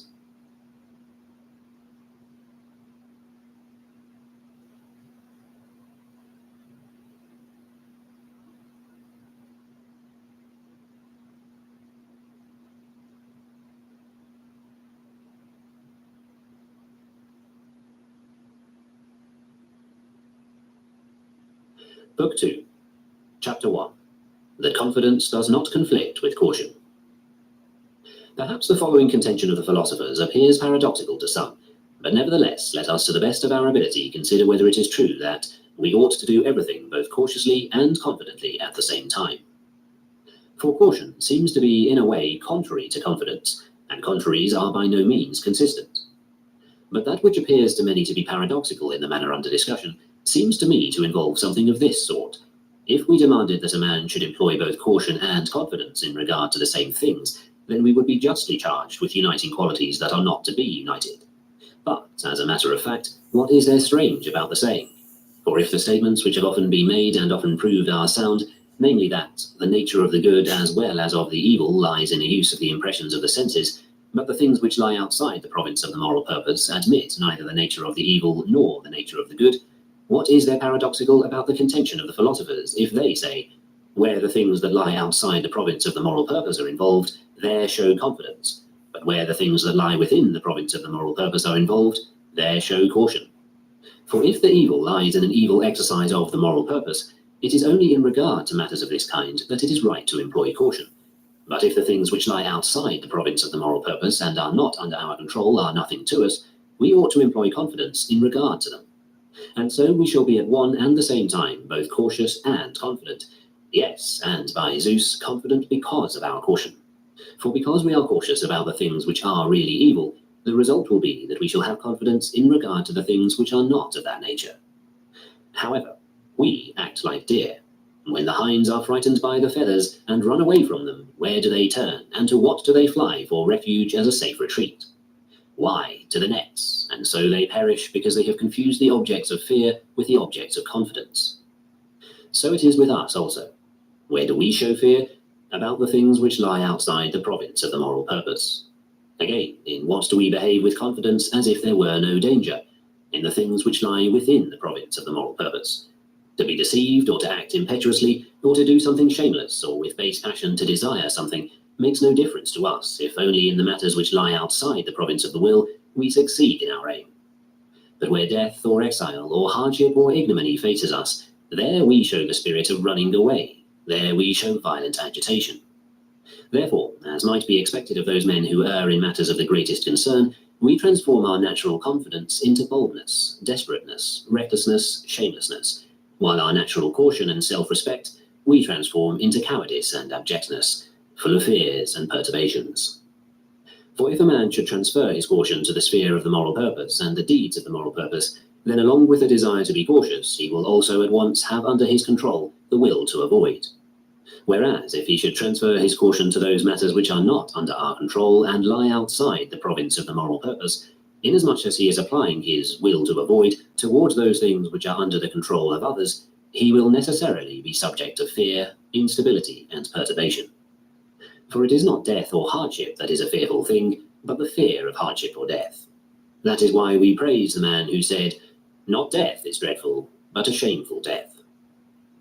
Our confidence ought, therefore, to be turned towards death, and our caution toward the fear of death, whereas we do just the opposite. In the face of death, we turn to flight, but about the formation of a judgment on death, we show carelessness, disregard, and unconcern. But Socrates did well to call all such things bugbears, for just as masks appear fearful and terrible to children because of inexperience, in some such matter we also are affected by events, and this for the same reason that children are affected by bugbears. For what is a child? Ignorance. What is a child? Want of instruction. For where a child has knowledge, he is no worse than we are. What is death? A bugbear. Turn it about and learn what it is. See, it does not bite.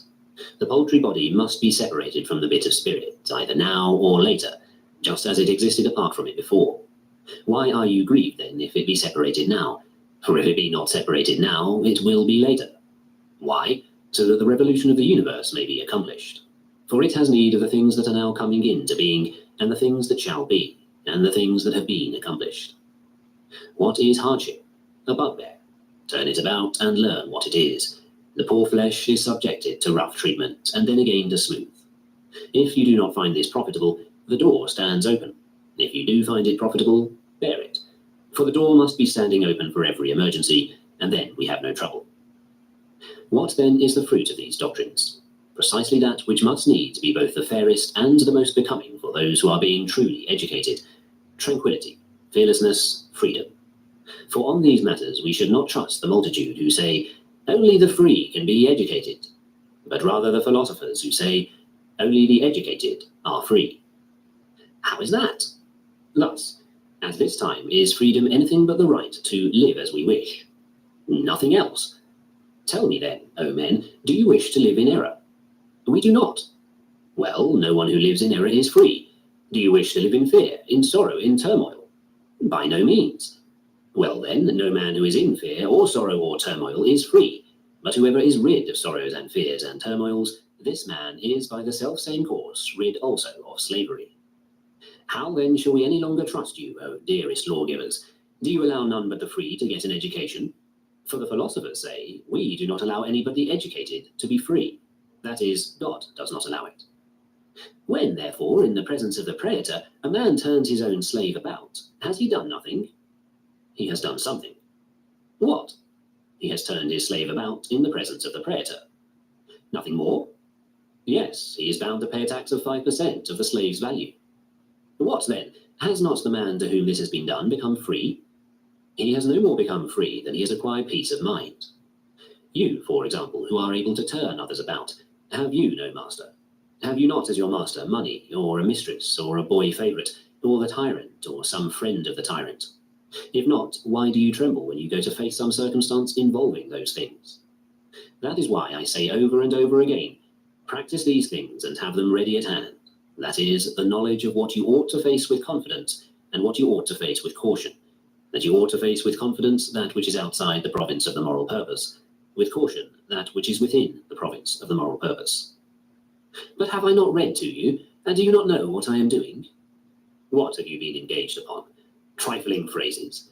Keep your trifling phrases. Show me rather how you stand in regard to desire and aversion, whether you do not fail to get what you wish, or do not fall into what you do not wish. As for those trifling periods of yours, if you are wise, you will take them away somewhere and blot them out. What then? Did not Socrates write? Yes, who wrote as much as he, but how? Since he could not have always at hand someone to test his judgments or to be tested by him in turn, he was in the habit of testing and examining himself, and was always in a practical way trying out some particular primary conception. That is what a philosopher writes. But trifling phrases and said he, said I, he leaves to others, to the stupid or the blessed, those who by virtue of their tranquility live at leisure, or those who by virtue of their folly take no account of logical conclusions. And now, when the crisis calls, will you go off and make an exhibition of your compositions, and give a reading from them, and boast, see how I write dialogues? Do not so, man, but rather boast as follows. See how in my desire I do not fail to get what I wish. See how in my aversions I do not fall into things that I would avoid. Bring on death, and you shall know. Bring on hardships, bring on imprisonment, bring on disrepute, bring on condemnation. This is the proper exhibition of a young man come from school. Leave other things to other people. Neither let anyone ever hear a word from you about them, nor if anyone praises you for them, do you tolerate it, but let yourself be accounted a nobody and a know-nothing. Show that you know this only, how you may never either fail to get what you desire or fall into what you avoid. Let others practice lawsuits, others problems, others syllogisms. Do you practice how to die, how to be enchained, how to be racked, how to be exiled? Do all these things with confidence, with trust in him who has called you to face them and deemed you worthy of this position, in which, having once been placed, you shall exhibit what can be achieved by a rational governing principle when arrayed against the forces that lie outside the province of the moral purpose. And thus the paradox of which we were speaking will no longer appear either impossible or paradoxical, namely that at the same time we ought to be both cautious and confident. Confident in regard to those things that lie outside the province of the moral purpose, and cautious in regard to those things that lie within the province of the moral purpose. Chapter 2. On Tranquility. Consider, you who are going to court, what you wish to maintain and wherein you wish to succeed. For if you wish to maintain freedom of moral purpose in its natural condition, all security is yours, every facility yours, you have no trouble. For if you are willing to keep guard over those things which are under your direct authority, and by nature free, and if you are satisfied with them, what else do you care about? For who is master of them? Who can take them away from you? If you wish to be self-respecting and honourable, who is it that will not allow you? If you wish not to be hindered nor compelled, what man will compel you to desire what does not seem to you to be desirable, to avoid what you do not feel should be avoided? Well, what then? The judge will do some things to you which are thought to be terrifying, but how can he make you try to avoid what you suffer? When, therefore, desire and aversion are under your control, what more do you care for? This is your introduction. This is the setting forth of your case. This is your proof. This your victory. This your peroration. This your approbation. That is why Socrates, in reply to the man who was reminding him to make preparation for his trial, said, Do you not feel then that with my whole life I am making preparation for this? What kind of preparation? I have maintained, says he, that which is under my control. How then? I have never done anything that was wrong, either in my private or in my public life. But if you wish to maintain also what is external, your paltry body and your petty estate and your small reputation, I have this to say to you. Begin this very moment to make all possible preparation, and furthermore, study the character of your judge and your antagonist. If you must clasp men's knees, clasp them. If you must wail, then wail. If you must groan, then groan. For when you subject what is your own to externals, then from henceforth be a slave, and stop letting yourself be drawn this way and that, at one moment wishing to be a slave, at another not. But be either this or that simply, and with all your mind, either a free man or a slave, either educated or uneducated, either a spirited fighting cock or a spiritless one, either endure to be beaten until you die, or give in at once. Far be it from you to receive many blows, and yet at the last give in. But if that is disgraceful, begin this very moment to decide the question, where is the nature of good and evil to be found? Where truth also is. Where truth and where nature are, there is caution. Where truth is, there is confidence. Where nature is. Why? Do you think that if Socrates had wished to maintain his external possessions, he would have come forward and said, Anytus and Miletus are indeed able to kill me, but they cannot harm me? Was he so foolish as not to see that this course does not lead to that goal, but elsewhere? Why is it unreasonable, then, to add also a word of provocation, just as my friend Heraclitus, who had an unimportant lawsuit about a small piece of land in Rhodes, after he had pointed out the justice of his claim, he went on to the peroration, in which he said, "But neither will I entreat you, nor do I care what your decision is going to be, and it is you who are on trial rather than I." And so he ruined his case. What is the use of acting like that? Merely make no entreaties, but do not add the words, "Yes, and I make no entreaties," unless the right time has come for you, as it did for Socrates, deliberately to provoke your judges. If you, for your part, are preparing a peroration of that sort, why do you mount the platform at all? Why answer the summons? For if you wish to be crucified, wait, and the cross will come. But if reason decides that you should answer the summons, and do your best to have what you say carry conviction, you must act in accordance therewith, but always maintaining what is your own proper character. Looked at in this way, it is absurd to say, "Advise me." What advice am I to give you?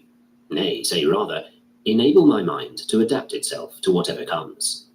Since the other expression is just as if an illiterate should say, "Tell me what to write when some name is set me to write." For if I say, "Write Dio," and then his teacher comes along and sets him not the name Dio, but Theo, what will happen? What will he write? But if you have practiced writing, you are able to prepare yourself for everything that is dictated to you. If you have not practiced, what advice can I now offer you? For if circumstances dictate something different, what will you say or what will you do? Bear in mind, therefore, this general principle, and you will not be at a loss for a suggestion. But if you gape open-mouthed at externals, you must needs be tossed up and down according to the will of your master. And who is your master? He who has authority over any of the things upon which you set your heart, or which you wish to avoid. Chapter 3. To those who recommend persons to the philosophers.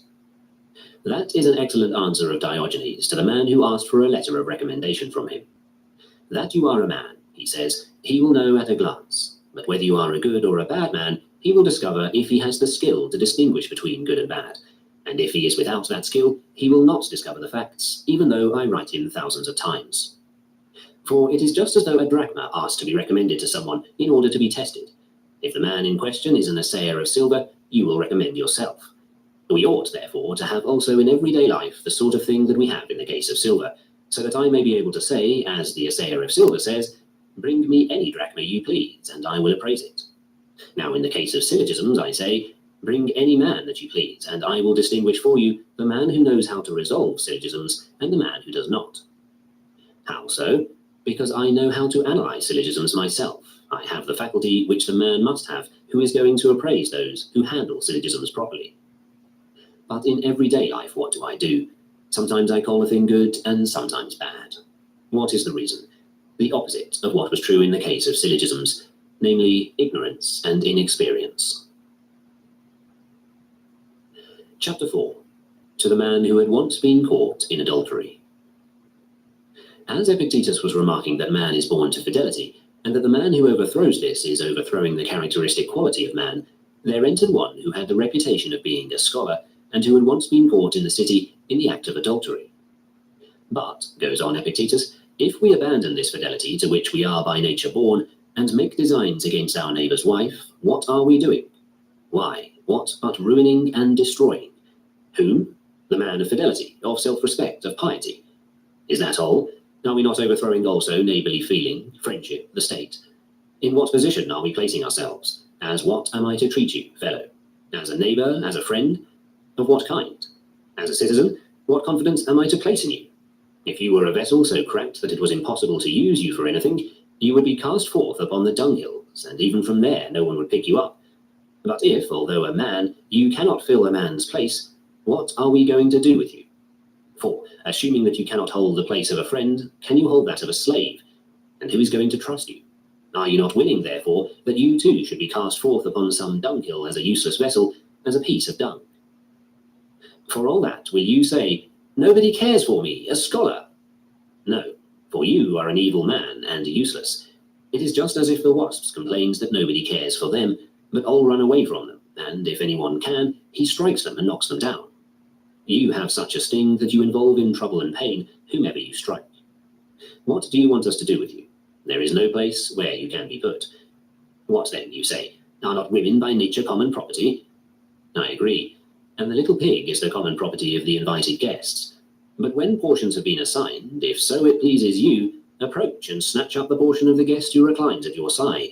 Steal it secretly, or slip in your hand and glut your greed. And if you cannot tear off a piece of the meat, get your fingers greasy and lick them. A fine companion you would make at a feast, and a dinner guest worthy of Socrates. Come now, is not the theatre the common property of the citizens? When therefore they are seated, go, if so it pleases you, and throw some one of them out of his seat.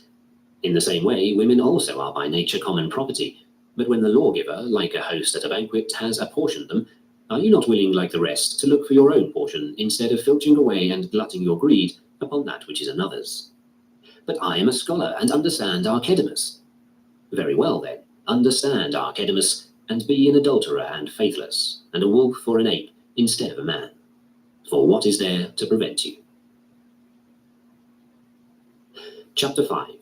How are magnanimity and carefulness compatible? Materials are indifferent, but the use which we make of them is not a matter of indifference. How, therefore, shall a man maintain steadfastness and peace of mind, and at the same time the careful spirit, and that which is neither reckless nor negligent, if he imitates those who play at dice? The counters are indifferent, the dice are indifferent. How am I to know what is going to fall? But to make a careful and skillful use of what has fallen, that is now my task. In like manner, therefore, the principal task in life is this: distinguish matters and weigh them one against another, and say to yourself, externals are not under my control. Moral choice is under my control. Where am I to look for the good and the evil? Within me, in that which is my own. But in that which is another's, never employ the words good or evil, or benefit or injury, or anything else of the sort. What, then, are these externals to be used carelessly? Not at all. For this again is to the moral purpose an evil, and thus unnatural to it.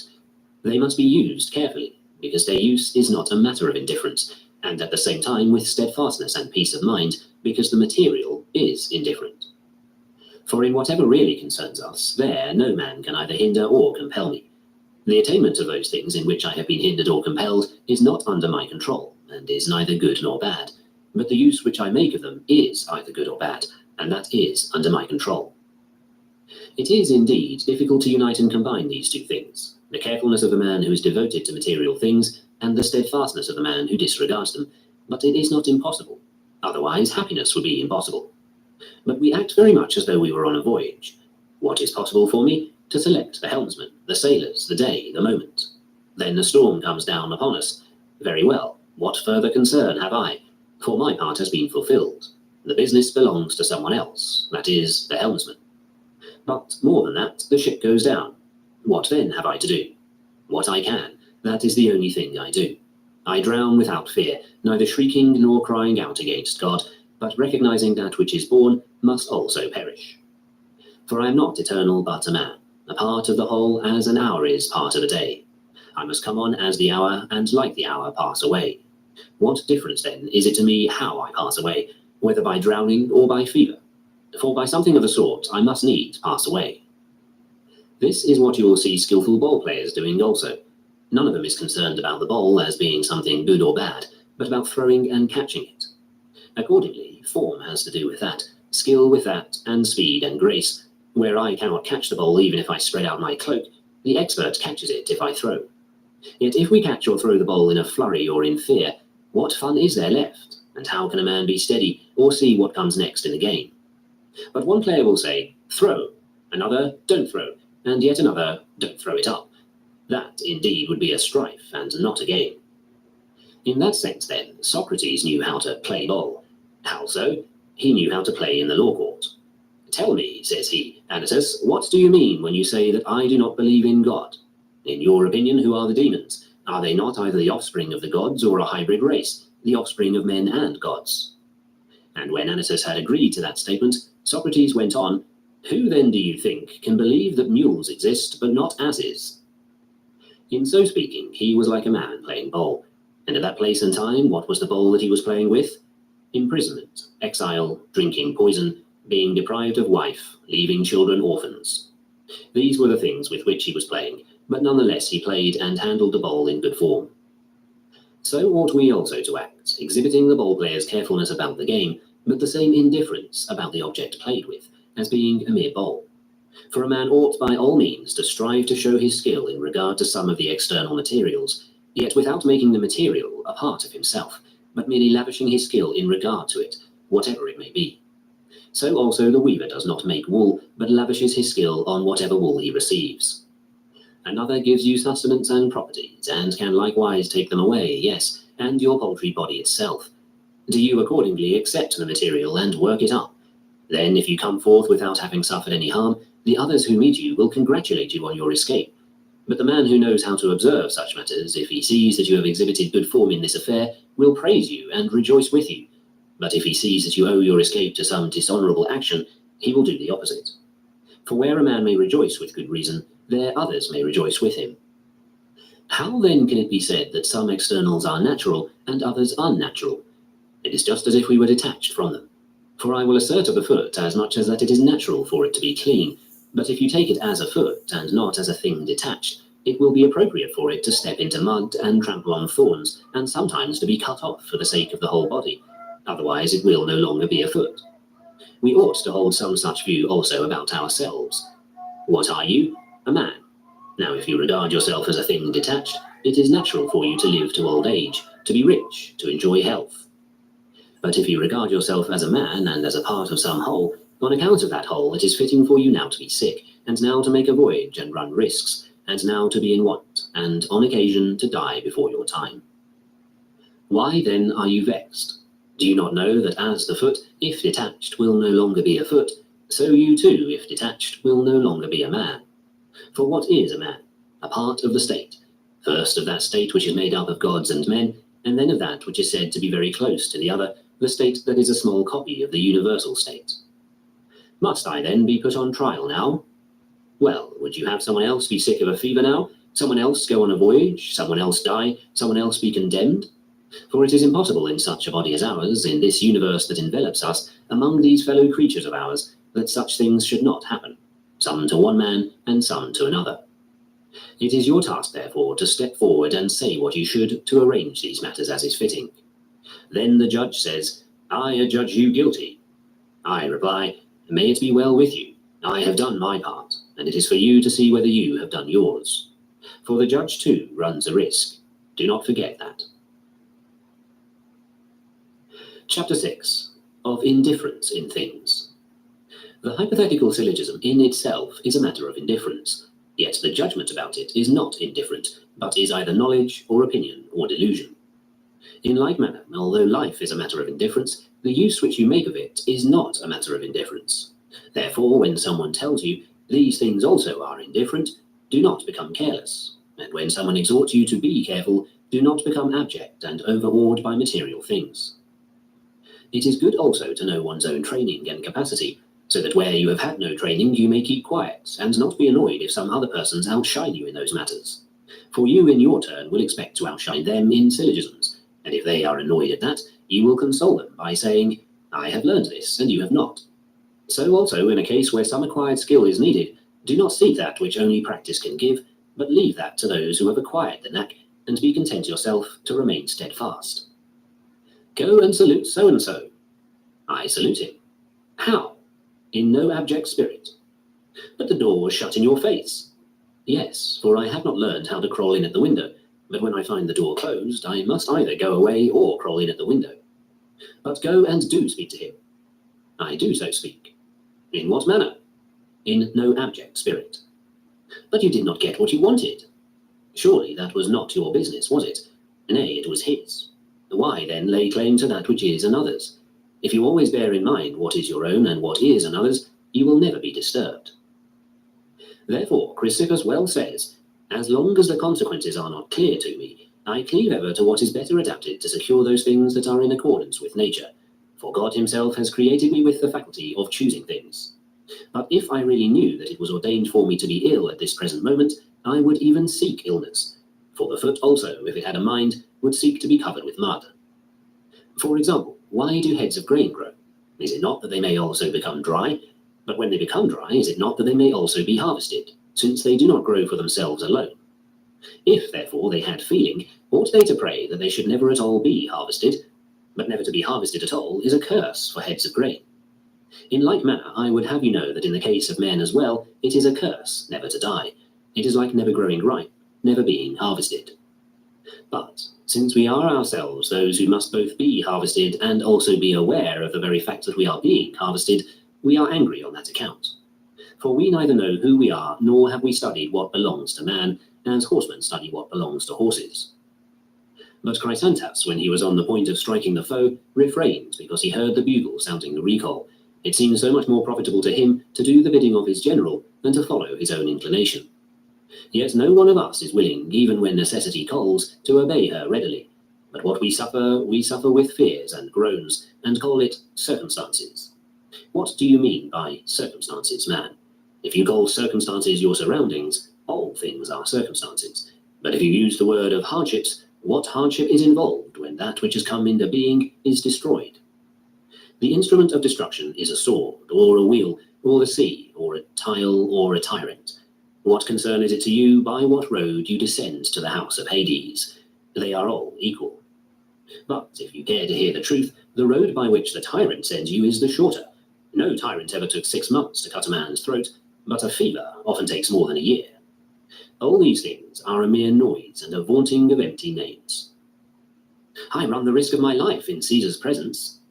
But do I not run a risk by living in Nicopolis, where there are so many earthquakes? And what risk do you yourself take when you cross the Adriatic?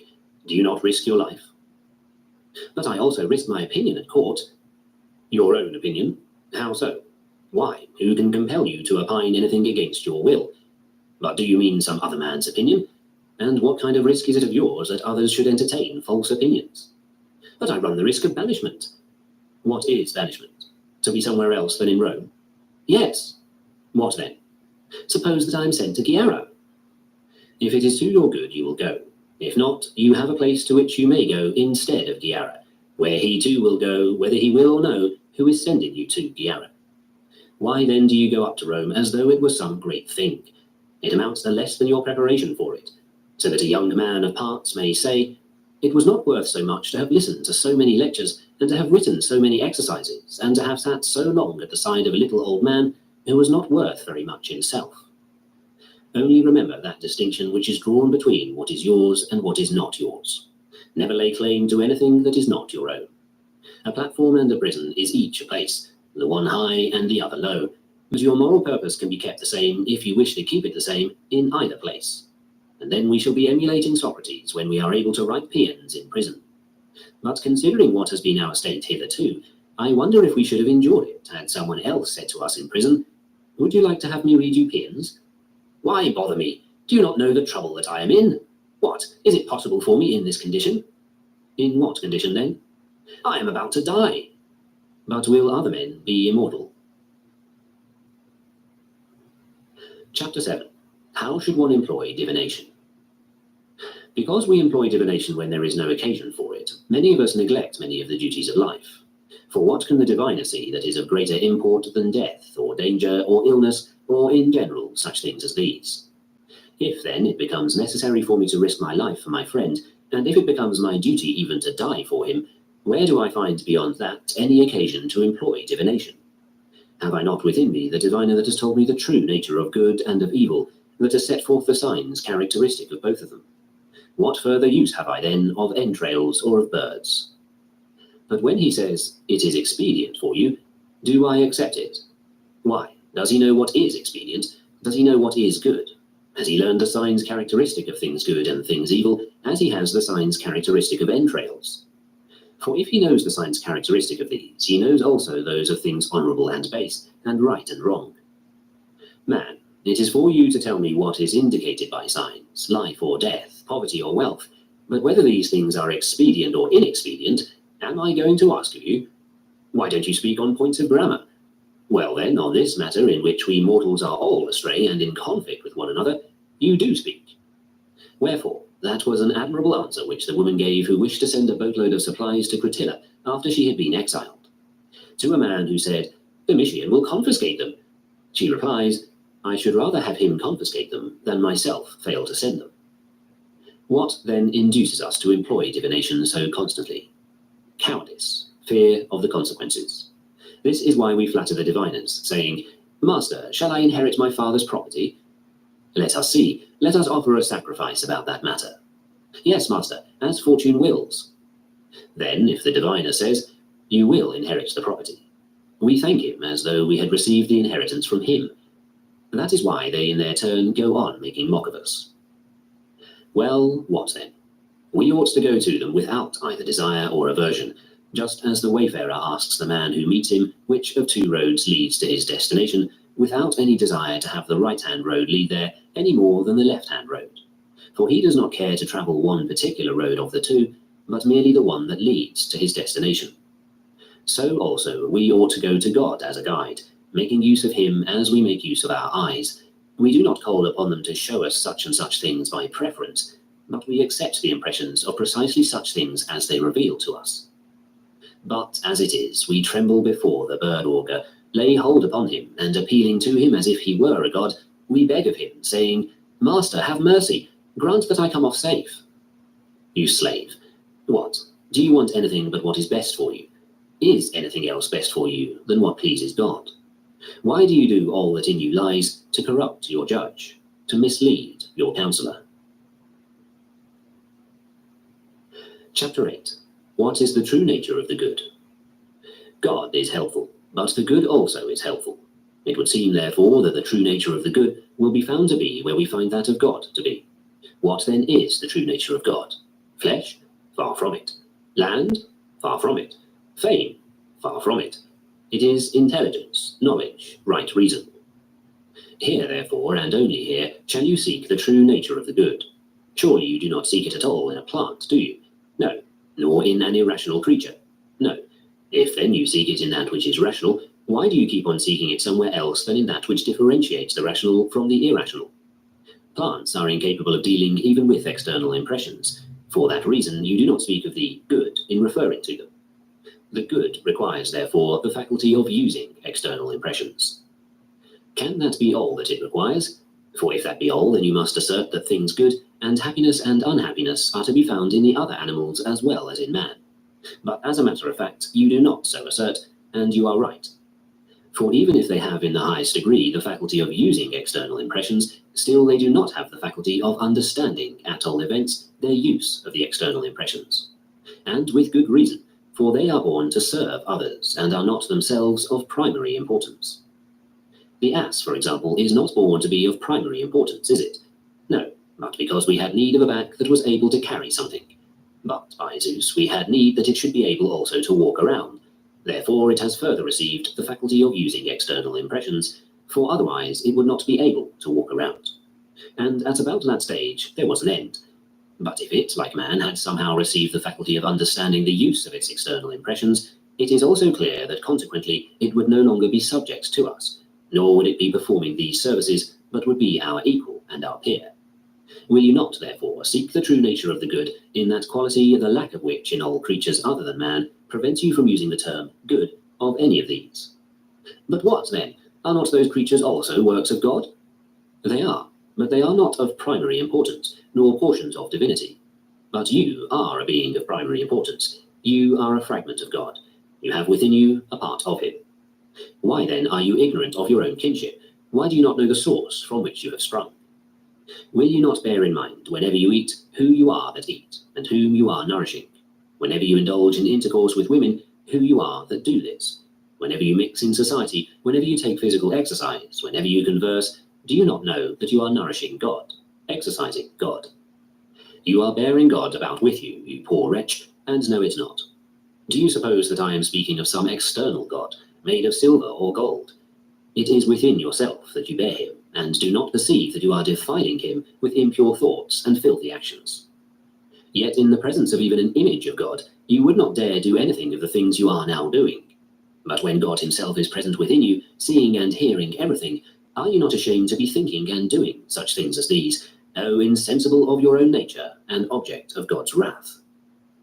Again, when we send a young man forth from the school to sundry activities, why are we afraid that he will do something amiss? Eat amiss, have intercourse with women amiss, Be abased if dressed in rags, or conceited if he has on fine clothes. This fellow does not know the God within him. This fellow does not know the companion with whom he is setting forth. Nay, can we allow him to say, O God, would that I had thee here? Have you not God there, where you are? And when you have him, do you seek for someone else? Or will he have other commands for you than these? Nay, if you were a statue of Phidias, his Athena or his Zeus, you would have remembered both yourself and your artificer, and if you had any power of perception, you would have tried to do nothing unworthy of him that had fashioned you, nor of yourself, and you would have tried not to appear in an unbecoming attitude before the eyes of men. But as it is, because Zeus has made you, do you on that account not care what manner of person you show yourself to be? And yet, what comparison is there between the one artificer and the other, or between the one work of art and the other? And what work of an artificer has forthwith within itself the faculties which its workmanship discloses? Is it not mere stone, or bronze, or gold, or ivory? And the Athena of Phidias, when once it has stretched out its hand and received the Nike upon it, stands in this attitude for all time to come. But the works of God are capable of movement, have the breath of life, can make use of external impressions, and pass judgment upon them. Do you dishonor the workmanship of this craftsman when you are yourself that workmanship? Nay, more, do you go so far as to forget not only that he fashioned you, but also that he entrusted and committed you to yourself alone? And moreover, by forgetting, do you dishonor your trust? Yet if God had committed some orphan to your care, would you so neglect him? He has delivered your own self into your keeping, saying, I had no one more faithful than you. Keep this man for me unchanged from the character with which nature endowed him, reverent, faithful, high-minded, undismayed, unimpassioned, unperturbed. After that, do you fail so to keep him? But men will say, where do you suppose our friend here got his proud look and his solemn countenance? Ah, but my bearing is not yet what it should be, for I still lack confidence in what I have learned and agreed to. I am still afraid of my own weakness. Just let me gain confidence, and then you will see the right look in my eye and the right bearing. Then, when the statue is finished and polished, I will show it to you. What do you think of it? A lofty air, say you? Heaven forbid, for the Zeus at Olympia does not show a proud look, does he? No, but his gaze is steady, as befits one who is about to say, no word of mine can be revoked or prove untrue. Of such character will I show myself to you, faithful, reverent, noble, unperturbed. You do not mean, therefore, immortal or ageless or exempt from disease? No, but one who dies like a god, who bears disease like a god. This is what I have, this is what I can do, but all else I neither have nor can do. I will show you the sinews of a philosopher. What do you mean by sinews? A desire that fails not of achievement, an aversion proof against encountering what it would avoid, an appropriate choice, a thoughtful purpose, a well-considered assent. This is what you shall see. Chapter 9. That although we are unable to fulfill the profession of a man, we adopt that of a philosopher. It is no simple task, this, of fulfilling merely the profession of a man. For what is a man? A rational, mortal animal, someone says. To begin with, from what are we distinguished by the rational element? From the wild beasts. And from what else? From sheep and the like. See to it, then, that you never act like a wild beast. If you do, you will have destroyed the man in you. You have not fulfilled your profession. See to it that you never act like a sheep. If you do, the man in you is destroyed in this way also. Well, when do we act like sheep? When we act for the sake of the belly, or for our sex organs, or at random, or in a filthy fashion, or without due consideration, to what level have we degenerated? To the level of the sheep. What have we destroyed? The reason. When we act pugnaciously and injuriously and angrily and rudely, to what level have we degenerated? To the level of the wild beasts. Well, the fact is that some of us are wild beasts of a larger size, while others are little animals, malignant and petty, which give us occasion to say, let it be a lion that devours me. By means of all these actions, the profession of a man is destroyed. For when is a complex thing preserved? When it fulfills its profession. Consequently, the salvation of a complex thing is to be composed of parts that are true. When is a discrete thing preserved? When it fulfills its profession.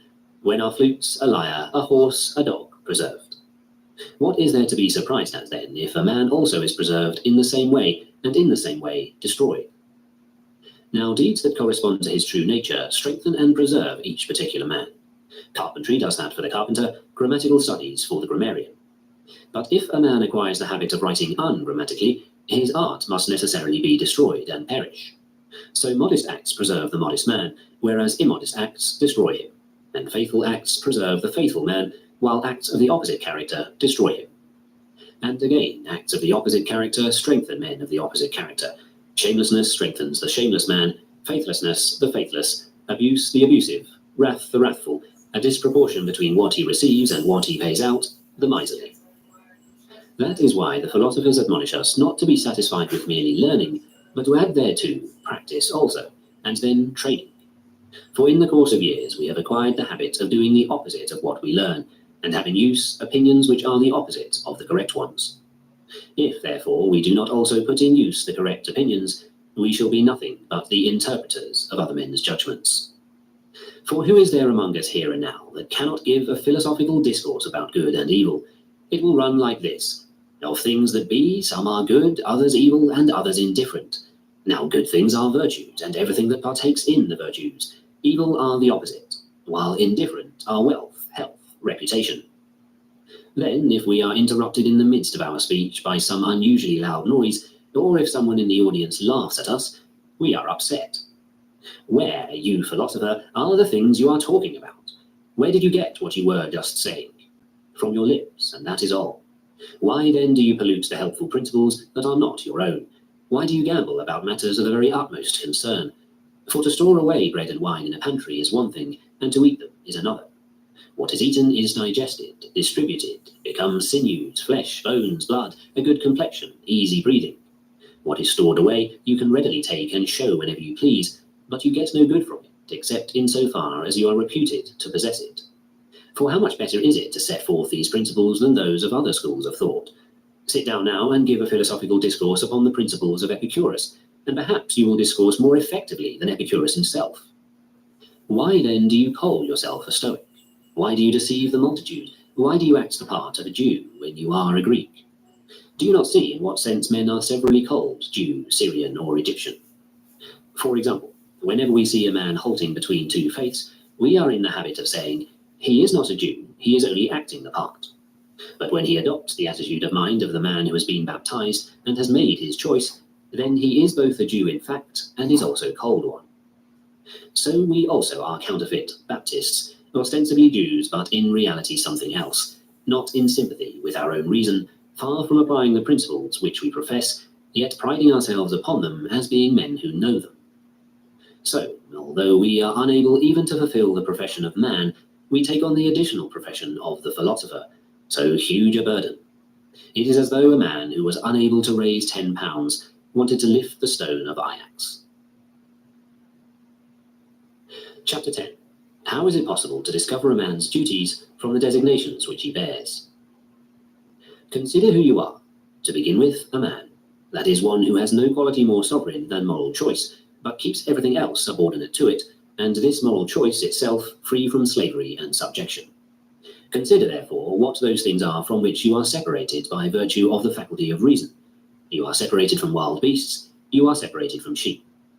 In addition to this, you are a citizen of the world, and a part of it, not one of the parts destined for service, but one of primary importance, for you possess the faculty of understanding the divine administration of the world, and of reasoning upon the consequences thereof.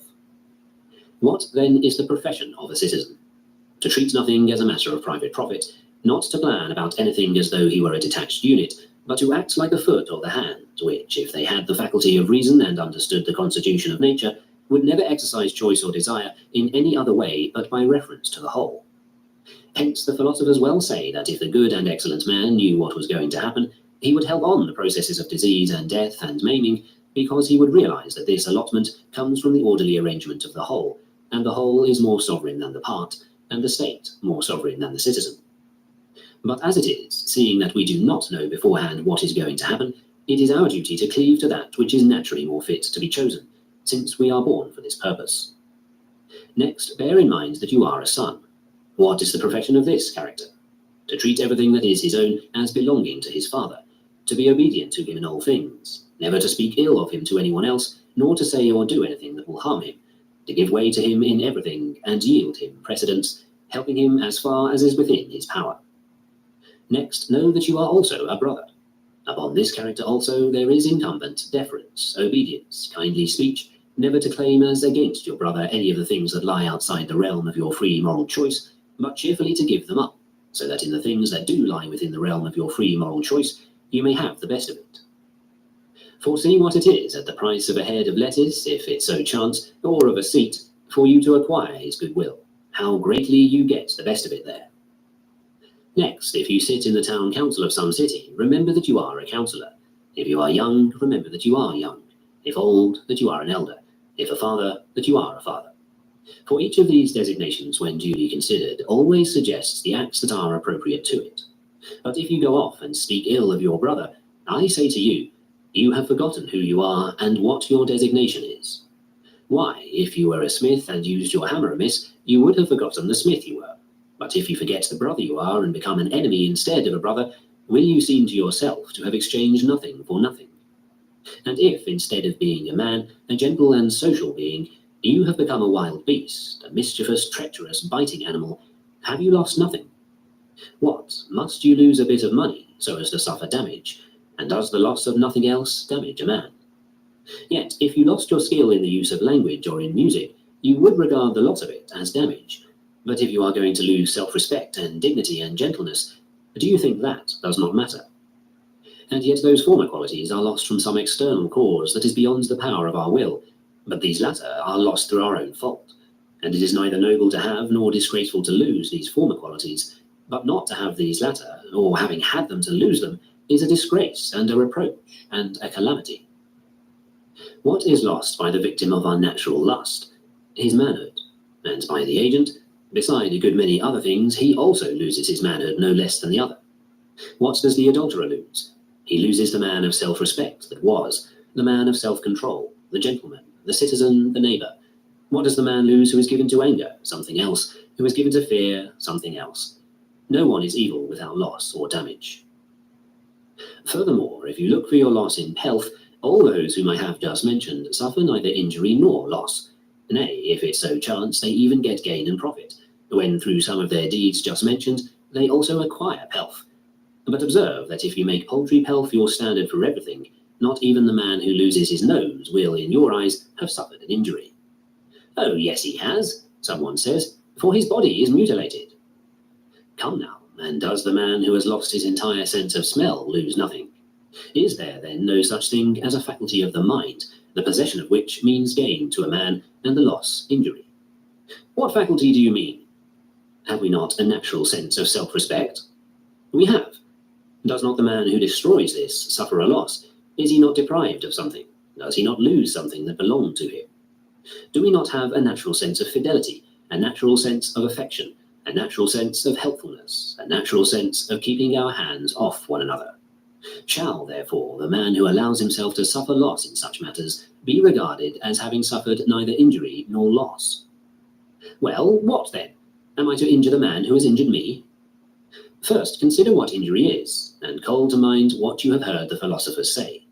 For if the good lies in moral purpose, and the evil likewise in moral purpose, see if what you are saying does not come to something like this. Well, what then?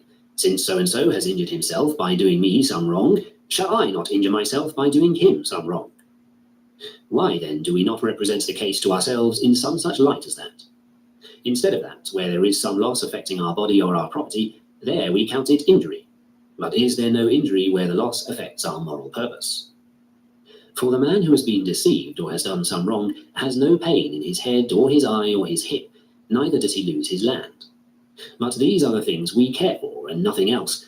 Yet the question whether we are going to have a moral purpose characterized by self-respect and good faith, or by shamelessness and bad faith, does not so much as begin to disturb us, except only insofar as we make it a topic of trivial discussion in the classroom. Therefore, so far as our trivial discussions go, we do make some progress, but apart from them, not even the very least. Chapter 11. What is the beginning of philosophy?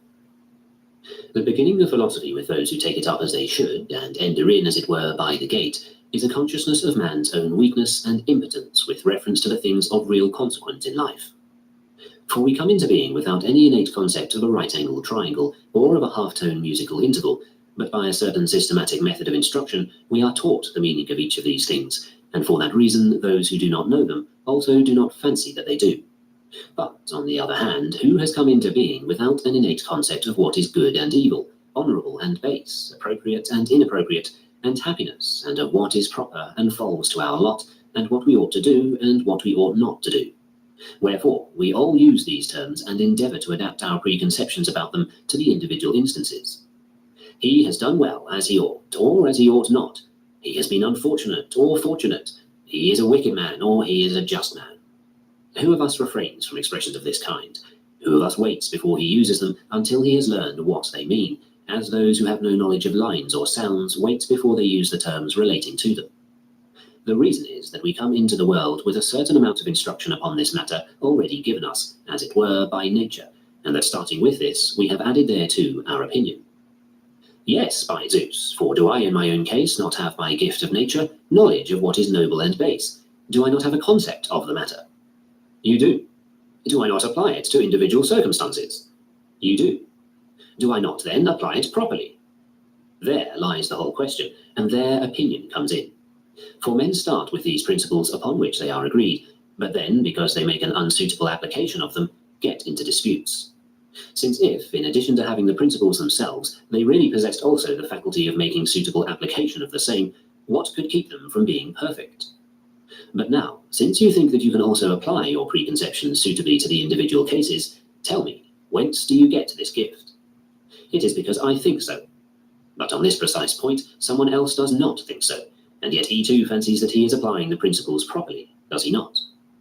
He does so fancy. Can both of you then be making suitable applications of your preconceptions in the matters upon which your opinions are at variance? We cannot. Can you then show us anything higher than your own opinion which will make it possible for us to apply our preconceptions better? And does the madman do anything else but that which seems to him to be good? Is this criterion, then, sufficient in his case also? It is not. Go, therefore, to something higher than your own opinion, and tell us what that is. Behold, the beginning of philosophy, a recognition of the conflict between the opinions of men, and a search for the origin of that conflict, and a condemnation of mere opinion, coupled with skepticism regarding it, and a kind of investigation to determine whether the opinion is rightly held, together with the invention of a kind of standard of judgment, as we have invented the balance for the determination of weights, or the carpenter's rule for the determination of things straight and crooked. Is this the beginning of philosophy? Is everything right that every man thinks? Nay, how is it possible for conflicting opinions to be right? Consequently, not all opinions are right. But are our opinions right? Why ours rather than those of the Syrians? Why ours rather than those of the Egyptians? Why ours rather than my own, or those of so-and-so? There is no reason why. Therefore, the opinion which each man holds is not a sufficient criterion for determining the truth. For also in the case of weights and measures, we are not satisfied with the mere appearance, but we have invented a certain standard to test each. In the present case, then, is there no standard higher than opinion? And yet how can it possibly be that matters of the utmost consequence among men should be undeterminable and undiscoverable? Therefore there is some standard. Then why do we not look for it and find it, and when we have found it, thenceforth use it unswervingly, not so much as stretching out our finger without it? For this is something, I think, the discovery of which frees from madness those who use only opinion as the measure of all things, so that thenceforward, starting with certain principles that are known and clearly discriminated, we may use in the judgment of specific cases an organically articulated system of preconceived ideas. What subject has arisen that we wish to investigate? Pleasure. Subject it to the standard, put it into the balance. Should the good be the sort of thing that we can properly have confidence and trust in? It should. Can we properly have confidence, then, in something that is insecure? No. Pleasure contains no element of security, does it? No. Away with it, then, and throw it out of the balance, and drive it far away from the region of things good. But if you are not endowed with keen eyesight, and if one balance is not enough for you, bring another. Can one properly feel elated over the good? Yes. Can one properly feel elated, then, over the moment's pleasure? See that you do not say that it is proper. If you do, I shall no longer regard you as a proper person even to have a balance. And so are matters judged and weighed, if we have the standards ready with which to test them. And the task of philosophy is this: to examine and to establish the standards. But to go ahead and use them after they have become known is the task of the good and excellent man. Chapter 12. Upon the Art of Argumentation. What a man ought to learn before he will know how to conduct an argument has been precisely defined by the philosophers of our school. But as to the proper use of what we have learned, we are still utterly inexperienced. At all events, give to any one of us you please some layman with whom to carry on an argument. He will find no way of dealing with him. But after moving the man a little, in case the latter thwart him, our man gives up trying to handle him, and thereafter either reviles him or laughs him to scorn, and remarks, "He is a mere layman. It is impossible to do anything with him." But the real guide, whenever he finds a person going astray, leads him back to the right road, instead of leaving him with a scornful laugh or an insult. So also do you show him the truth, and you will see that he follows. But so long as you do not show him the truth, do not laugh him to scorn, but rather recognize your own incapacity. How did Socrates act? He used to force the man who was arguing with him to be his witness, and never needed any other witness. That is why he could say, "I can dispense with all the others, and am always satisfied to have my fellow disputant for a witness, and the votes of the rest I do not take, but only that of my fellow disputant." For he used to make so clear the consequences which followed from the concept that absolutely everyone realized the contradiction involved and gave up the battle. And so does the man who feels envy rejoice in it? Not at all, but he experiences pain rather than joy. By the contradiction in terms, he has moved the other party to the argument. Very well, does envy seem to you to be the feeling of pain at evils? And yet what envy is there of evils? Consequently, he has made his opponent say that envy is a feeling of pain at good things. Very well, would a man feel envy about matters that did not concern him in the least? Not at all. And so he filled out and articulated the concept, and after that went his way. He did not start in by saying, "Define envy for me," and then, when the other had defined it, remark, "That is a bad definition you have made, for the definition term does not fit the subject defined." Those are technical terms, and for that reason wearisome to the layman and hard for him to follow, and yet we are unable to dispense with them. But as to terms which the layman could himself follow, and so, by the assistance of his own external impressions, be able to accept or reject some proposition, we are absolutely unable to move him by their use. The result is that, recognizing this incapacity of ours, we naturally refrain from attempting the matter, those of us, I mean, who are at all cautious. But the rash multitude of men, when once they have let themselves in for something of this sort, get confused themselves and confuse others, and finally, after reviling their opponents and being themselves reviled, they walk away. Now this was the first and most characteristic thing about Socrates, that he never got wrought up during an argument, never used any term of abuse or insolence, but endured the abuse of others and put an end to strife. If you wish to know how great was the faculty he had in this field, read the Symposium of Xenophon, and you will see how many cases of strife he settled.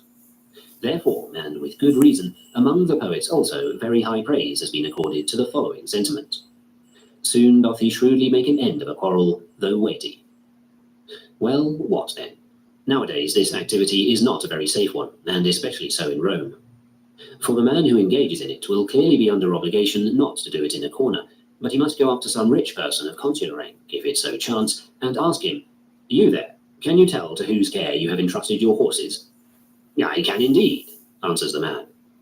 "Is it then some chance-comer, a man who knows nothing about the care of horses?" "Not at all." "And what then? Can you tell me to whom you have entrusted your gold, or your silver, or your clothing?" "I have not entrusted these either to a chance-comer." "And have you ever thought about entrusting your body to someone to look after it?" "Why, certainly." "And of course he too is a man of special skill in the art of physical training, or medicine, is he not?" "Yes, indeed." "Are these your most valuable possessions, or have you something else that is better than all of them?" "And just what do you mean?"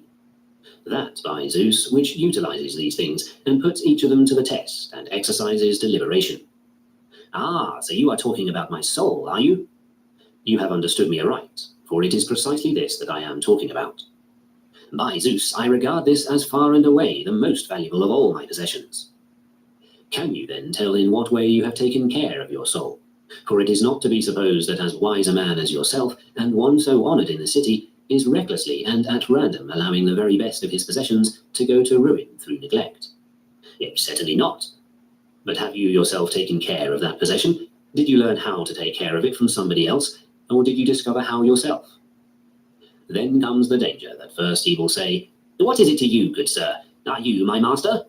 And after that, if you persist in annoying him, that he will lift his fist and give you a blow. This was a pursuit that I too was very fond of once upon a time, before I fell to my present estate. Chapter 13. Of Anxiety. When I see a man in anxiety, I say to myself, what can it be that this fellow wants? For if he did not want something that was outside of his control, how could he still remain in anxiety? That is why the Citharode, when singing all alone, shows no anxiety, but does so when he enters the theatre, even though he has a very beautiful voice and plays the cithara admirably. For he does not wish merely to sing well, but also to win applause, and that is no longer under his control. Accordingly, where he has skill, there he shows confidence. Set before him any layman that you please, and the musician pays no attention to him. But in a matter of which he has no knowledge, and which he has never studied, there he is in anxiety. What is the meaning of this? Why, he simply does not know what a crowd is, nor the applause of a crowd. To be sure, he has learned how to strike the lowest and the highest strings on the cithara, but what the praise of the multitude is, and what function it has in life, that he neither knows nor has studied. Hence, he must needs tremble and turn pale. Now then, I cannot say that the man is not a citharode when I see anyone in a state of fear, but I can say something else of him, and indeed not one thing only, but a number of things. And first of all, I call him a stranger, and say, this man does not know where in the world he is, but though he has been living here so long a time, he is ignorant of the laws of the city and its customs, what he is allowed to do and what he is not allowed to do. Nay more, he has never even called in a lawyer to tell him and explain to him what are the usages conformable with law. Yet he does not write a will without knowing how he ought to write it, or else calling in an expert, nor does he just casually affix his seal to a bond or give a written guarantee. But without the services of a lawyer, he exercises desire and aversion, and choice and design and purpose. How do I mean, without the services of a lawyer? Why, he does not know that he is wishing for things that are not vouchsafed him, and wishing to avoid the inevitable, and he does not know either what is his own or what is another's. Did he but know, he would never feel hindered, never constrained, would not be anxious. How could he? Is any man in fear about things that are not evil? No. What then? Is he in fear about things that are evil indeed, but that are not in his own power to prevent? Not at all. If then things indifferent are neither good nor bad, but all matters of moral purpose are under our control, and no man can either take them away from us, or bring upon us such of them as we do not wish, what room is there left for anxiety? Yet we are anxious about our wretched body, about our trifling estate, about what Caesar will think, but are anxious about none of the things that are within us. We are not anxious about not conceiving a false opinion, are we? No, for that is under my control. Or about making a choice contrary to nature. No, not about this either. Then whenever you see a man looking pale, just as the physician, judging from the complexion, says, this man's spleen is affected, and this man's liver, so do you also say, this man's desire and aversion are affected.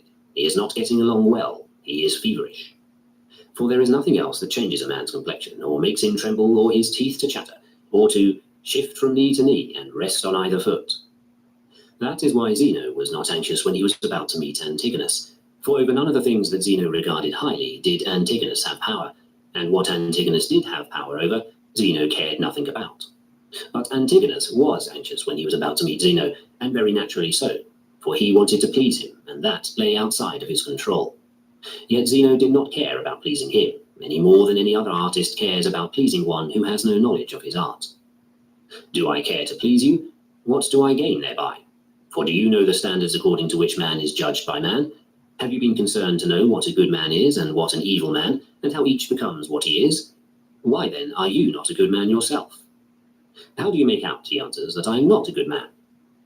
Why, because no good man grieves or groans, no good man laments, no good man turns pale and trembles, or asks, how will he receive me? How will he listen to me? You slave, he will receive you and listen to you as seems best to him. Why then are you concerned about things that are not your own? Now, is it not his own fault if he gives a bad reception to what you have to say? Of course. Is it possible for one man to make the mistake and yet another suffer the harm? No. Why then are you anxious over what is not your own? That is all very well, but I am anxious over how I shall speak to him. What, are you not privileged to speak to him as you please? Yes, but I am afraid that I shall be disconcerted. You are not afraid of being disconcerted when you are about to write the name Dio, are you? No, not at all. What is the reason? Is it not that you have practiced writing? Yes, of course. What then? If you were about to read something, would you not feel the same way about it? Quite the same. What is the reason? Why, because every art has an element of strength and confidence inside its own field. Have you then not practiced speaking? And what else did you practice in your school? Syllogisms and arguments involving equivocal premises. To what end? Was it not to enable you to conduct an argument skillfully? And does not skillfully mean seasonably and securely and intelligently, and, more than that, without making mistakes and without embarrassment, and in addition to all this, with confidence? Surely. Well then, if you are on horseback and have ridden out upon the plain against a man who is on foot, are you in anxiety, assuming that you are in practice and the other man is not? Yes, that is all very well, but Caesar has authority to put me to death. Then tell the truth, wretch, and do not brag, nor claim to be a philosopher, nor fail to recognize your masters. But as long as you let them have this hold on you through your body, follow everyone that is stronger than you are. But Socrates used to practice speaking to some purpose. Socrates, who discoursed as he did to the tyrants, to his judges, and in the prison. Diogenes had practiced speaking. Diogenes who talked to Alexander as he did, to Philip, to the pirates, to the man who had bought him. Leave such matters to those who are seriously interested in them, to the brave, but do you walk away to your own concerns and never depart from them again. Go into the corner and sit down, and spin syllogisms and propound them to others. In thee the state hath found no leader true. Chapter 40. To Naso. Once, when a certain Roman citizen, accompanied by his son, had come in and was listening to one of his readings, Epictetus said, "This is the style of my teaching," and then lapsed into silence. But when the other requested to know what came next, he replied, "Instruction in the technique of any art is boring to the layman who has no experience in it. Now the products of the arts show immediately their use towards the purpose for which they are made, and most of them possess also a certain attractiveness and charm. For example, to stand by and watch the process by which a shoemaker learns his trade is indeed not pleasant, yet the shoe is useful and not an unpleasant thing to look at either. And the process of education in the case of a carpenter is especially tiresome to the layman who happens to be watching, but the work which the carpenter does shows the use of his art. You will find the same much more true in the case of music, for if you are standing by when someone is taking a lesson, the process of instruction will strike you as the most unpleasant of all, yet the results of music are sweet and pleasing to the ear of the layman. So also in our own case, we picture the work of the philosopher to be something like this. He should bring his own will into harmony with what happens, so that neither anything that happens against our will, nor anything that fails to happen when we wish it to happen. The result of this, for those who have so ordered the work of philosophy, is that in desire they are not disappointed, and in aversion they do not fall into what they would avoid, that each person passes his life to himself, free from pain, fear, and perturbation, at the same time maintaining with his associates both the natural and the acquired relationships, those namely of son, father, brother, citizen, wife, neighbor, fellow traveller, ruler, and subject. Something like this is our picture of the work of the philosopher. The next thing after this is that we seek the means of achieving it. We see then that the carpenter becomes a carpenter by first learning something. The helmsman becomes a helmsman by first learning something. May it not be then that in our case also it is not sufficient to wish to become noble and good, but that we are under the necessity of learning something first. We seek then what this is. Now the philosophers say that the first thing we must learn is this, that there is a God, and that he provides for the universe, and that it is impossible for a man to conceal from him not merely his actions, but even his purposes and thoughts. Next, we must learn what the gods are like, for whatever their character is discovered to be, the man who is going to please and obey them must endeavor, as best he can, to resemble them. If the deity is faithful, he also must be faithful. If free, he also must be free. If beneficent, he also must be beneficent. If high-minded, he also must be high-minded, and so forth. Therefore, in everything he says and does, he must act as an imitator of God. Where then ought I to start? If you enter upon this task, I will say that in the first place, you ought to understand the meaning of terms. So you imply that I do not now understand the meaning of terms? You do not. How comes it then that I use them? Why, you use them as the illiterate use written speech, as the cattle use external impressions. For use is one thing, and understanding another. But if you think you understand the terms, propose any term you please and let us put ourselves to the test to see whether we understand it. But it is unpleasant to be subjected to an examination when one is already somewhat advanced in years, and, if it so chance, has served his 3 campaigns. I realize that myself, for now you have come to me like a man who stood in need of nothing. But what could anyone even imagine you to be in need of? You are rich, you have children, possibly also a wife, and many slaves. Caesar knows you, you have many friends in Rome, you perform the duties incumbent upon you, and when a man has done you either good or harm, you know how to pay him back in kind. What do you still lack? If, therefore, I show you that what you lack are things most necessary and important for happiness, and that hitherto you have devoted your attention to everything but what was appropriate for you to do, and if I add the colophon, saying, you know neither what God is, nor what man is, nor what good, nor what evil is, if I say that you are ignorant of these other matters, you may possibly endure that. But if I say that you do not understand your own self, how can you possibly bear with me and endure and abide my questioning? You cannot do so at all, but immediately go away offended. And yet what harm have I done you? None at all, unless the mirror also does harm to the ugly man by showing him what he looks like, unless the physician insults the patient when he says to him, man, you think there is nothing the matter with you, but you have a fever. Fast a day and drink only water. And no one says, what dreadful insolence. Yet if you tell a man, your desires are feverish, your attempts to avoid things are humiliating, your purposes are inconsistent, your choices are out of harmony with your nature, your conceptions are hit or miss and false, why, immediately he walks out and says, he insulted me. Our position is like that of those who attend a fair. Cattle and oxen are brought there to be sold, and most men engage in buying and selling, while there are only a few who go merely to see the fair, how it is conducted, and why, and who are promoting it, and for what purpose. So it is also in this fair of the world in which we live. Some persons, like cattle, are interested in nothing but their fodder. For to all of you that concern yourselves with property and lands and slaves, and one office or another, all this is nothing but fodder. And few in number are the men who attend the fair because they are fond of the spectacle.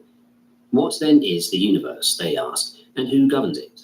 No one. Yet how can it be that while it is impossible for a city or a household to remain even a very short time without someone to govern and care for it, nevertheless this great and beautiful structure should keep in such orderly arrangement by sheer accident and chance? There must be, therefore, one who governs it. What kind of being is he, and how does he govern it? And what are we who have been created by him, and for what purpose were we created? Do we then really have some contact and relation with him, or none at all? This is the way these few are affected, and thenceforth they have leisure for this one thing only, to study well the fair of life before they leave it. With what result, then? They are laughed to scorn by the crowd, quite as in the real fair the mere spectators are laughed at by the traffickers. Yes, and if the cattle themselves had any comprehension like ours of what was going on, they too would laugh at those who had any wonder and admiration for anything but their fodder.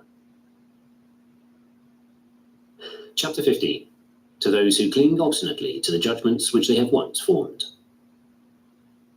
Some men, when they hear the following precepts, that one ought to be steadfast, and that the moral purpose is naturally free and not subject to compulsion, while everything else is liable to interference and compulsion, subject to others and not our own, some men, I say, fancy that whenever they have formed a judgment, they ought to stand by it immovably.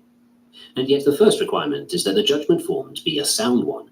For I want vigor in the body, but it must be the vigor of the body in a state of health and physical exercise. Whereas, if you show me that you possess the vigor of a madman and boast about it, I will say to you, man, look for someone to cure you.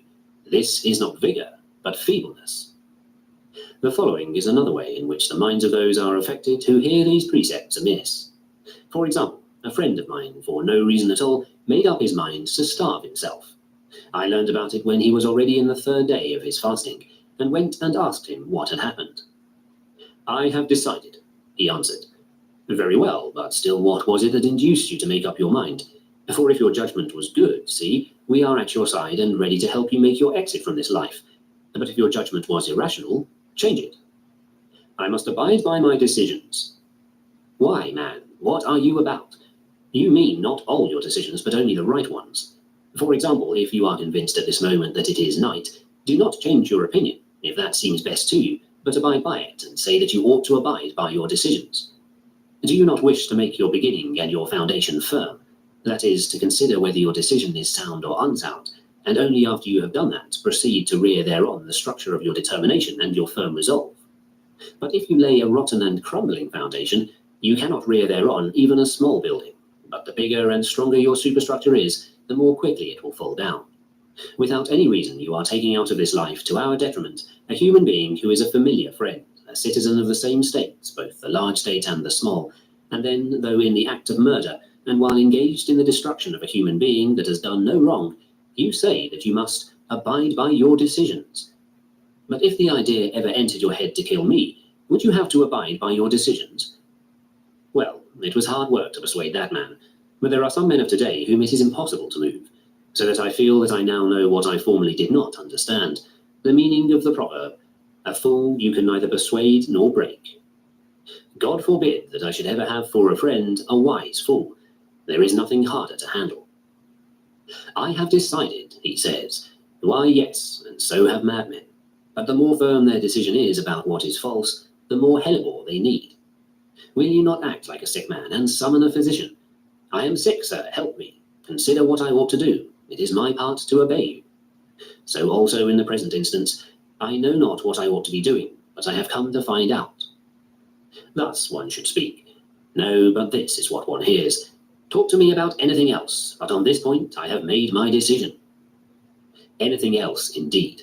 Why, what is more important or more to your advantage than to be convinced that it is not sufficient for a man merely to have reached decisions and to refuse to change? These are the sinews of madness, not health. If you force me to this, I would gladly die. What for, man? What has happened? I have decided. It was fortunate for me that you did not decide to kill me. Or again, another says, I take no money for my services. Why so? Because I have decided. Rest assured that there is nothing to prevent you from someday turning irrationally to taking money for your services, and that with the same vehemence with which you now refuse to take it, and then saying again, I have decided. Precisely as in a diseased body suffering from a flux, the flux inclines now in this direction and now in that. Such is also the sick mind. It is uncertain which way it is inclined, but when vehemence also is added to this inclination and drift, then the evil gets past help and past cure. Chapter 16. That we do not practice the application of our judgments about things good and evil. Wherein lies the good? In moral purpose. Wherein lies the evil? In moral purpose. Wherein lies that which is neither good nor evil? In the things that lie outside the domain of moral purpose. Well, what of it? Does any one of us remember these statements outside the classroom? Does any one of us, when by himself, practice answering facts in the way he answers these questions? So it is day, is it? Yes.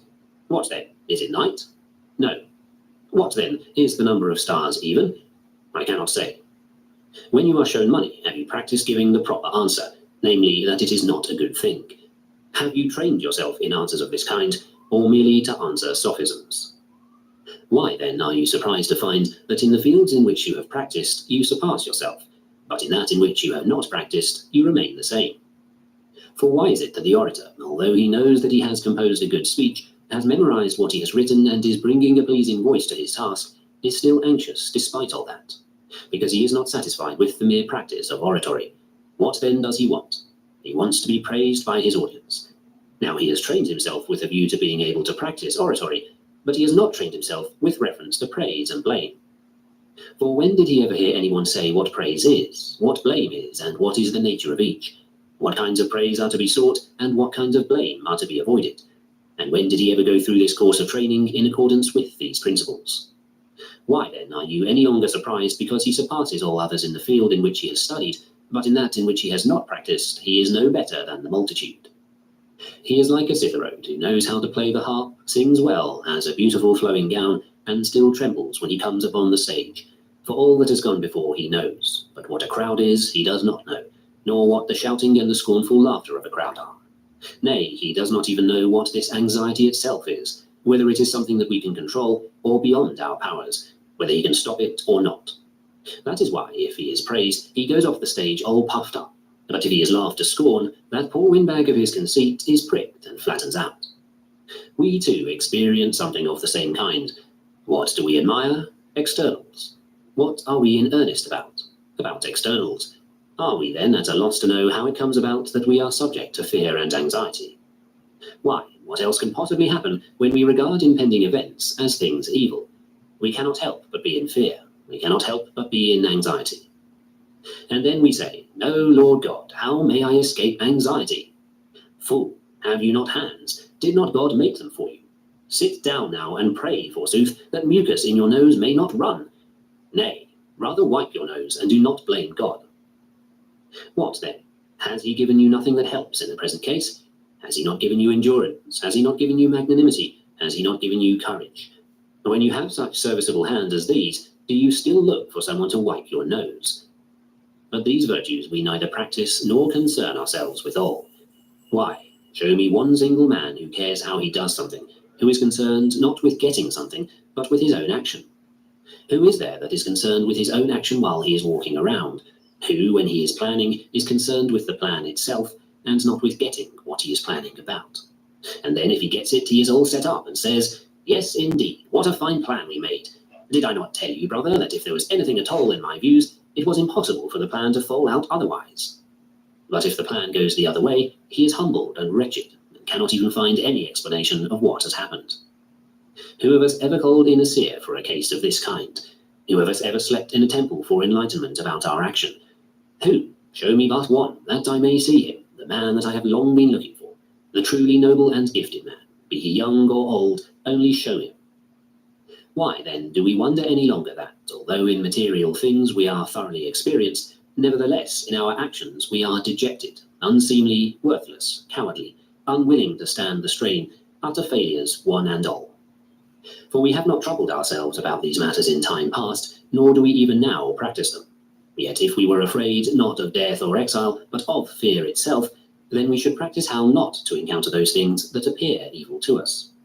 But as it is, we are fiery and fluent in the schoolroom, and if some trivial question about one of these points comes up, we are able to pursue the logical consequences, yet drag us into practical application, and you will find us miserable shipwrecked mariners. Let a disturbing thought come to us, and you will find out what we have been practicing and for what we have been training. As a result, because of our lack of practice, we are ever going out of our way to heap up terrors and to make them out greater than they actually are. For example, whenever I go to sea, on gazing down into the deep or looking around upon the expanse of waters and seeing no land, I am beside myself, fancying that if I am wrecked, I shall have to swallow this whole expanse of waters. But it does not occur to me that 3 pints are enough. What is it, then, that disturbs me? The expanse of sea?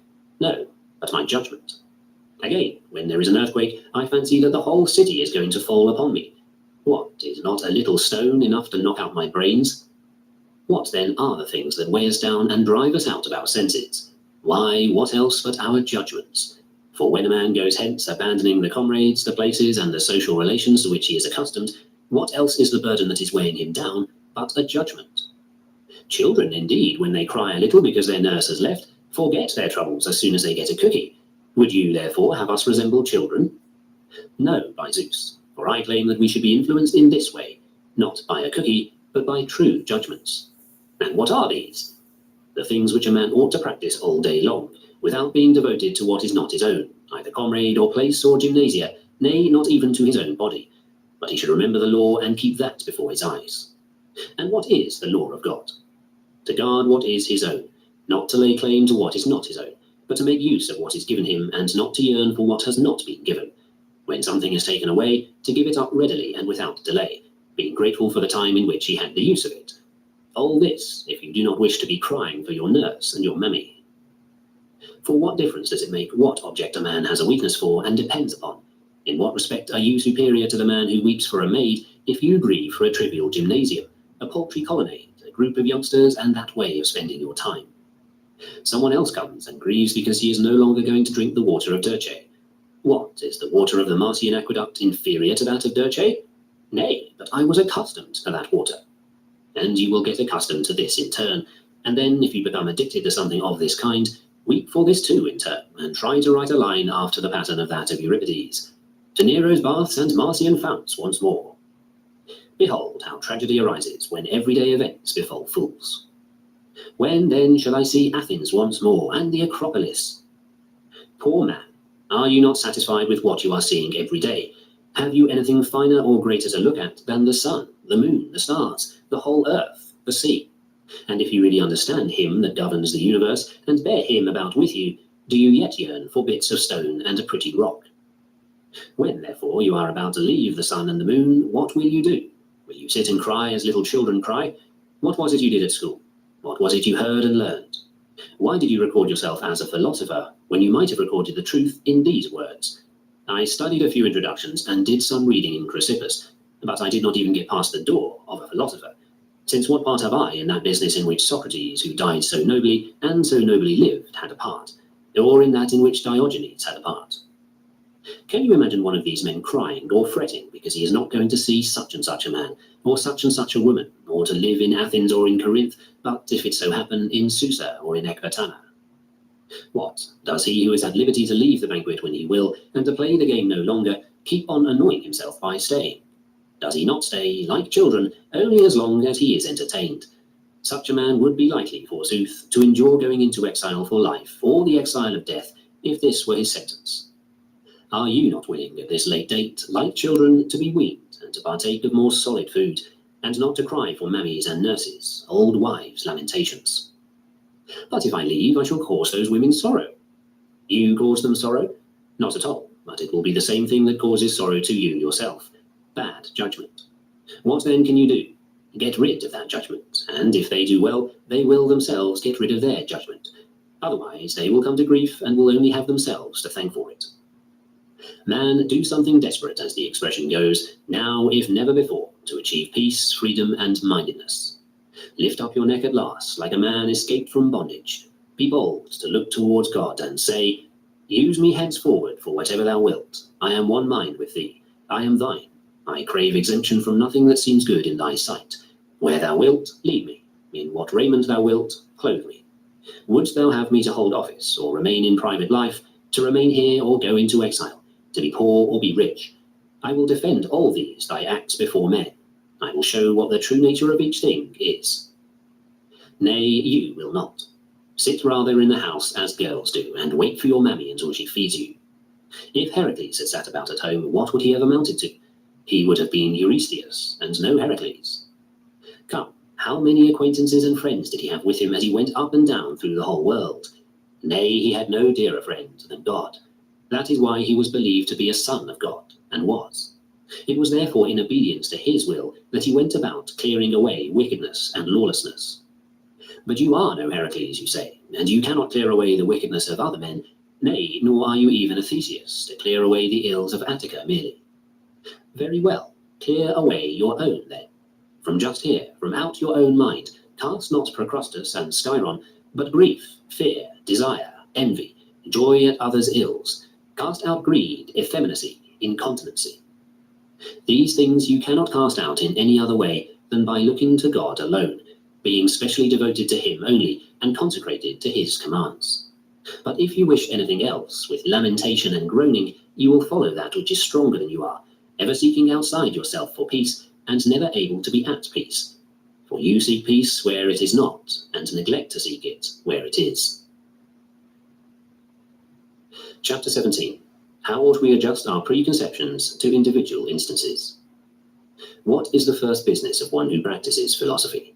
To get rid of thinking that one knows, for it is impossible to get a man to begin to learn that which he thinks he knows.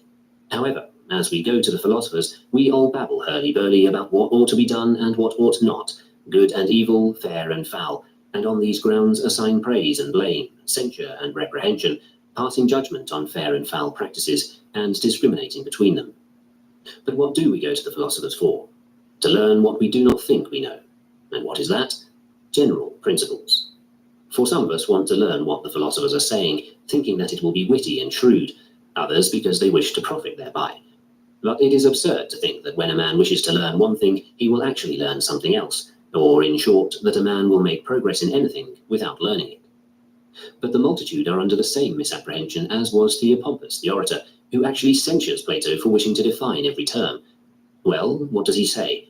Did none of us before your time ever use the words good or just, or, without understanding what each of these terms severally mean, did we merely utter them as vague and empty sounds? Why, Who tells you, Theopompus, that we did not have a natural conception of each term, that is, a preconceived idea of it? But it is impossible to adjust our preconceived ideas to the appropriate facts without having first systematized them and having raised precisely this question: what particular fact is to be classified under each preconception? Suppose, for example, that you make the same sort of remark to the physicians. Why, who among us did not use terms healthy and diseased before Hippocrates was born? Or were we merely making an empty noise with these sounds? For of course we have a certain preconception of the idea healthy, but we are unable to apply it. That is why one person says, keep abstaining from food, and another, give nourishment.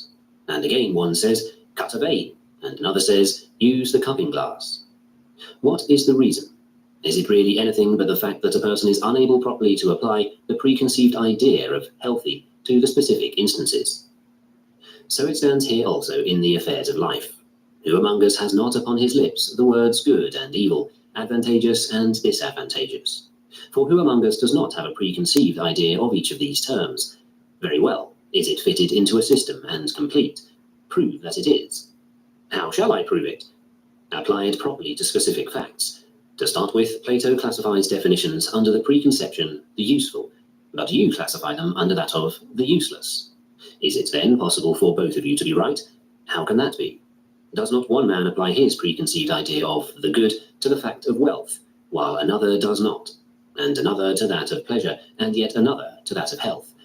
Indeed, to sum up the whole matter, if all of us who have these terms upon our lips possess no mere empty knowledge of each one severally, and do not need to devote any pains to the systematic arrangement of our preconceived ideas, why do we disagree? Why fight? Why blame one another? And yet what need is there for me to bring forward now our strife with one another, and to make mention of that? Take your own case. If you apply properly your preconceived ideas, why are you troubled? Why are you hampered? Let us pass by for the moment to the second field of study, that which has to do with our choices and the discussion of what is our duty in regard to them. Let us pass by also the third, that which has to do with our ascents. I make you a present of all this. Let us confine our attention to the first field, one which allows an almost palpable proof that you do not properly apply your preconceived ideas. Do you at this moment desire what is possible in general and what is possible for you in particular? If so, why are you hampered? Why are you troubled? Why are you not at this moment trying to escape what is inevitable? If so, why do you fall into any trouble? Why are you unfortunate? Why is it that when you want something it does not happen, and when you do not want it, it does happen? For this is the strongest proof of trouble and misfortune. I want something and it does not happen. And what creature is more wretched than I? I do not want something and it does happen. And what creature is more wretched than I? Medea, for example, because she could not endure this, came to the point of killing her children. In this respect at least, hers was the act of a great spirit, for she had the proper conception of what it means for anyone's wishes not to come true. Very well then, she says, in these circumstances I shall take vengeance upon the man who has wronged and insulted me. Yet what good do I get out of his being in such an evil plight? How can that be accomplished? I kill my children, but I shall be punishing myself also. Yet what do I care? This is the outburst of a soul of great force, for she did not know where the power lies to do what we wish, that we cannot get this from outside ourselves, nor by disturbing and deranging things. Give up wanting to keep your husband, and nothing of what you want fails to happen.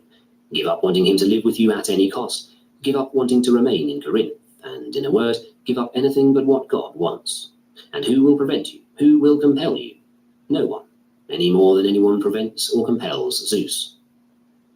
When you have such a leader as Zeus, and identify your wishes and your desires with his, why are you still afraid that you will fail? Give to poverty and to wealth your aversion and your desire, you will fail to get what you wish, and you will fall into what you would avoid. Give them to health, you will come to grief. So also if you give them to offices, honors, country, friends, children, in short to anything that lies outside the domain of moral purpose. But give them to Zeus and the other gods, entrust them to their keeping, let them exercise the control, let your desire and your aversion be ranged on their side, and how can you be troubled any longer? But if you show envy, wretched man, and pity and jealousy and timidity, and never let a day pass without bewailing yourself and the gods, how can you continue to say that you have been educated? What kind of education, man, do you mean? Because you have worked on syllogisms and arguments with equivocal premises?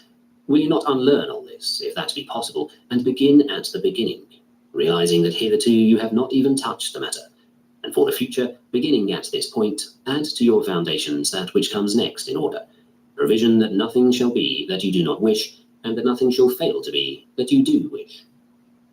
Give me but one young man who has come to school with this purpose in view, who has become an athlete in this activity, saying, "As for me, let everything else go. I am satisfied if I shall be free to live untrammeled and untroubled, to hold my neck in the face of facts like a free man, and to look up to heaven as a friend of God, without fearing of what may possibly happen. Let one of you show me such a person, so that I can say to him, 'Enter, young man, into your own, for it is your destiny to adorn philosophy. Yours are these possessions, yours these books, yours these discourses.' Then, when he has worked his way through this first field of study and mastered it like an athlete, let him come to me again and say, 'I want, it is true, to be tranquil and free from turmoil, but I want also, as a God-fearing man, a philosopher and a diligent student, to know what is my duty towards the gods, towards parents, towards brothers, towards my country, towards strangers.' Advance now to the second field of study. This also is yours. Yes, but I have already studied this second field. What I wanted was to be secure and unshaken, and that not merely in my waking hours, but also when asleep and drunk and melancholy mad. Man, you are a god. Great are the designs you cherish. No, that is not the way it goes. But someone says, 'I wish to know what Chrysippus means in his treatise on the lyre.' If that is your design, go hang, you wretch. And what good will knowing that do you? With sorrow you will read the whole treatise, and with trembling you will talk about it to others. This is the way you also, my hearers, behave. You say, 'Shall I read aloud to you, brother, and you to me? Man, you write wonderfully.' And again, 'You have a great gift for writing in the style of Xenophon. You for that of Plato. You for that of Aristophanes.' And then, when you have told dreams to one another, you go back to the same things again. You have exactly the same desires as before, the same aversions. In the same way you make your choices, your designs and your purposes. You pray for the same things and are interested in the same things. In the second place, you do not even look for anybody to give you advice, but you are annoyed if you are told what I am telling you. Again, you say, 'He is an old man without the milk of human kindness in him. He did not weep when I left,' nor say, 'I fear you are going into a very difficult situation, my son. If you come through safely, I will light lamps.' Is this what a man with the milk of human kindness in him would say? It will be a great piece of good luck for a person like you to come through safely, a thing worth lighting lamps to celebrate. Surely you ought to be free from death and free from disease. It is this conceit of fancying that we know something useful that, as I have said, we ought to cast aside before we come to philosophy, as we do in the case of geometry and music. Otherwise, we shall never even come near to making progress, even if we go through all the introductions and the treatises of Chrysippus, with those of Antipater and Archidamus thrown in. Chapter 18. How must we struggle against our external impressions? Every habit and faculty is confirmed and strengthened by the corresponding actions, that of walking by walking, that of running by running. If you wish to be a good reader, read. If you wish to be a good writer, write. If you should give up reading for 30 days, one after the other, and be engaged in something else, you will know what happens. So also if you lie in bed for 10 days, get up and try to take a rather long walk, and you will see how wobbly your legs are. In general, therefore, if you want to do something, make a habit of it. If you want not to do something, refrain from doing it, and accustom yourself to something else instead. The same principle holds true in the affairs of the mind also. When you are angry, you may be sure not merely that this evil has befallen you, but also that you have strengthened the habit, and have, as it were, added fuel to the flame. When you have yielded to someone in carnal intercourse, do not count merely this one defeat, but count also the fact that you have fed your incontinence, you have given it additional strength. For it is inevitable that some habits and faculties should, in consequence of the corresponding actions, spring up, although they did not exist before, and that others which were already there should be intensified and made strong. In this way, without doubt, the infirmities of our mind and character spring up, as the philosophers say. For when once you conceive a desire for money, if reason be applied to bring you to a realization of the evil, both the passion is stilled and our governing principle is restored to its original authority. But if you do not apply a remedy, your governing principle does not revert to its previous condition, but on being aroused again by the corresponding external impression, it bursts into the flame of desire more quickly than it did before. And if this happens over and over again, the next stage is that a callousness results and the infirmity strengthens the avarice. For the man who has had a fever and then recovered is not the same as he was before the fever, unless he has experienced a complete cure. Something like this happens also with the affections of the mind. Certain imprints and wheels are left behind on the mind, and unless a man erases them perfectly, the next time he is scourged upon the old scars, he has wheels no longer, but wounds. If, therefore, you wish not to be hot-tempered, do not feed your habit. Set before it nothing on which it can grow. As the first step, keep quiet and count the days on which you have not been angry.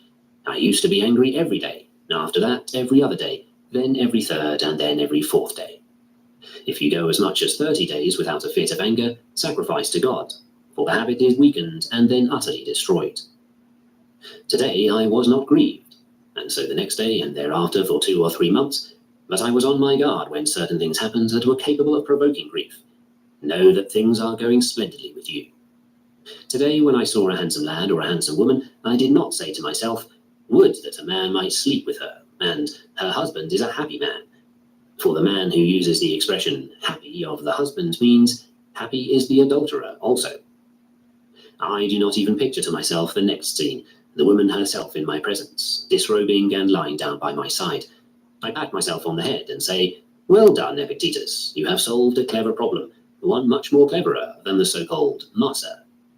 But when the wench is not only willing, but nods to me and sends for me, yes, and when she even lays hold upon me and snuggles up to me, if I still hold aloof and conquer, this has become a solved problem greater than the lyre and the quiescent. On this score, a man has a right to be proud indeed, but not about his proposing the master problem. How then may this be done? Make it your wish finally to satisfy your own self. Make it your wish to appear beautiful in the sight of God. Set your desire upon becoming pure in the presence of your pure self and of God.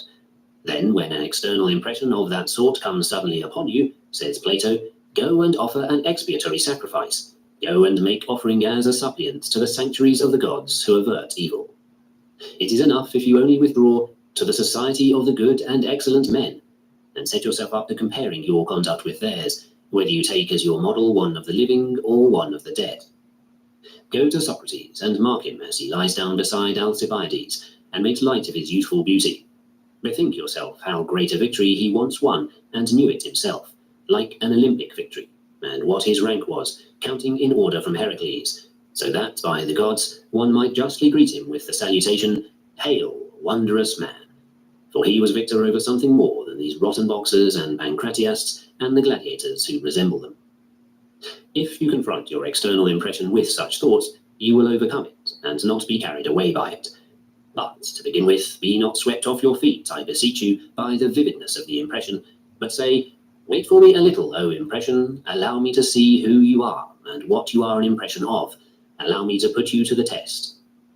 And after that, do not suffer it to lead you on by picturing to you what will follow. Otherwise it will take possession of you and go off with you wherever it will. But do you rather introduce and set over against it some fair and noble impression, and throw out this filthy one. And if you form the habit of taking such exercises, you will see what mighty shoulders you develop, what sinews, what vigour. But as it is, you have merely your philosophic quibbles, and nothing more. The man who exercises himself against such external impressions is the true athlete in training. Hold, unhappy man, be not swept along with your impressions. Great is the struggle, divine the task. The prize is a kingdom, freedom, serenity, peace. Remember God, call upon him to help you and stand by your side, just as voyagers in a storm call upon the Dioscuri. For what storm is greater than that stirred up by powerful impressions, which unseat the reason? As for the storm itself, what else is it but an external impression? To prove this, take away the fear of death, and then bring on as much thunder and lightning as you please, and you will realize how great is the calm, how fair the weather, in your governing principle. But if you be once defeated, and say that by and by you will overcome, and then a second time do the same thing, know that at last you will be in so wretched a state and so weak that by and by you will not so much as notice that you are doing wrong, but you will even begin to offer arguments in justification of your conduct, and then you will confirm the truth of the saying of Hesiod, forever with misfortunes dire must he who loiters cope. Chapter 19. To those who take up the teachings of the philosophers only to talk about them. The master argument appears to have been propounded on the strength of some such principles as the following, since there is a general contradiction with one another between these three propositions, to wit, 1. Everything true as an event in the past is necessary, and 2. An impossible does not follow a possible, and 3. What is not true now and never will be is nevertheless possible. Diodorus, realizing this contradiction, used the plausibility of the first two propositions to establish the principle. Nothing is possible which is neither true now nor ever will be. But one man will maintain, among the possible combinations of two at a time, the following, namely 3. Something is possible which is not true now and never will be, and 2. An impossible does not follow a possible. Yet he will not grant the third proposition. 1. Everything true as an event in the past is necessary, which is what Cleanthes and his group, whom Antipater has stoutly supported, seem to think. But others will maintain the other two propositions. 3. A thing is possible which is not now true and never will be, and 1. Everything true as an event in the past is necessary, and then will assert that an impossible does follow a possible. But there is no way by which one can maintain all three of these propositions because of their mutual contradiction. If then someone asks me, but which pair of these do you yourself maintain? I shall answer him that I do not know, but I have received the following account. Diodorus used to maintain one pair, Panthoides and his group, I believe, and Cleanthes another, and Chrysippus and his group the third. What then is your opinion? I do not know, and I was not made for this purpose, to test my own external impression upon the subject, to compare the statements of others, and to form a judgment of my own. For this reason I am no better than the grammarian. When asked who was the father of Hector, he replied, Priam. Who were his brothers? Alexander and Deiphobus. And who was their mother? Hecuba. This is the account that I have received. From whom? From Homer, he said. And Hellanicus also, I believe, writes about these same matters, and possibly others like him. And so it is with me about the master argument. What further have I to say about it? But if I am a vain person, I can astonish the company, especially at a banquet, by enumerating those who have written on the subject. Chrysippus also has written admirably on this topic in the first book of his treatise, On Things Possible. And Cleanthes has written a special work on the subject, and Archidamus. Antipater also has written, not only in his book, On Things Possible, but also a separate monograph in his discussion of the master argument. Have you not read the treatise? I have not read it. Oh, then read it. And what good will it do him? He will be more trifling and tiresome than he is already. You, for example, what have you gained by the reading of it? What judgment have you formed on the subject? Nay, you will tell us of Helen and Priam and the island of Calypso, which never was and never will be. And in the field of literary history, indeed, it is of no great consequence that you master the received account without having formed any judgment of your own. But in questions of conduct, we suffer from this fault much more than we do in literary matters. Tell me about things good and evil. Listen, the winds that blew me from the Trojan shore brought me to the Ciconians. Of things, some are good, others bad, and yet others indifferent. Now the virtues and everything that shares in them are good, while vices and everything that shares in vice are evil. And what falls in between these, namely wealth, health, life, death, pleasure, pain, are indifferent. And where do you get that knowledge? Hellanicus says so in the history of Egypt. For what difference does it make whether you say this, or that Diogenes says so in his treatise on ethics, or Chrysippus or Cleanthes? Have you then tested any of these statements, and have you formed your own judgment upon them? Show me how you are in the habit of conducting yourself in a storm on board a ship.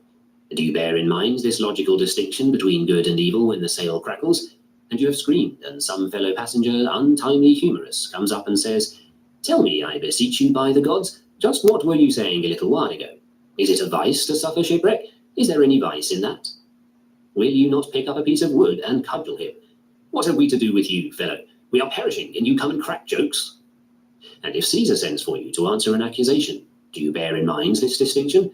Suppose someone approaches you when you are going in, pale and trembling, and says, Why are you trembling, fellow? What is the affair that concerns you? Does Caesar inside the palace bestow virtue and vice upon those who appear before him? Why do you also make mock of me and add to my other ills? But yet, philosopher, tell me, why are you trembling? Is not the danger death, or prison, or bodily pain, or exile, or disrepute? Why, what else can it be? Is it a vice at all, or anything that shares in vice? What was it, then, that you used to call these things? What have I to do with you, fellow? My own evils are enough for me. And in that you are right, for your own evils aren't enough for you. Your baseness, your cowardice, the bragging that you indulged in when you were sitting in the lecture room. Why did you pride yourself upon things that were not your own? Why did you call yourself a Stoic? Observe yourself thus in your actions, and you will find out to what sect of the philosophers you belong. You will find that most of you are Epicureans, some few Peripatetics, but these without any backbone. For wherein do you, in fact, show that you consider virtue equal to all things else, or even superior? But as for a Stoic, show me one if you can. Where, or how? Nay, but you show me thousands who recite the petty arguments of the Stoics. Yes, but do these same men recite the petty arguments of the Epicureans any less well? Do they not handle with the same precision the petty arguments of the Peripatetics also? Who then is a Stoic? As we call a statue for Dion that has been fashioned according to the art of Phidias, in that sense, show me a man fashioned according to the judgments which he utters. Show me a man who, though sick, is happy, though in danger is happy, though dying is happy, though condemned to exile is happy, though in disrepute is happy. Show him. By the gods, I would fain see a Stoic. But you cannot show me a man completely so fashioned. Then show me at least one who is becoming so fashioned, one who has begun to tend in that direction. Do me this favour. Do not begrudge an old man the sight of that spectacle which to this very day I have never seen. Do you fancy that you are going to show me the Zeus or the Athena of Phidias, a creation of ivory and gold? Let one of you show me the soul of a man who wishes to be of one mind with God, and never again to blame either God or man, to fail in nothing that he would achieve, to fall into nothing that he would avoid, to be free from anger, envy, and jealousy. But why the circumlocutions? A man who has set his heart upon changing from a man into a god, and, although he is still in this paltry body of death, does nonetheless have his purpose set upon fellowship with Zeus.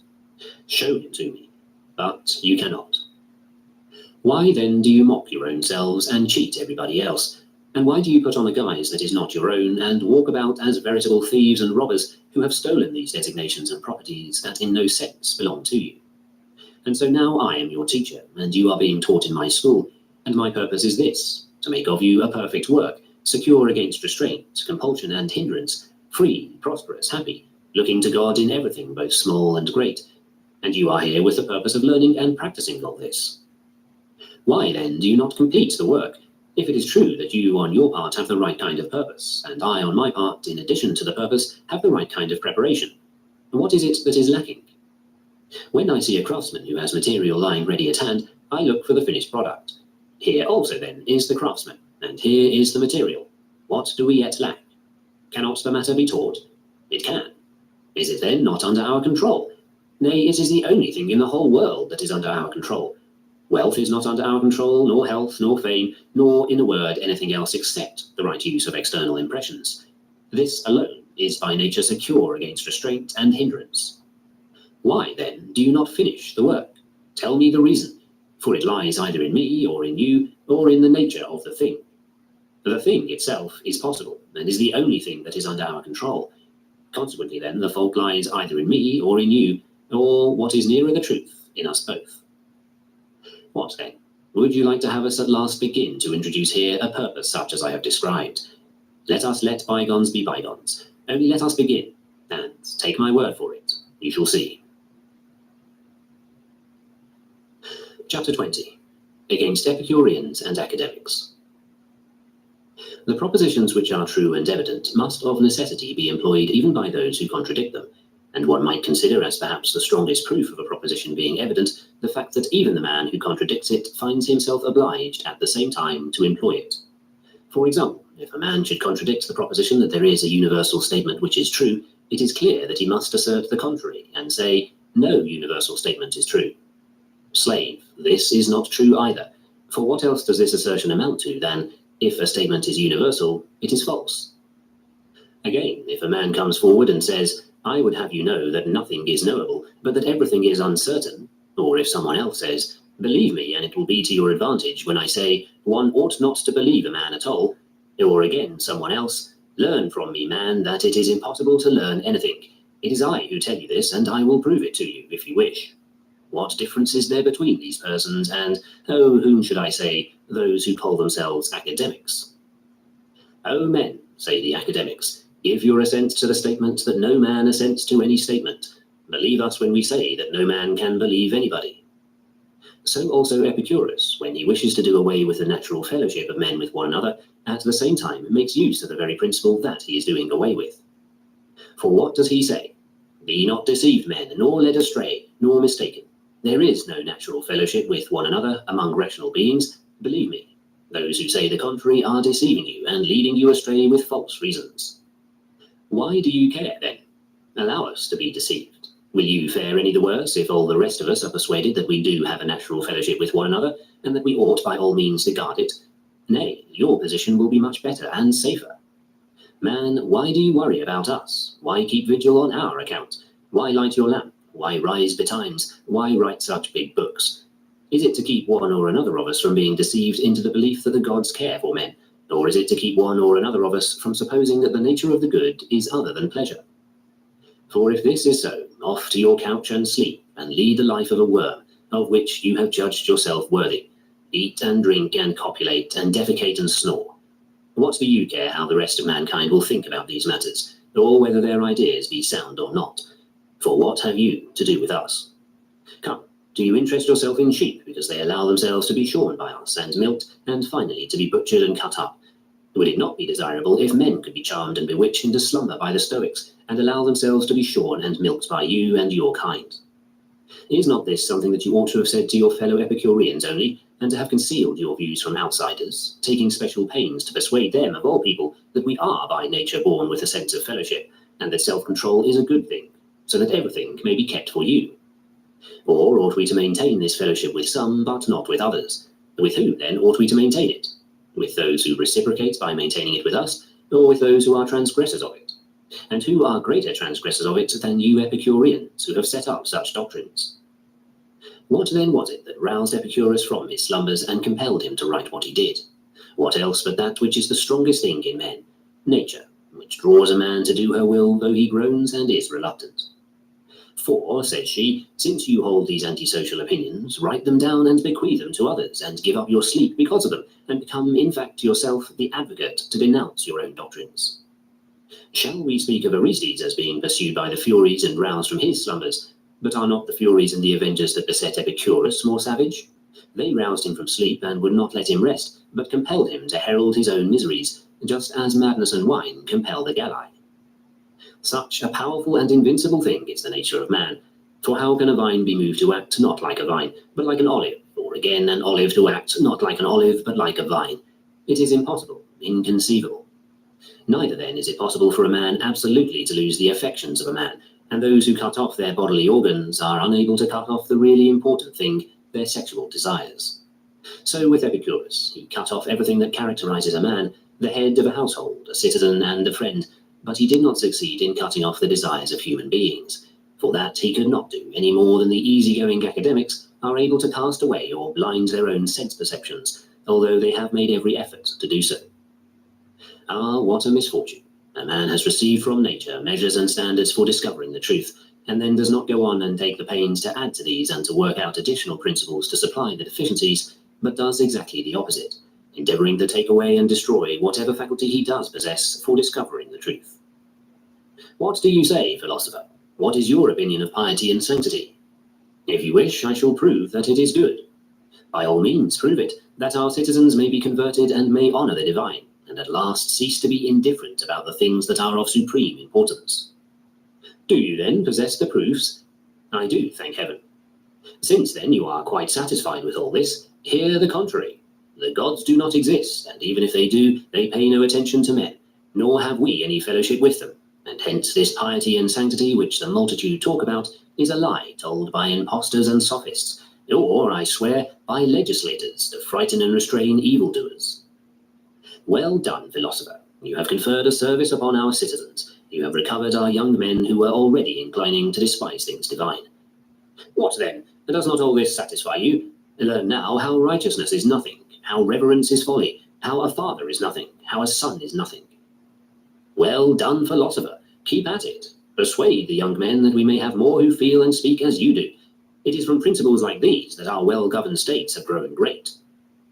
Principles like these have made Sparta what it was. These are the convictions which Lycurgus wrought into the Spartans by his laws and his system of education, namely that neither is slavery base rather than noble, nor freedom noble rather than base. Those who died at Thermopylae died because of these judgments regarding slavery and freedom. And for what principles but these did the men of Athens give up their city? And then those who talk thus must marry and beget children, and fulfill the duties of citizens, and get themselves appointed priests and prophets. Priests and prophets of whom? Of gods that do not exist? And they themselves consult with the Pythian priestess in order to hear lies and to interpret the oracles to others. Oh, what monstrous shamelessness and imposture! Man, what are you doing? You are confuting your own self every day, and are you unwilling to give up these frigid attempts of yours? When you eat, where do you bring your hand? To your mouth or to your eye? When you take a bath, into what do you step? When did you ever call the pot a plate or the ladle a spit? If I were a slave to one of these men, even if I had to be soundly flogged by him every day, I would torment him. Boy, throw a little oil into the bath. I would have thrown a little fish sauce in, and as I left, would pour it down on his head. What does this mean? I had an external impression that could not be distinguished from olive oil. Indeed, it was altogether like it. I swear by your fortune. Here, give me the gruel. I would have filled a side dish with vinegar and fish sauce and brought it to him. Did I not ask for the gruel? Yes, master, this is gruel. Is not this vinegar and fish sauce? How so, any more than gruel? Take it and smell it. Take it and taste it. Well, how do you know if the senses deceive us? If I had 3 or 4 fellow slaves who felt as I did, I would have made him burst with rage and hang himself, or else change his opinion. But as it is, such men are toying with us. They use all the gifts of nature, while in theory doing away with them. Grateful men indeed, and reverential. Why, if nothing else, at least they eat bread every day, and yet have the audacity to say, we do not know if there is a Demeter, or a Core, or a Pluto. Not to mention that, although they enjoy night and day, the changes of the year, and the stars, and the sea, and the earth, and the cooperation of men, they are not moved in the least by any one of these things, but look merely for a chance to belch out their trivial problem, and after thus exercising their stomach, to go off to the bath. But what they are going to say, or what they are going to talk about, or to whom, and what their hearers are going to get out of these things that they are saying, all this has never given them a moment's concern. I greatly fear that a noble-spirited young man may hear these statements and be influenced by them, or, having been influenced already, may lose all the germs of the nobility which he possesses. That we may be giving an adulterer grounds for brazening out his acts, that some embezzler of public funds may lay hold of a specious plea based upon these theories, that someone who neglects his own parents may gain additional effrontery from them. What, then, in your opinion, is good or bad, base or noble, this or that? What, then? Is there any use in arguing further against any of these persons, or giving them a reason, or listening to one of theirs, or trying to convert them? By Zeus, one might much rather hope to convert a filthy degenerate than men who have become so deaf and blind. Chapter 21 of Inconsistency. Some of their faults men readily admit, but others not so readily.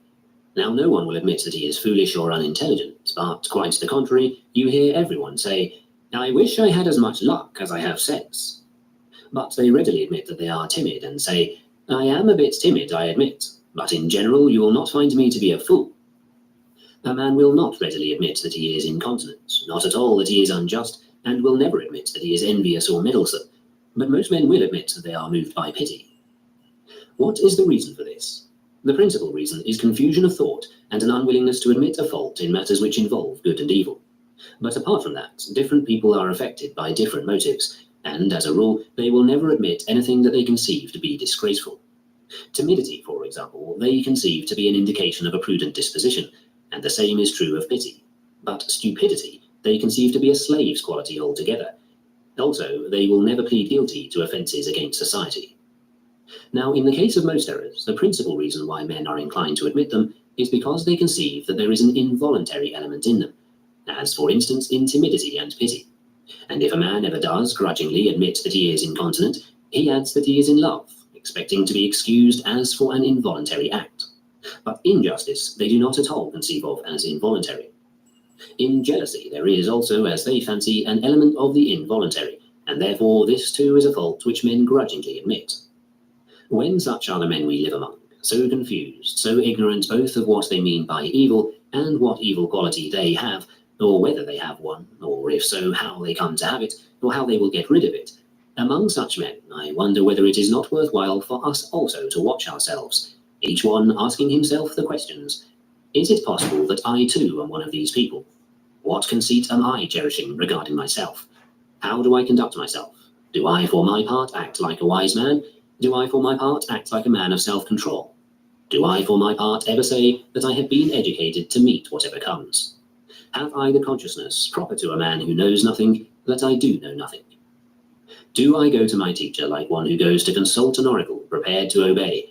Or do I too, like a sniffling child, go to school to learn only the history of philosophy, and to understand the books which I did not understand before, and if chance offers, to explain them to others? Man, at home you have fought a regular prize fight with your slave. You have driven your household into the street. You have disturbed your neighbor's peace.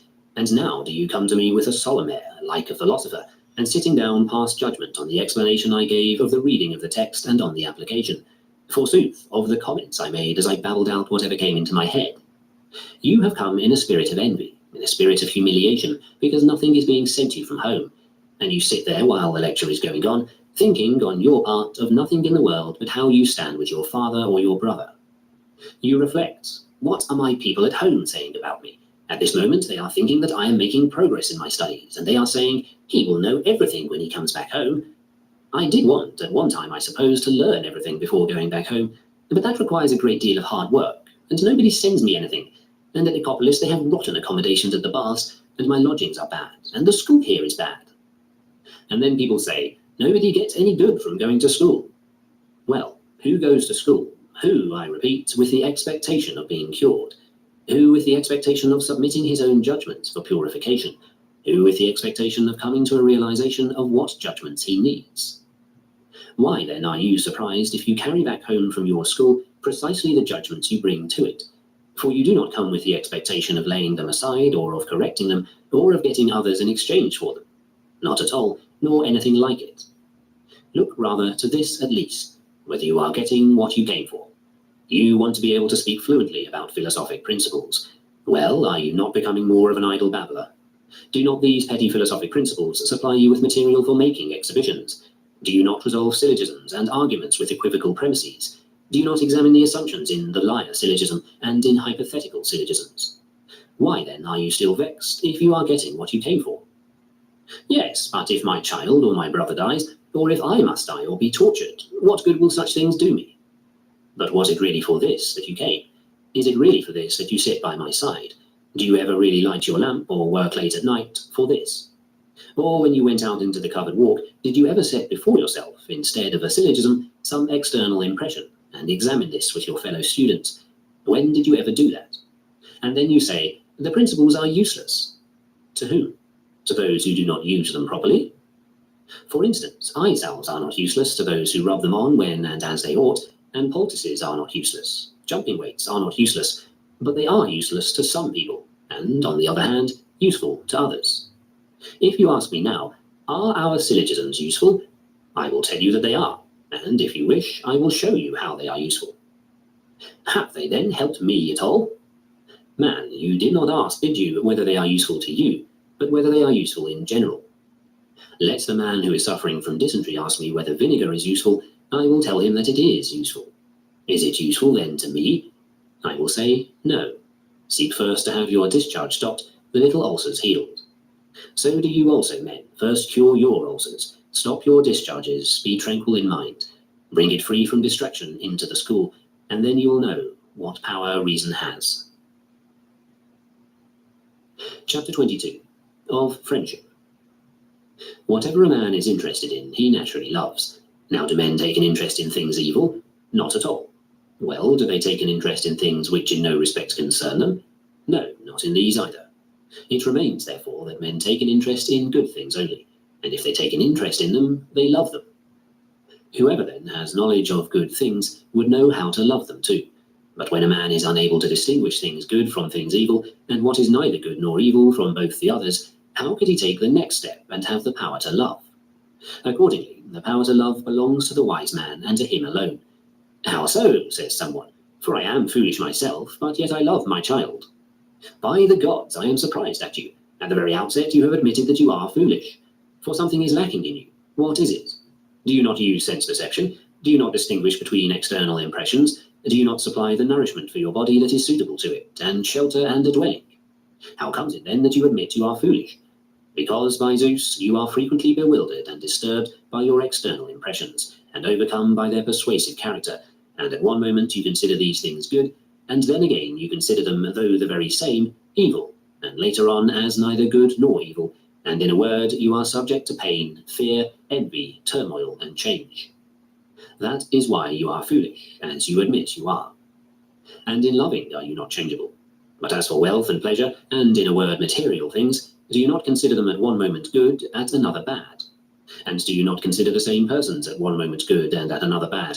And do you not at one moment feel friendly towards them, and at another unfriendly? And at one moment praise them, while at another you blame them? Yes, I am subject to exactly these emotions. What then? Do you think that the man who has been deceived about someone can be his friend? No, indeed. And can the man whose choice of a friend is subject to change show goodwill to that friend?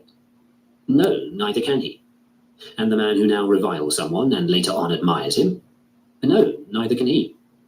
What then? Did you never see dogs fawning on one another and playing with one another, so that you say nothing could be more friendly? But to see what their friendship amounts to, throw a piece of meat between them, and you will find out. Throw likewise between yourself and your son a small piece of land, and you will find out how much your son wants to bury you, the sooner the better, and how earnestly you pray for your son's death. Then you will change your mind again and say, what a child I have brought up! All this time he has been ready to carry me to my grave. Throw between you a petty wench, and the old man as well as the young one falls in love with her, or again a bit of glory. And if you have to risk your life, you will say what the father of Admetus did. Thou joyest seeing daylight. Dost suppose thy father joys not too? Do you imagine that he did not love his own child when it was small, and that he was not in agony when it had the fever, and that he did not say over and over again, if only I had the fever instead? And then when the test comes and is upon him, just see what words he utters. Were not Eteocles and Polynices born of the same mother and the same father? Had they not been brought up together, lived together, played together, slept together, many a time kissed one another? So that I fancy if anyone had seen them, he would have laughed at the philosophers for their paradoxical views on friendship. But when the throne was cast between them, like a piece of meat between the dogs, see what they say. Eteocles, where before the wall dost mean to stand? Polynices, why askst thou this of me? Eteocles, I shall range myself against thee. Polynices, mine is also that desire. Such also are the prayers they utter. It is a general rule, be not deceived, that every living thing is to nothing so devoted as to its own interest. Whatever then appears to it to stand in the way of this interest, be it a brother or father or child or loved one or lover, the being hates, accuses, and curses it. For its nature is to love nothing so much as its own interest. This to it is father and brother, and kinsman and country and God. When, for instance, we think that the gods stand in the way of our attainment of this, we revile even them, cast their statues to the ground, and burn their temples, as Alexander ordered the temples of Asclepius to be burned when his loved one died. For this reason, if a man puts together in one scale his interests, and righteousness, and what is honourable, and country, and parents, and friends, they are all safe. But if he puts his interest in one scale, and in the other friends, and country, and kinsmen, and justice itself, all these latter are lost, because they are outweighed by his interests. For where one can say I and mine, to that side must the creature perforce incline. If they are in the flesh, there must the ruling power be. If they are in the moral purpose, there must it be. If they are in externals, there must it be. If, therefore, I am where my moral purpose is, then and only then will I be the friend and son and the father that I should be. For then this will be my interest, to keep my good faith, my self-respect, my forbearance, my abstinence, and my cooperation, and to maintain my relations with other men.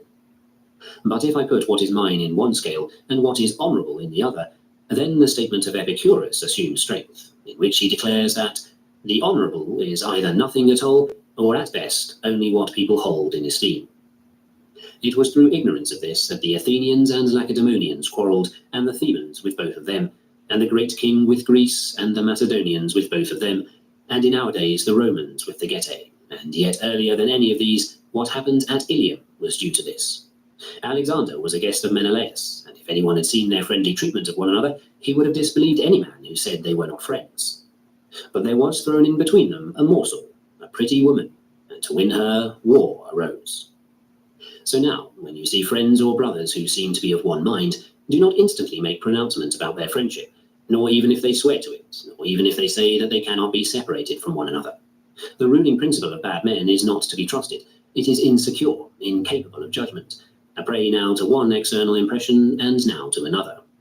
Nay, do not make the same inquiry that most men do, asking whether two men are of the same parents, or were brought up together, or had the same school attendant, but this and this only. Where do they put their interest? Outside themselves, or in their moral purpose? If outside, call them not friends any more than you would call them faithful, steadfast, courageous, or free. Nay, call them not even human beings, if you are wise. For it is no judgment of human sort which makes them bite, that is, revile one another, and take to the desert, that is, to the marketplace, as wild beasts take to the mountains, and in law courts act the part of brigands. Nor is it a judgment of human sort which makes them profligates and adulterers and corrupters. Nor is it any such thing that makes men guilty of any of the many other crimes which they commit against one another. It is because of one single judgment, and this alone, because they put themselves and what belongs to themselves in the category of things which lie outside the sphere of moral purpose.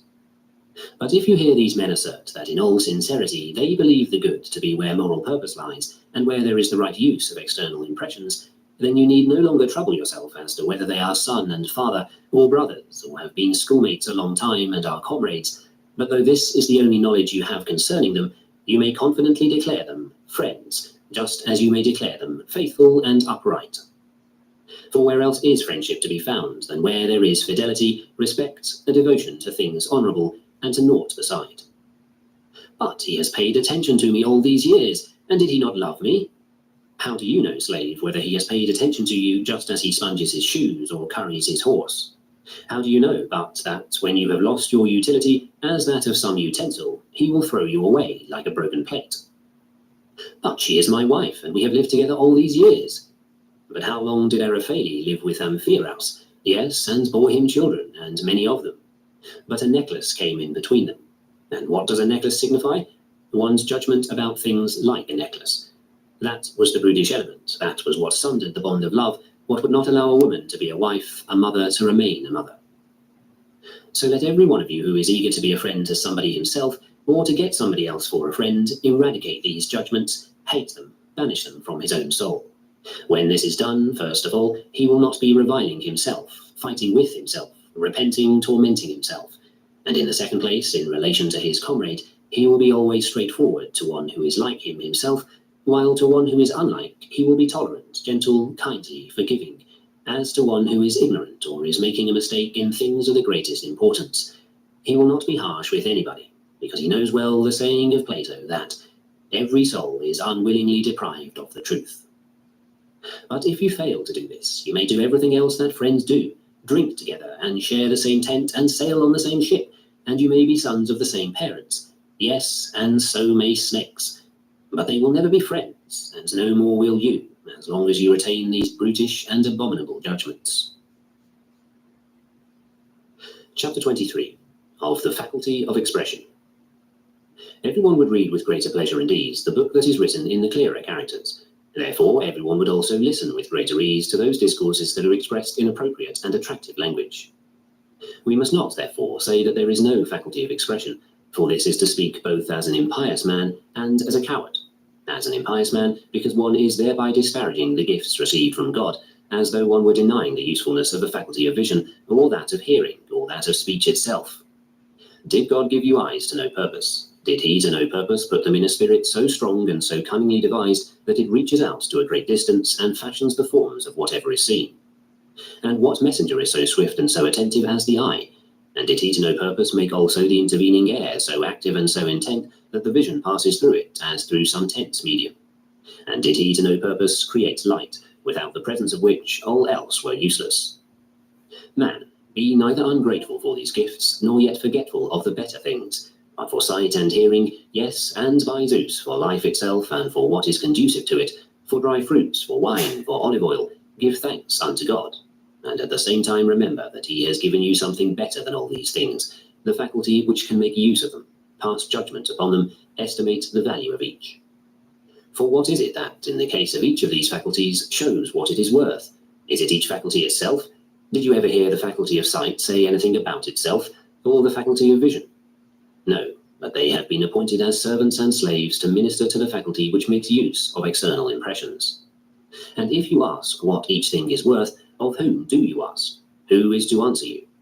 How then can any other faculty be superior to this, which both uses the rest as its servants, and itself passes judgment upon each several thing, and pronounces upon it?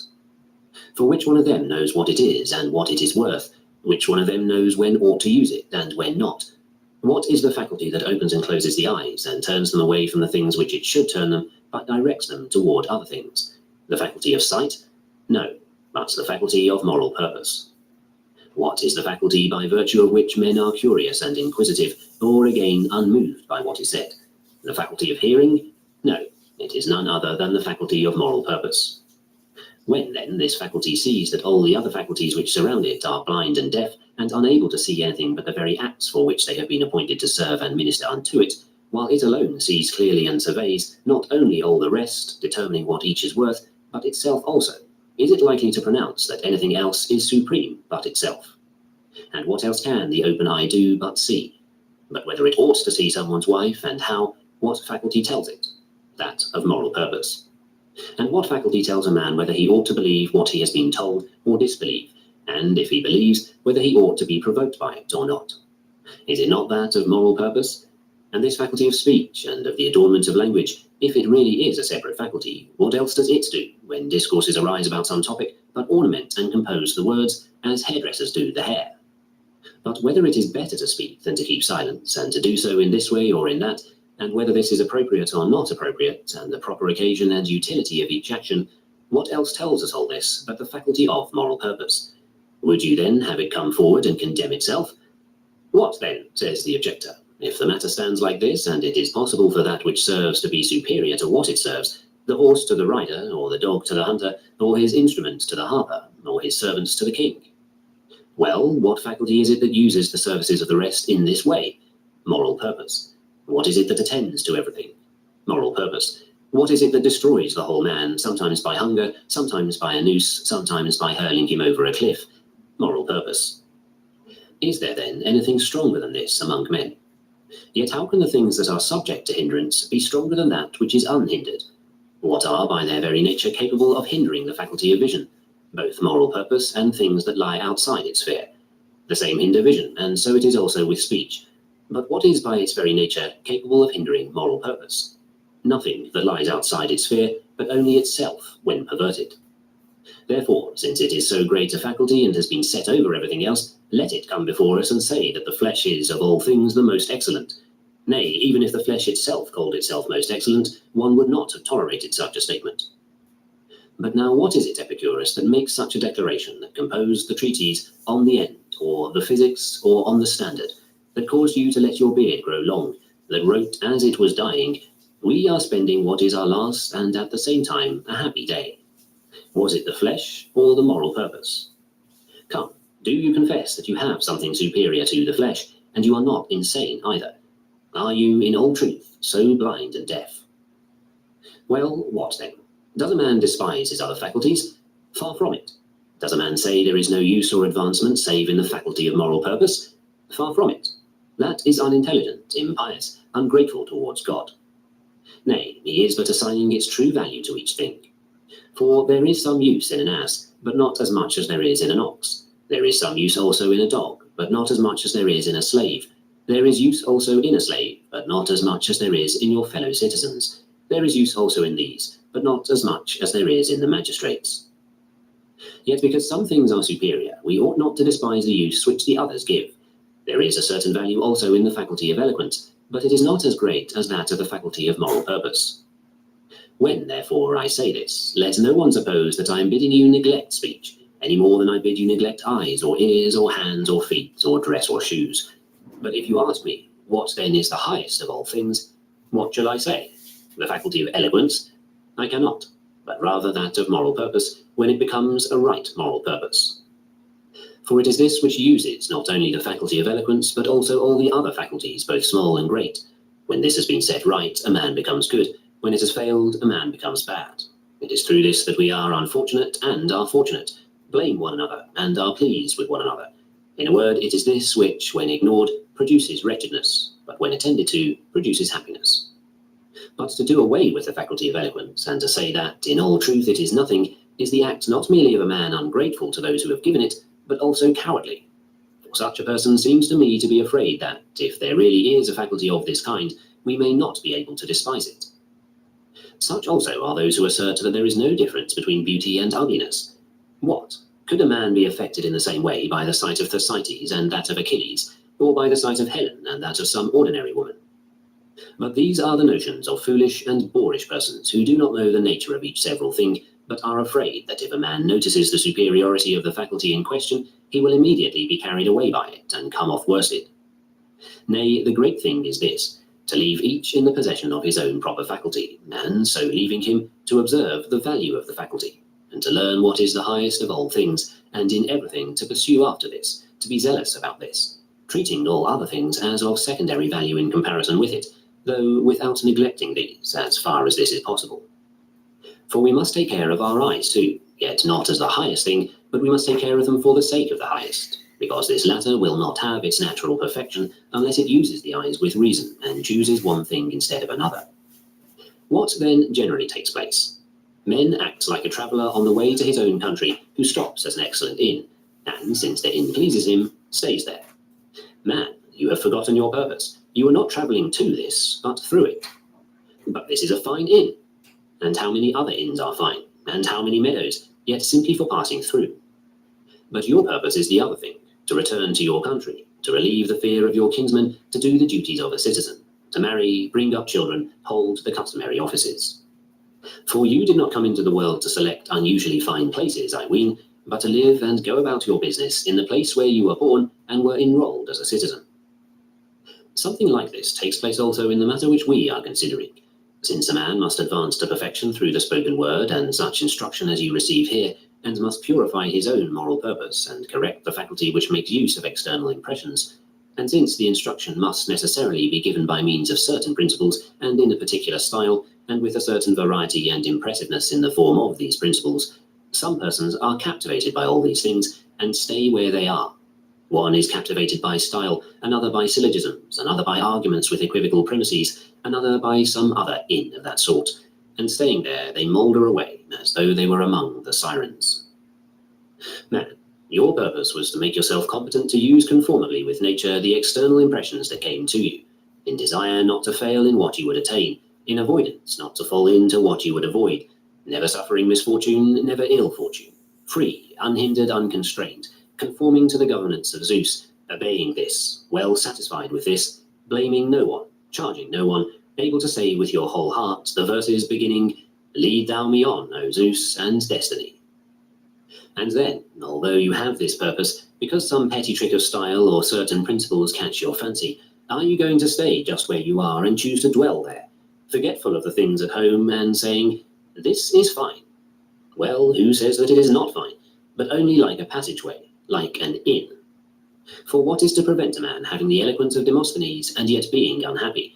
And what is to prevent him from analyzing syllogisms like Chrysippus and yet being wretched, from sorrowing, envying, in a word, from being disturbed and miserable?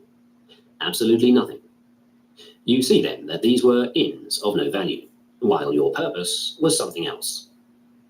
When I speak thus to some people, they think that I am disparaging the study of rhetoric or that of general principles. Yet I am not disparaging this, but only the habit of dwelling unceasingly on these matters and setting one's hopes in them. If a man does his hearers harm by presenting this view, set me down too as one of those who work harm.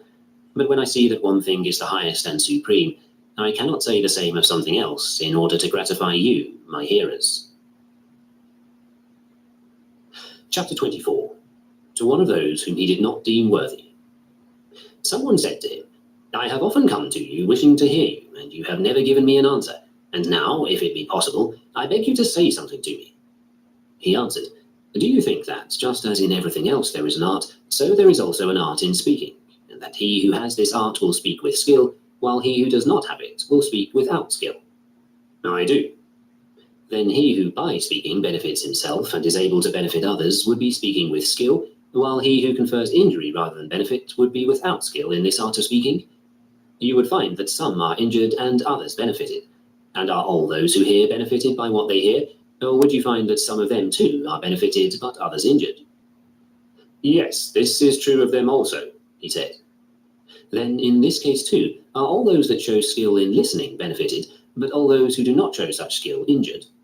He agreed. Is there, therefore, also a certain skill in listening, just as there is in speaking? So it seems. But, if you please, look at the matter from this angle also. Whose part do you think it is to handle an instrument musically? The musician's. Very well. And whose part does it appear to you to be to make a statue properly? The sculptor's. Does it appear to you to require no art to look at a statue with skill? This also requires art. If, then, to speak as one ought is the part of a skilled person, do you see that to hear with benefit to himself is also the part of a skilled person? Now, as for perfection and benefit, if you please, let us drop the consideration of them for the present, since both of us are far removed from anything of that sort. But this, I think, everyone would admit, that the man who is going to listen to the philosophers needs at least a certain amount of practice in listening. Is it not so? What then shall I talk to you about? Tell me, what are you capable of hearing about? About things good and evil? Good and evil for what? Do you mean for a horse? No. Well then, for an ox? No. What then? For a man? Yes. Do we know then what a man is, what his nature is, what the concept of man is? And have we ears that are to any degree open with regard to this? Nay, have you a conception of what nature is, or can you in any measure follow me when I speak? But shall I use a demonstration for you? How can I? For do you really understand what a proof is, or how anything is demonstrated, or by what means? Or what things resemble demonstration, but are not demonstration? Do you know, for instance, what is true or what is false, what follows what contradicts, or what is out of agreement or out of harmony with what? But am I to interest you in philosophy? How shall I set before you the contradiction in the ideas of the multitude which leads them to disagree about things good and evil, advantageous and disadvantageous, when you do not know what contradiction itself is? Show me then what I shall accomplish by a discussion with you, arouse in me an eagerness for it, just as suitable grass, when shown to the sheep, arouses in it an eagerness to eat, whereas if you set before it a stone or a loaf of bread, it will not be moved to eat. So we have certain moments of natural eagerness for speech also, when the suitable hearer appears, and when he himself stimulates us. But when the would-be hearer by our side is like a stone or grass, how can he arouse desire in the breast of a man? Does the vine say to the husbandman, "Pay attention to me"? Nay. But the vine by its very appearance shows that it will profit him to pay attention to it, and so invite him to devote his attention. Who is not tempted by attractive and wide-awake children to join their sports, and crawl on all fours with them, and talk baby talk with them? But who is eager to play with an ass, or to join its braying? For however small it may be, it is still nothing but a little ass. Why, then, have you nothing to say to me? There is only one thing I can say to you, that the man who does not know who he is, and what he is born for, and what sort of world this is that he exists in, and whom he shares it with, and does not know what the good things are and what are the evil, what the noble and what the base, and is unable to follow either reason or demonstration, or what is true and what is false, and cannot distinguish one from the other, and will manifest neither desire nor aversion, nor choice nor purpose in accordance with nature, will not assent, will not dissent, will not withhold judgment. Such a man, to sum it all up, will go about deaf and blind, thinking that he is somebody, when he really is nobody. What, do you think that this is something new? Has it not been true from the time when the human race began to be, that every mistake and every misfortune has been due to this kind of ignorance? Why did Agamemnon and Achilles quarrel? Was it not because they did not know what things are expedient and what are inexpedient? Does not one of them say that it is expedient to give Chryseis back to her father, while the other says that it is not expedient? Does not one of them say that he ought to get some other man's meed of honor, while the other says that he ought not? Is it not true that this made them forget who they were and what they had come for? Ho there, man, what have you come for? To get sweethearts or to fight? To fight? With whom? The Trojans or the Greeks? The Trojans. Well then, are you turning your back on Hector and drawing your sword against your king? As for you, O best of men, are you turning your back on your duties as king, who has the charge of nations and sustains such mighty cares? and for the sake of a paltry damsel, engage in a fistfight with the greatest warrior among your allies, a man whom you ought to honor and protect in every way? And do you sink below the level of an elegant high priest who treats the noble gladiators with all respect? Do you see the sort of thing that ignorance of what is expedient leads to? But I too am rich. You are not, then, richer than Agamemnon, are you? But I am also handsome. You are not, then, handsomer than Achilles, are you? But I also have a fine head of hair. And did not Achilles have a finer and golden hair too? And did he not comb it elegantly and dress it up? But I am also strong. You are not, then, able to lift as large a stone as Hector or Ajax lifted, are you? But I am also noble born.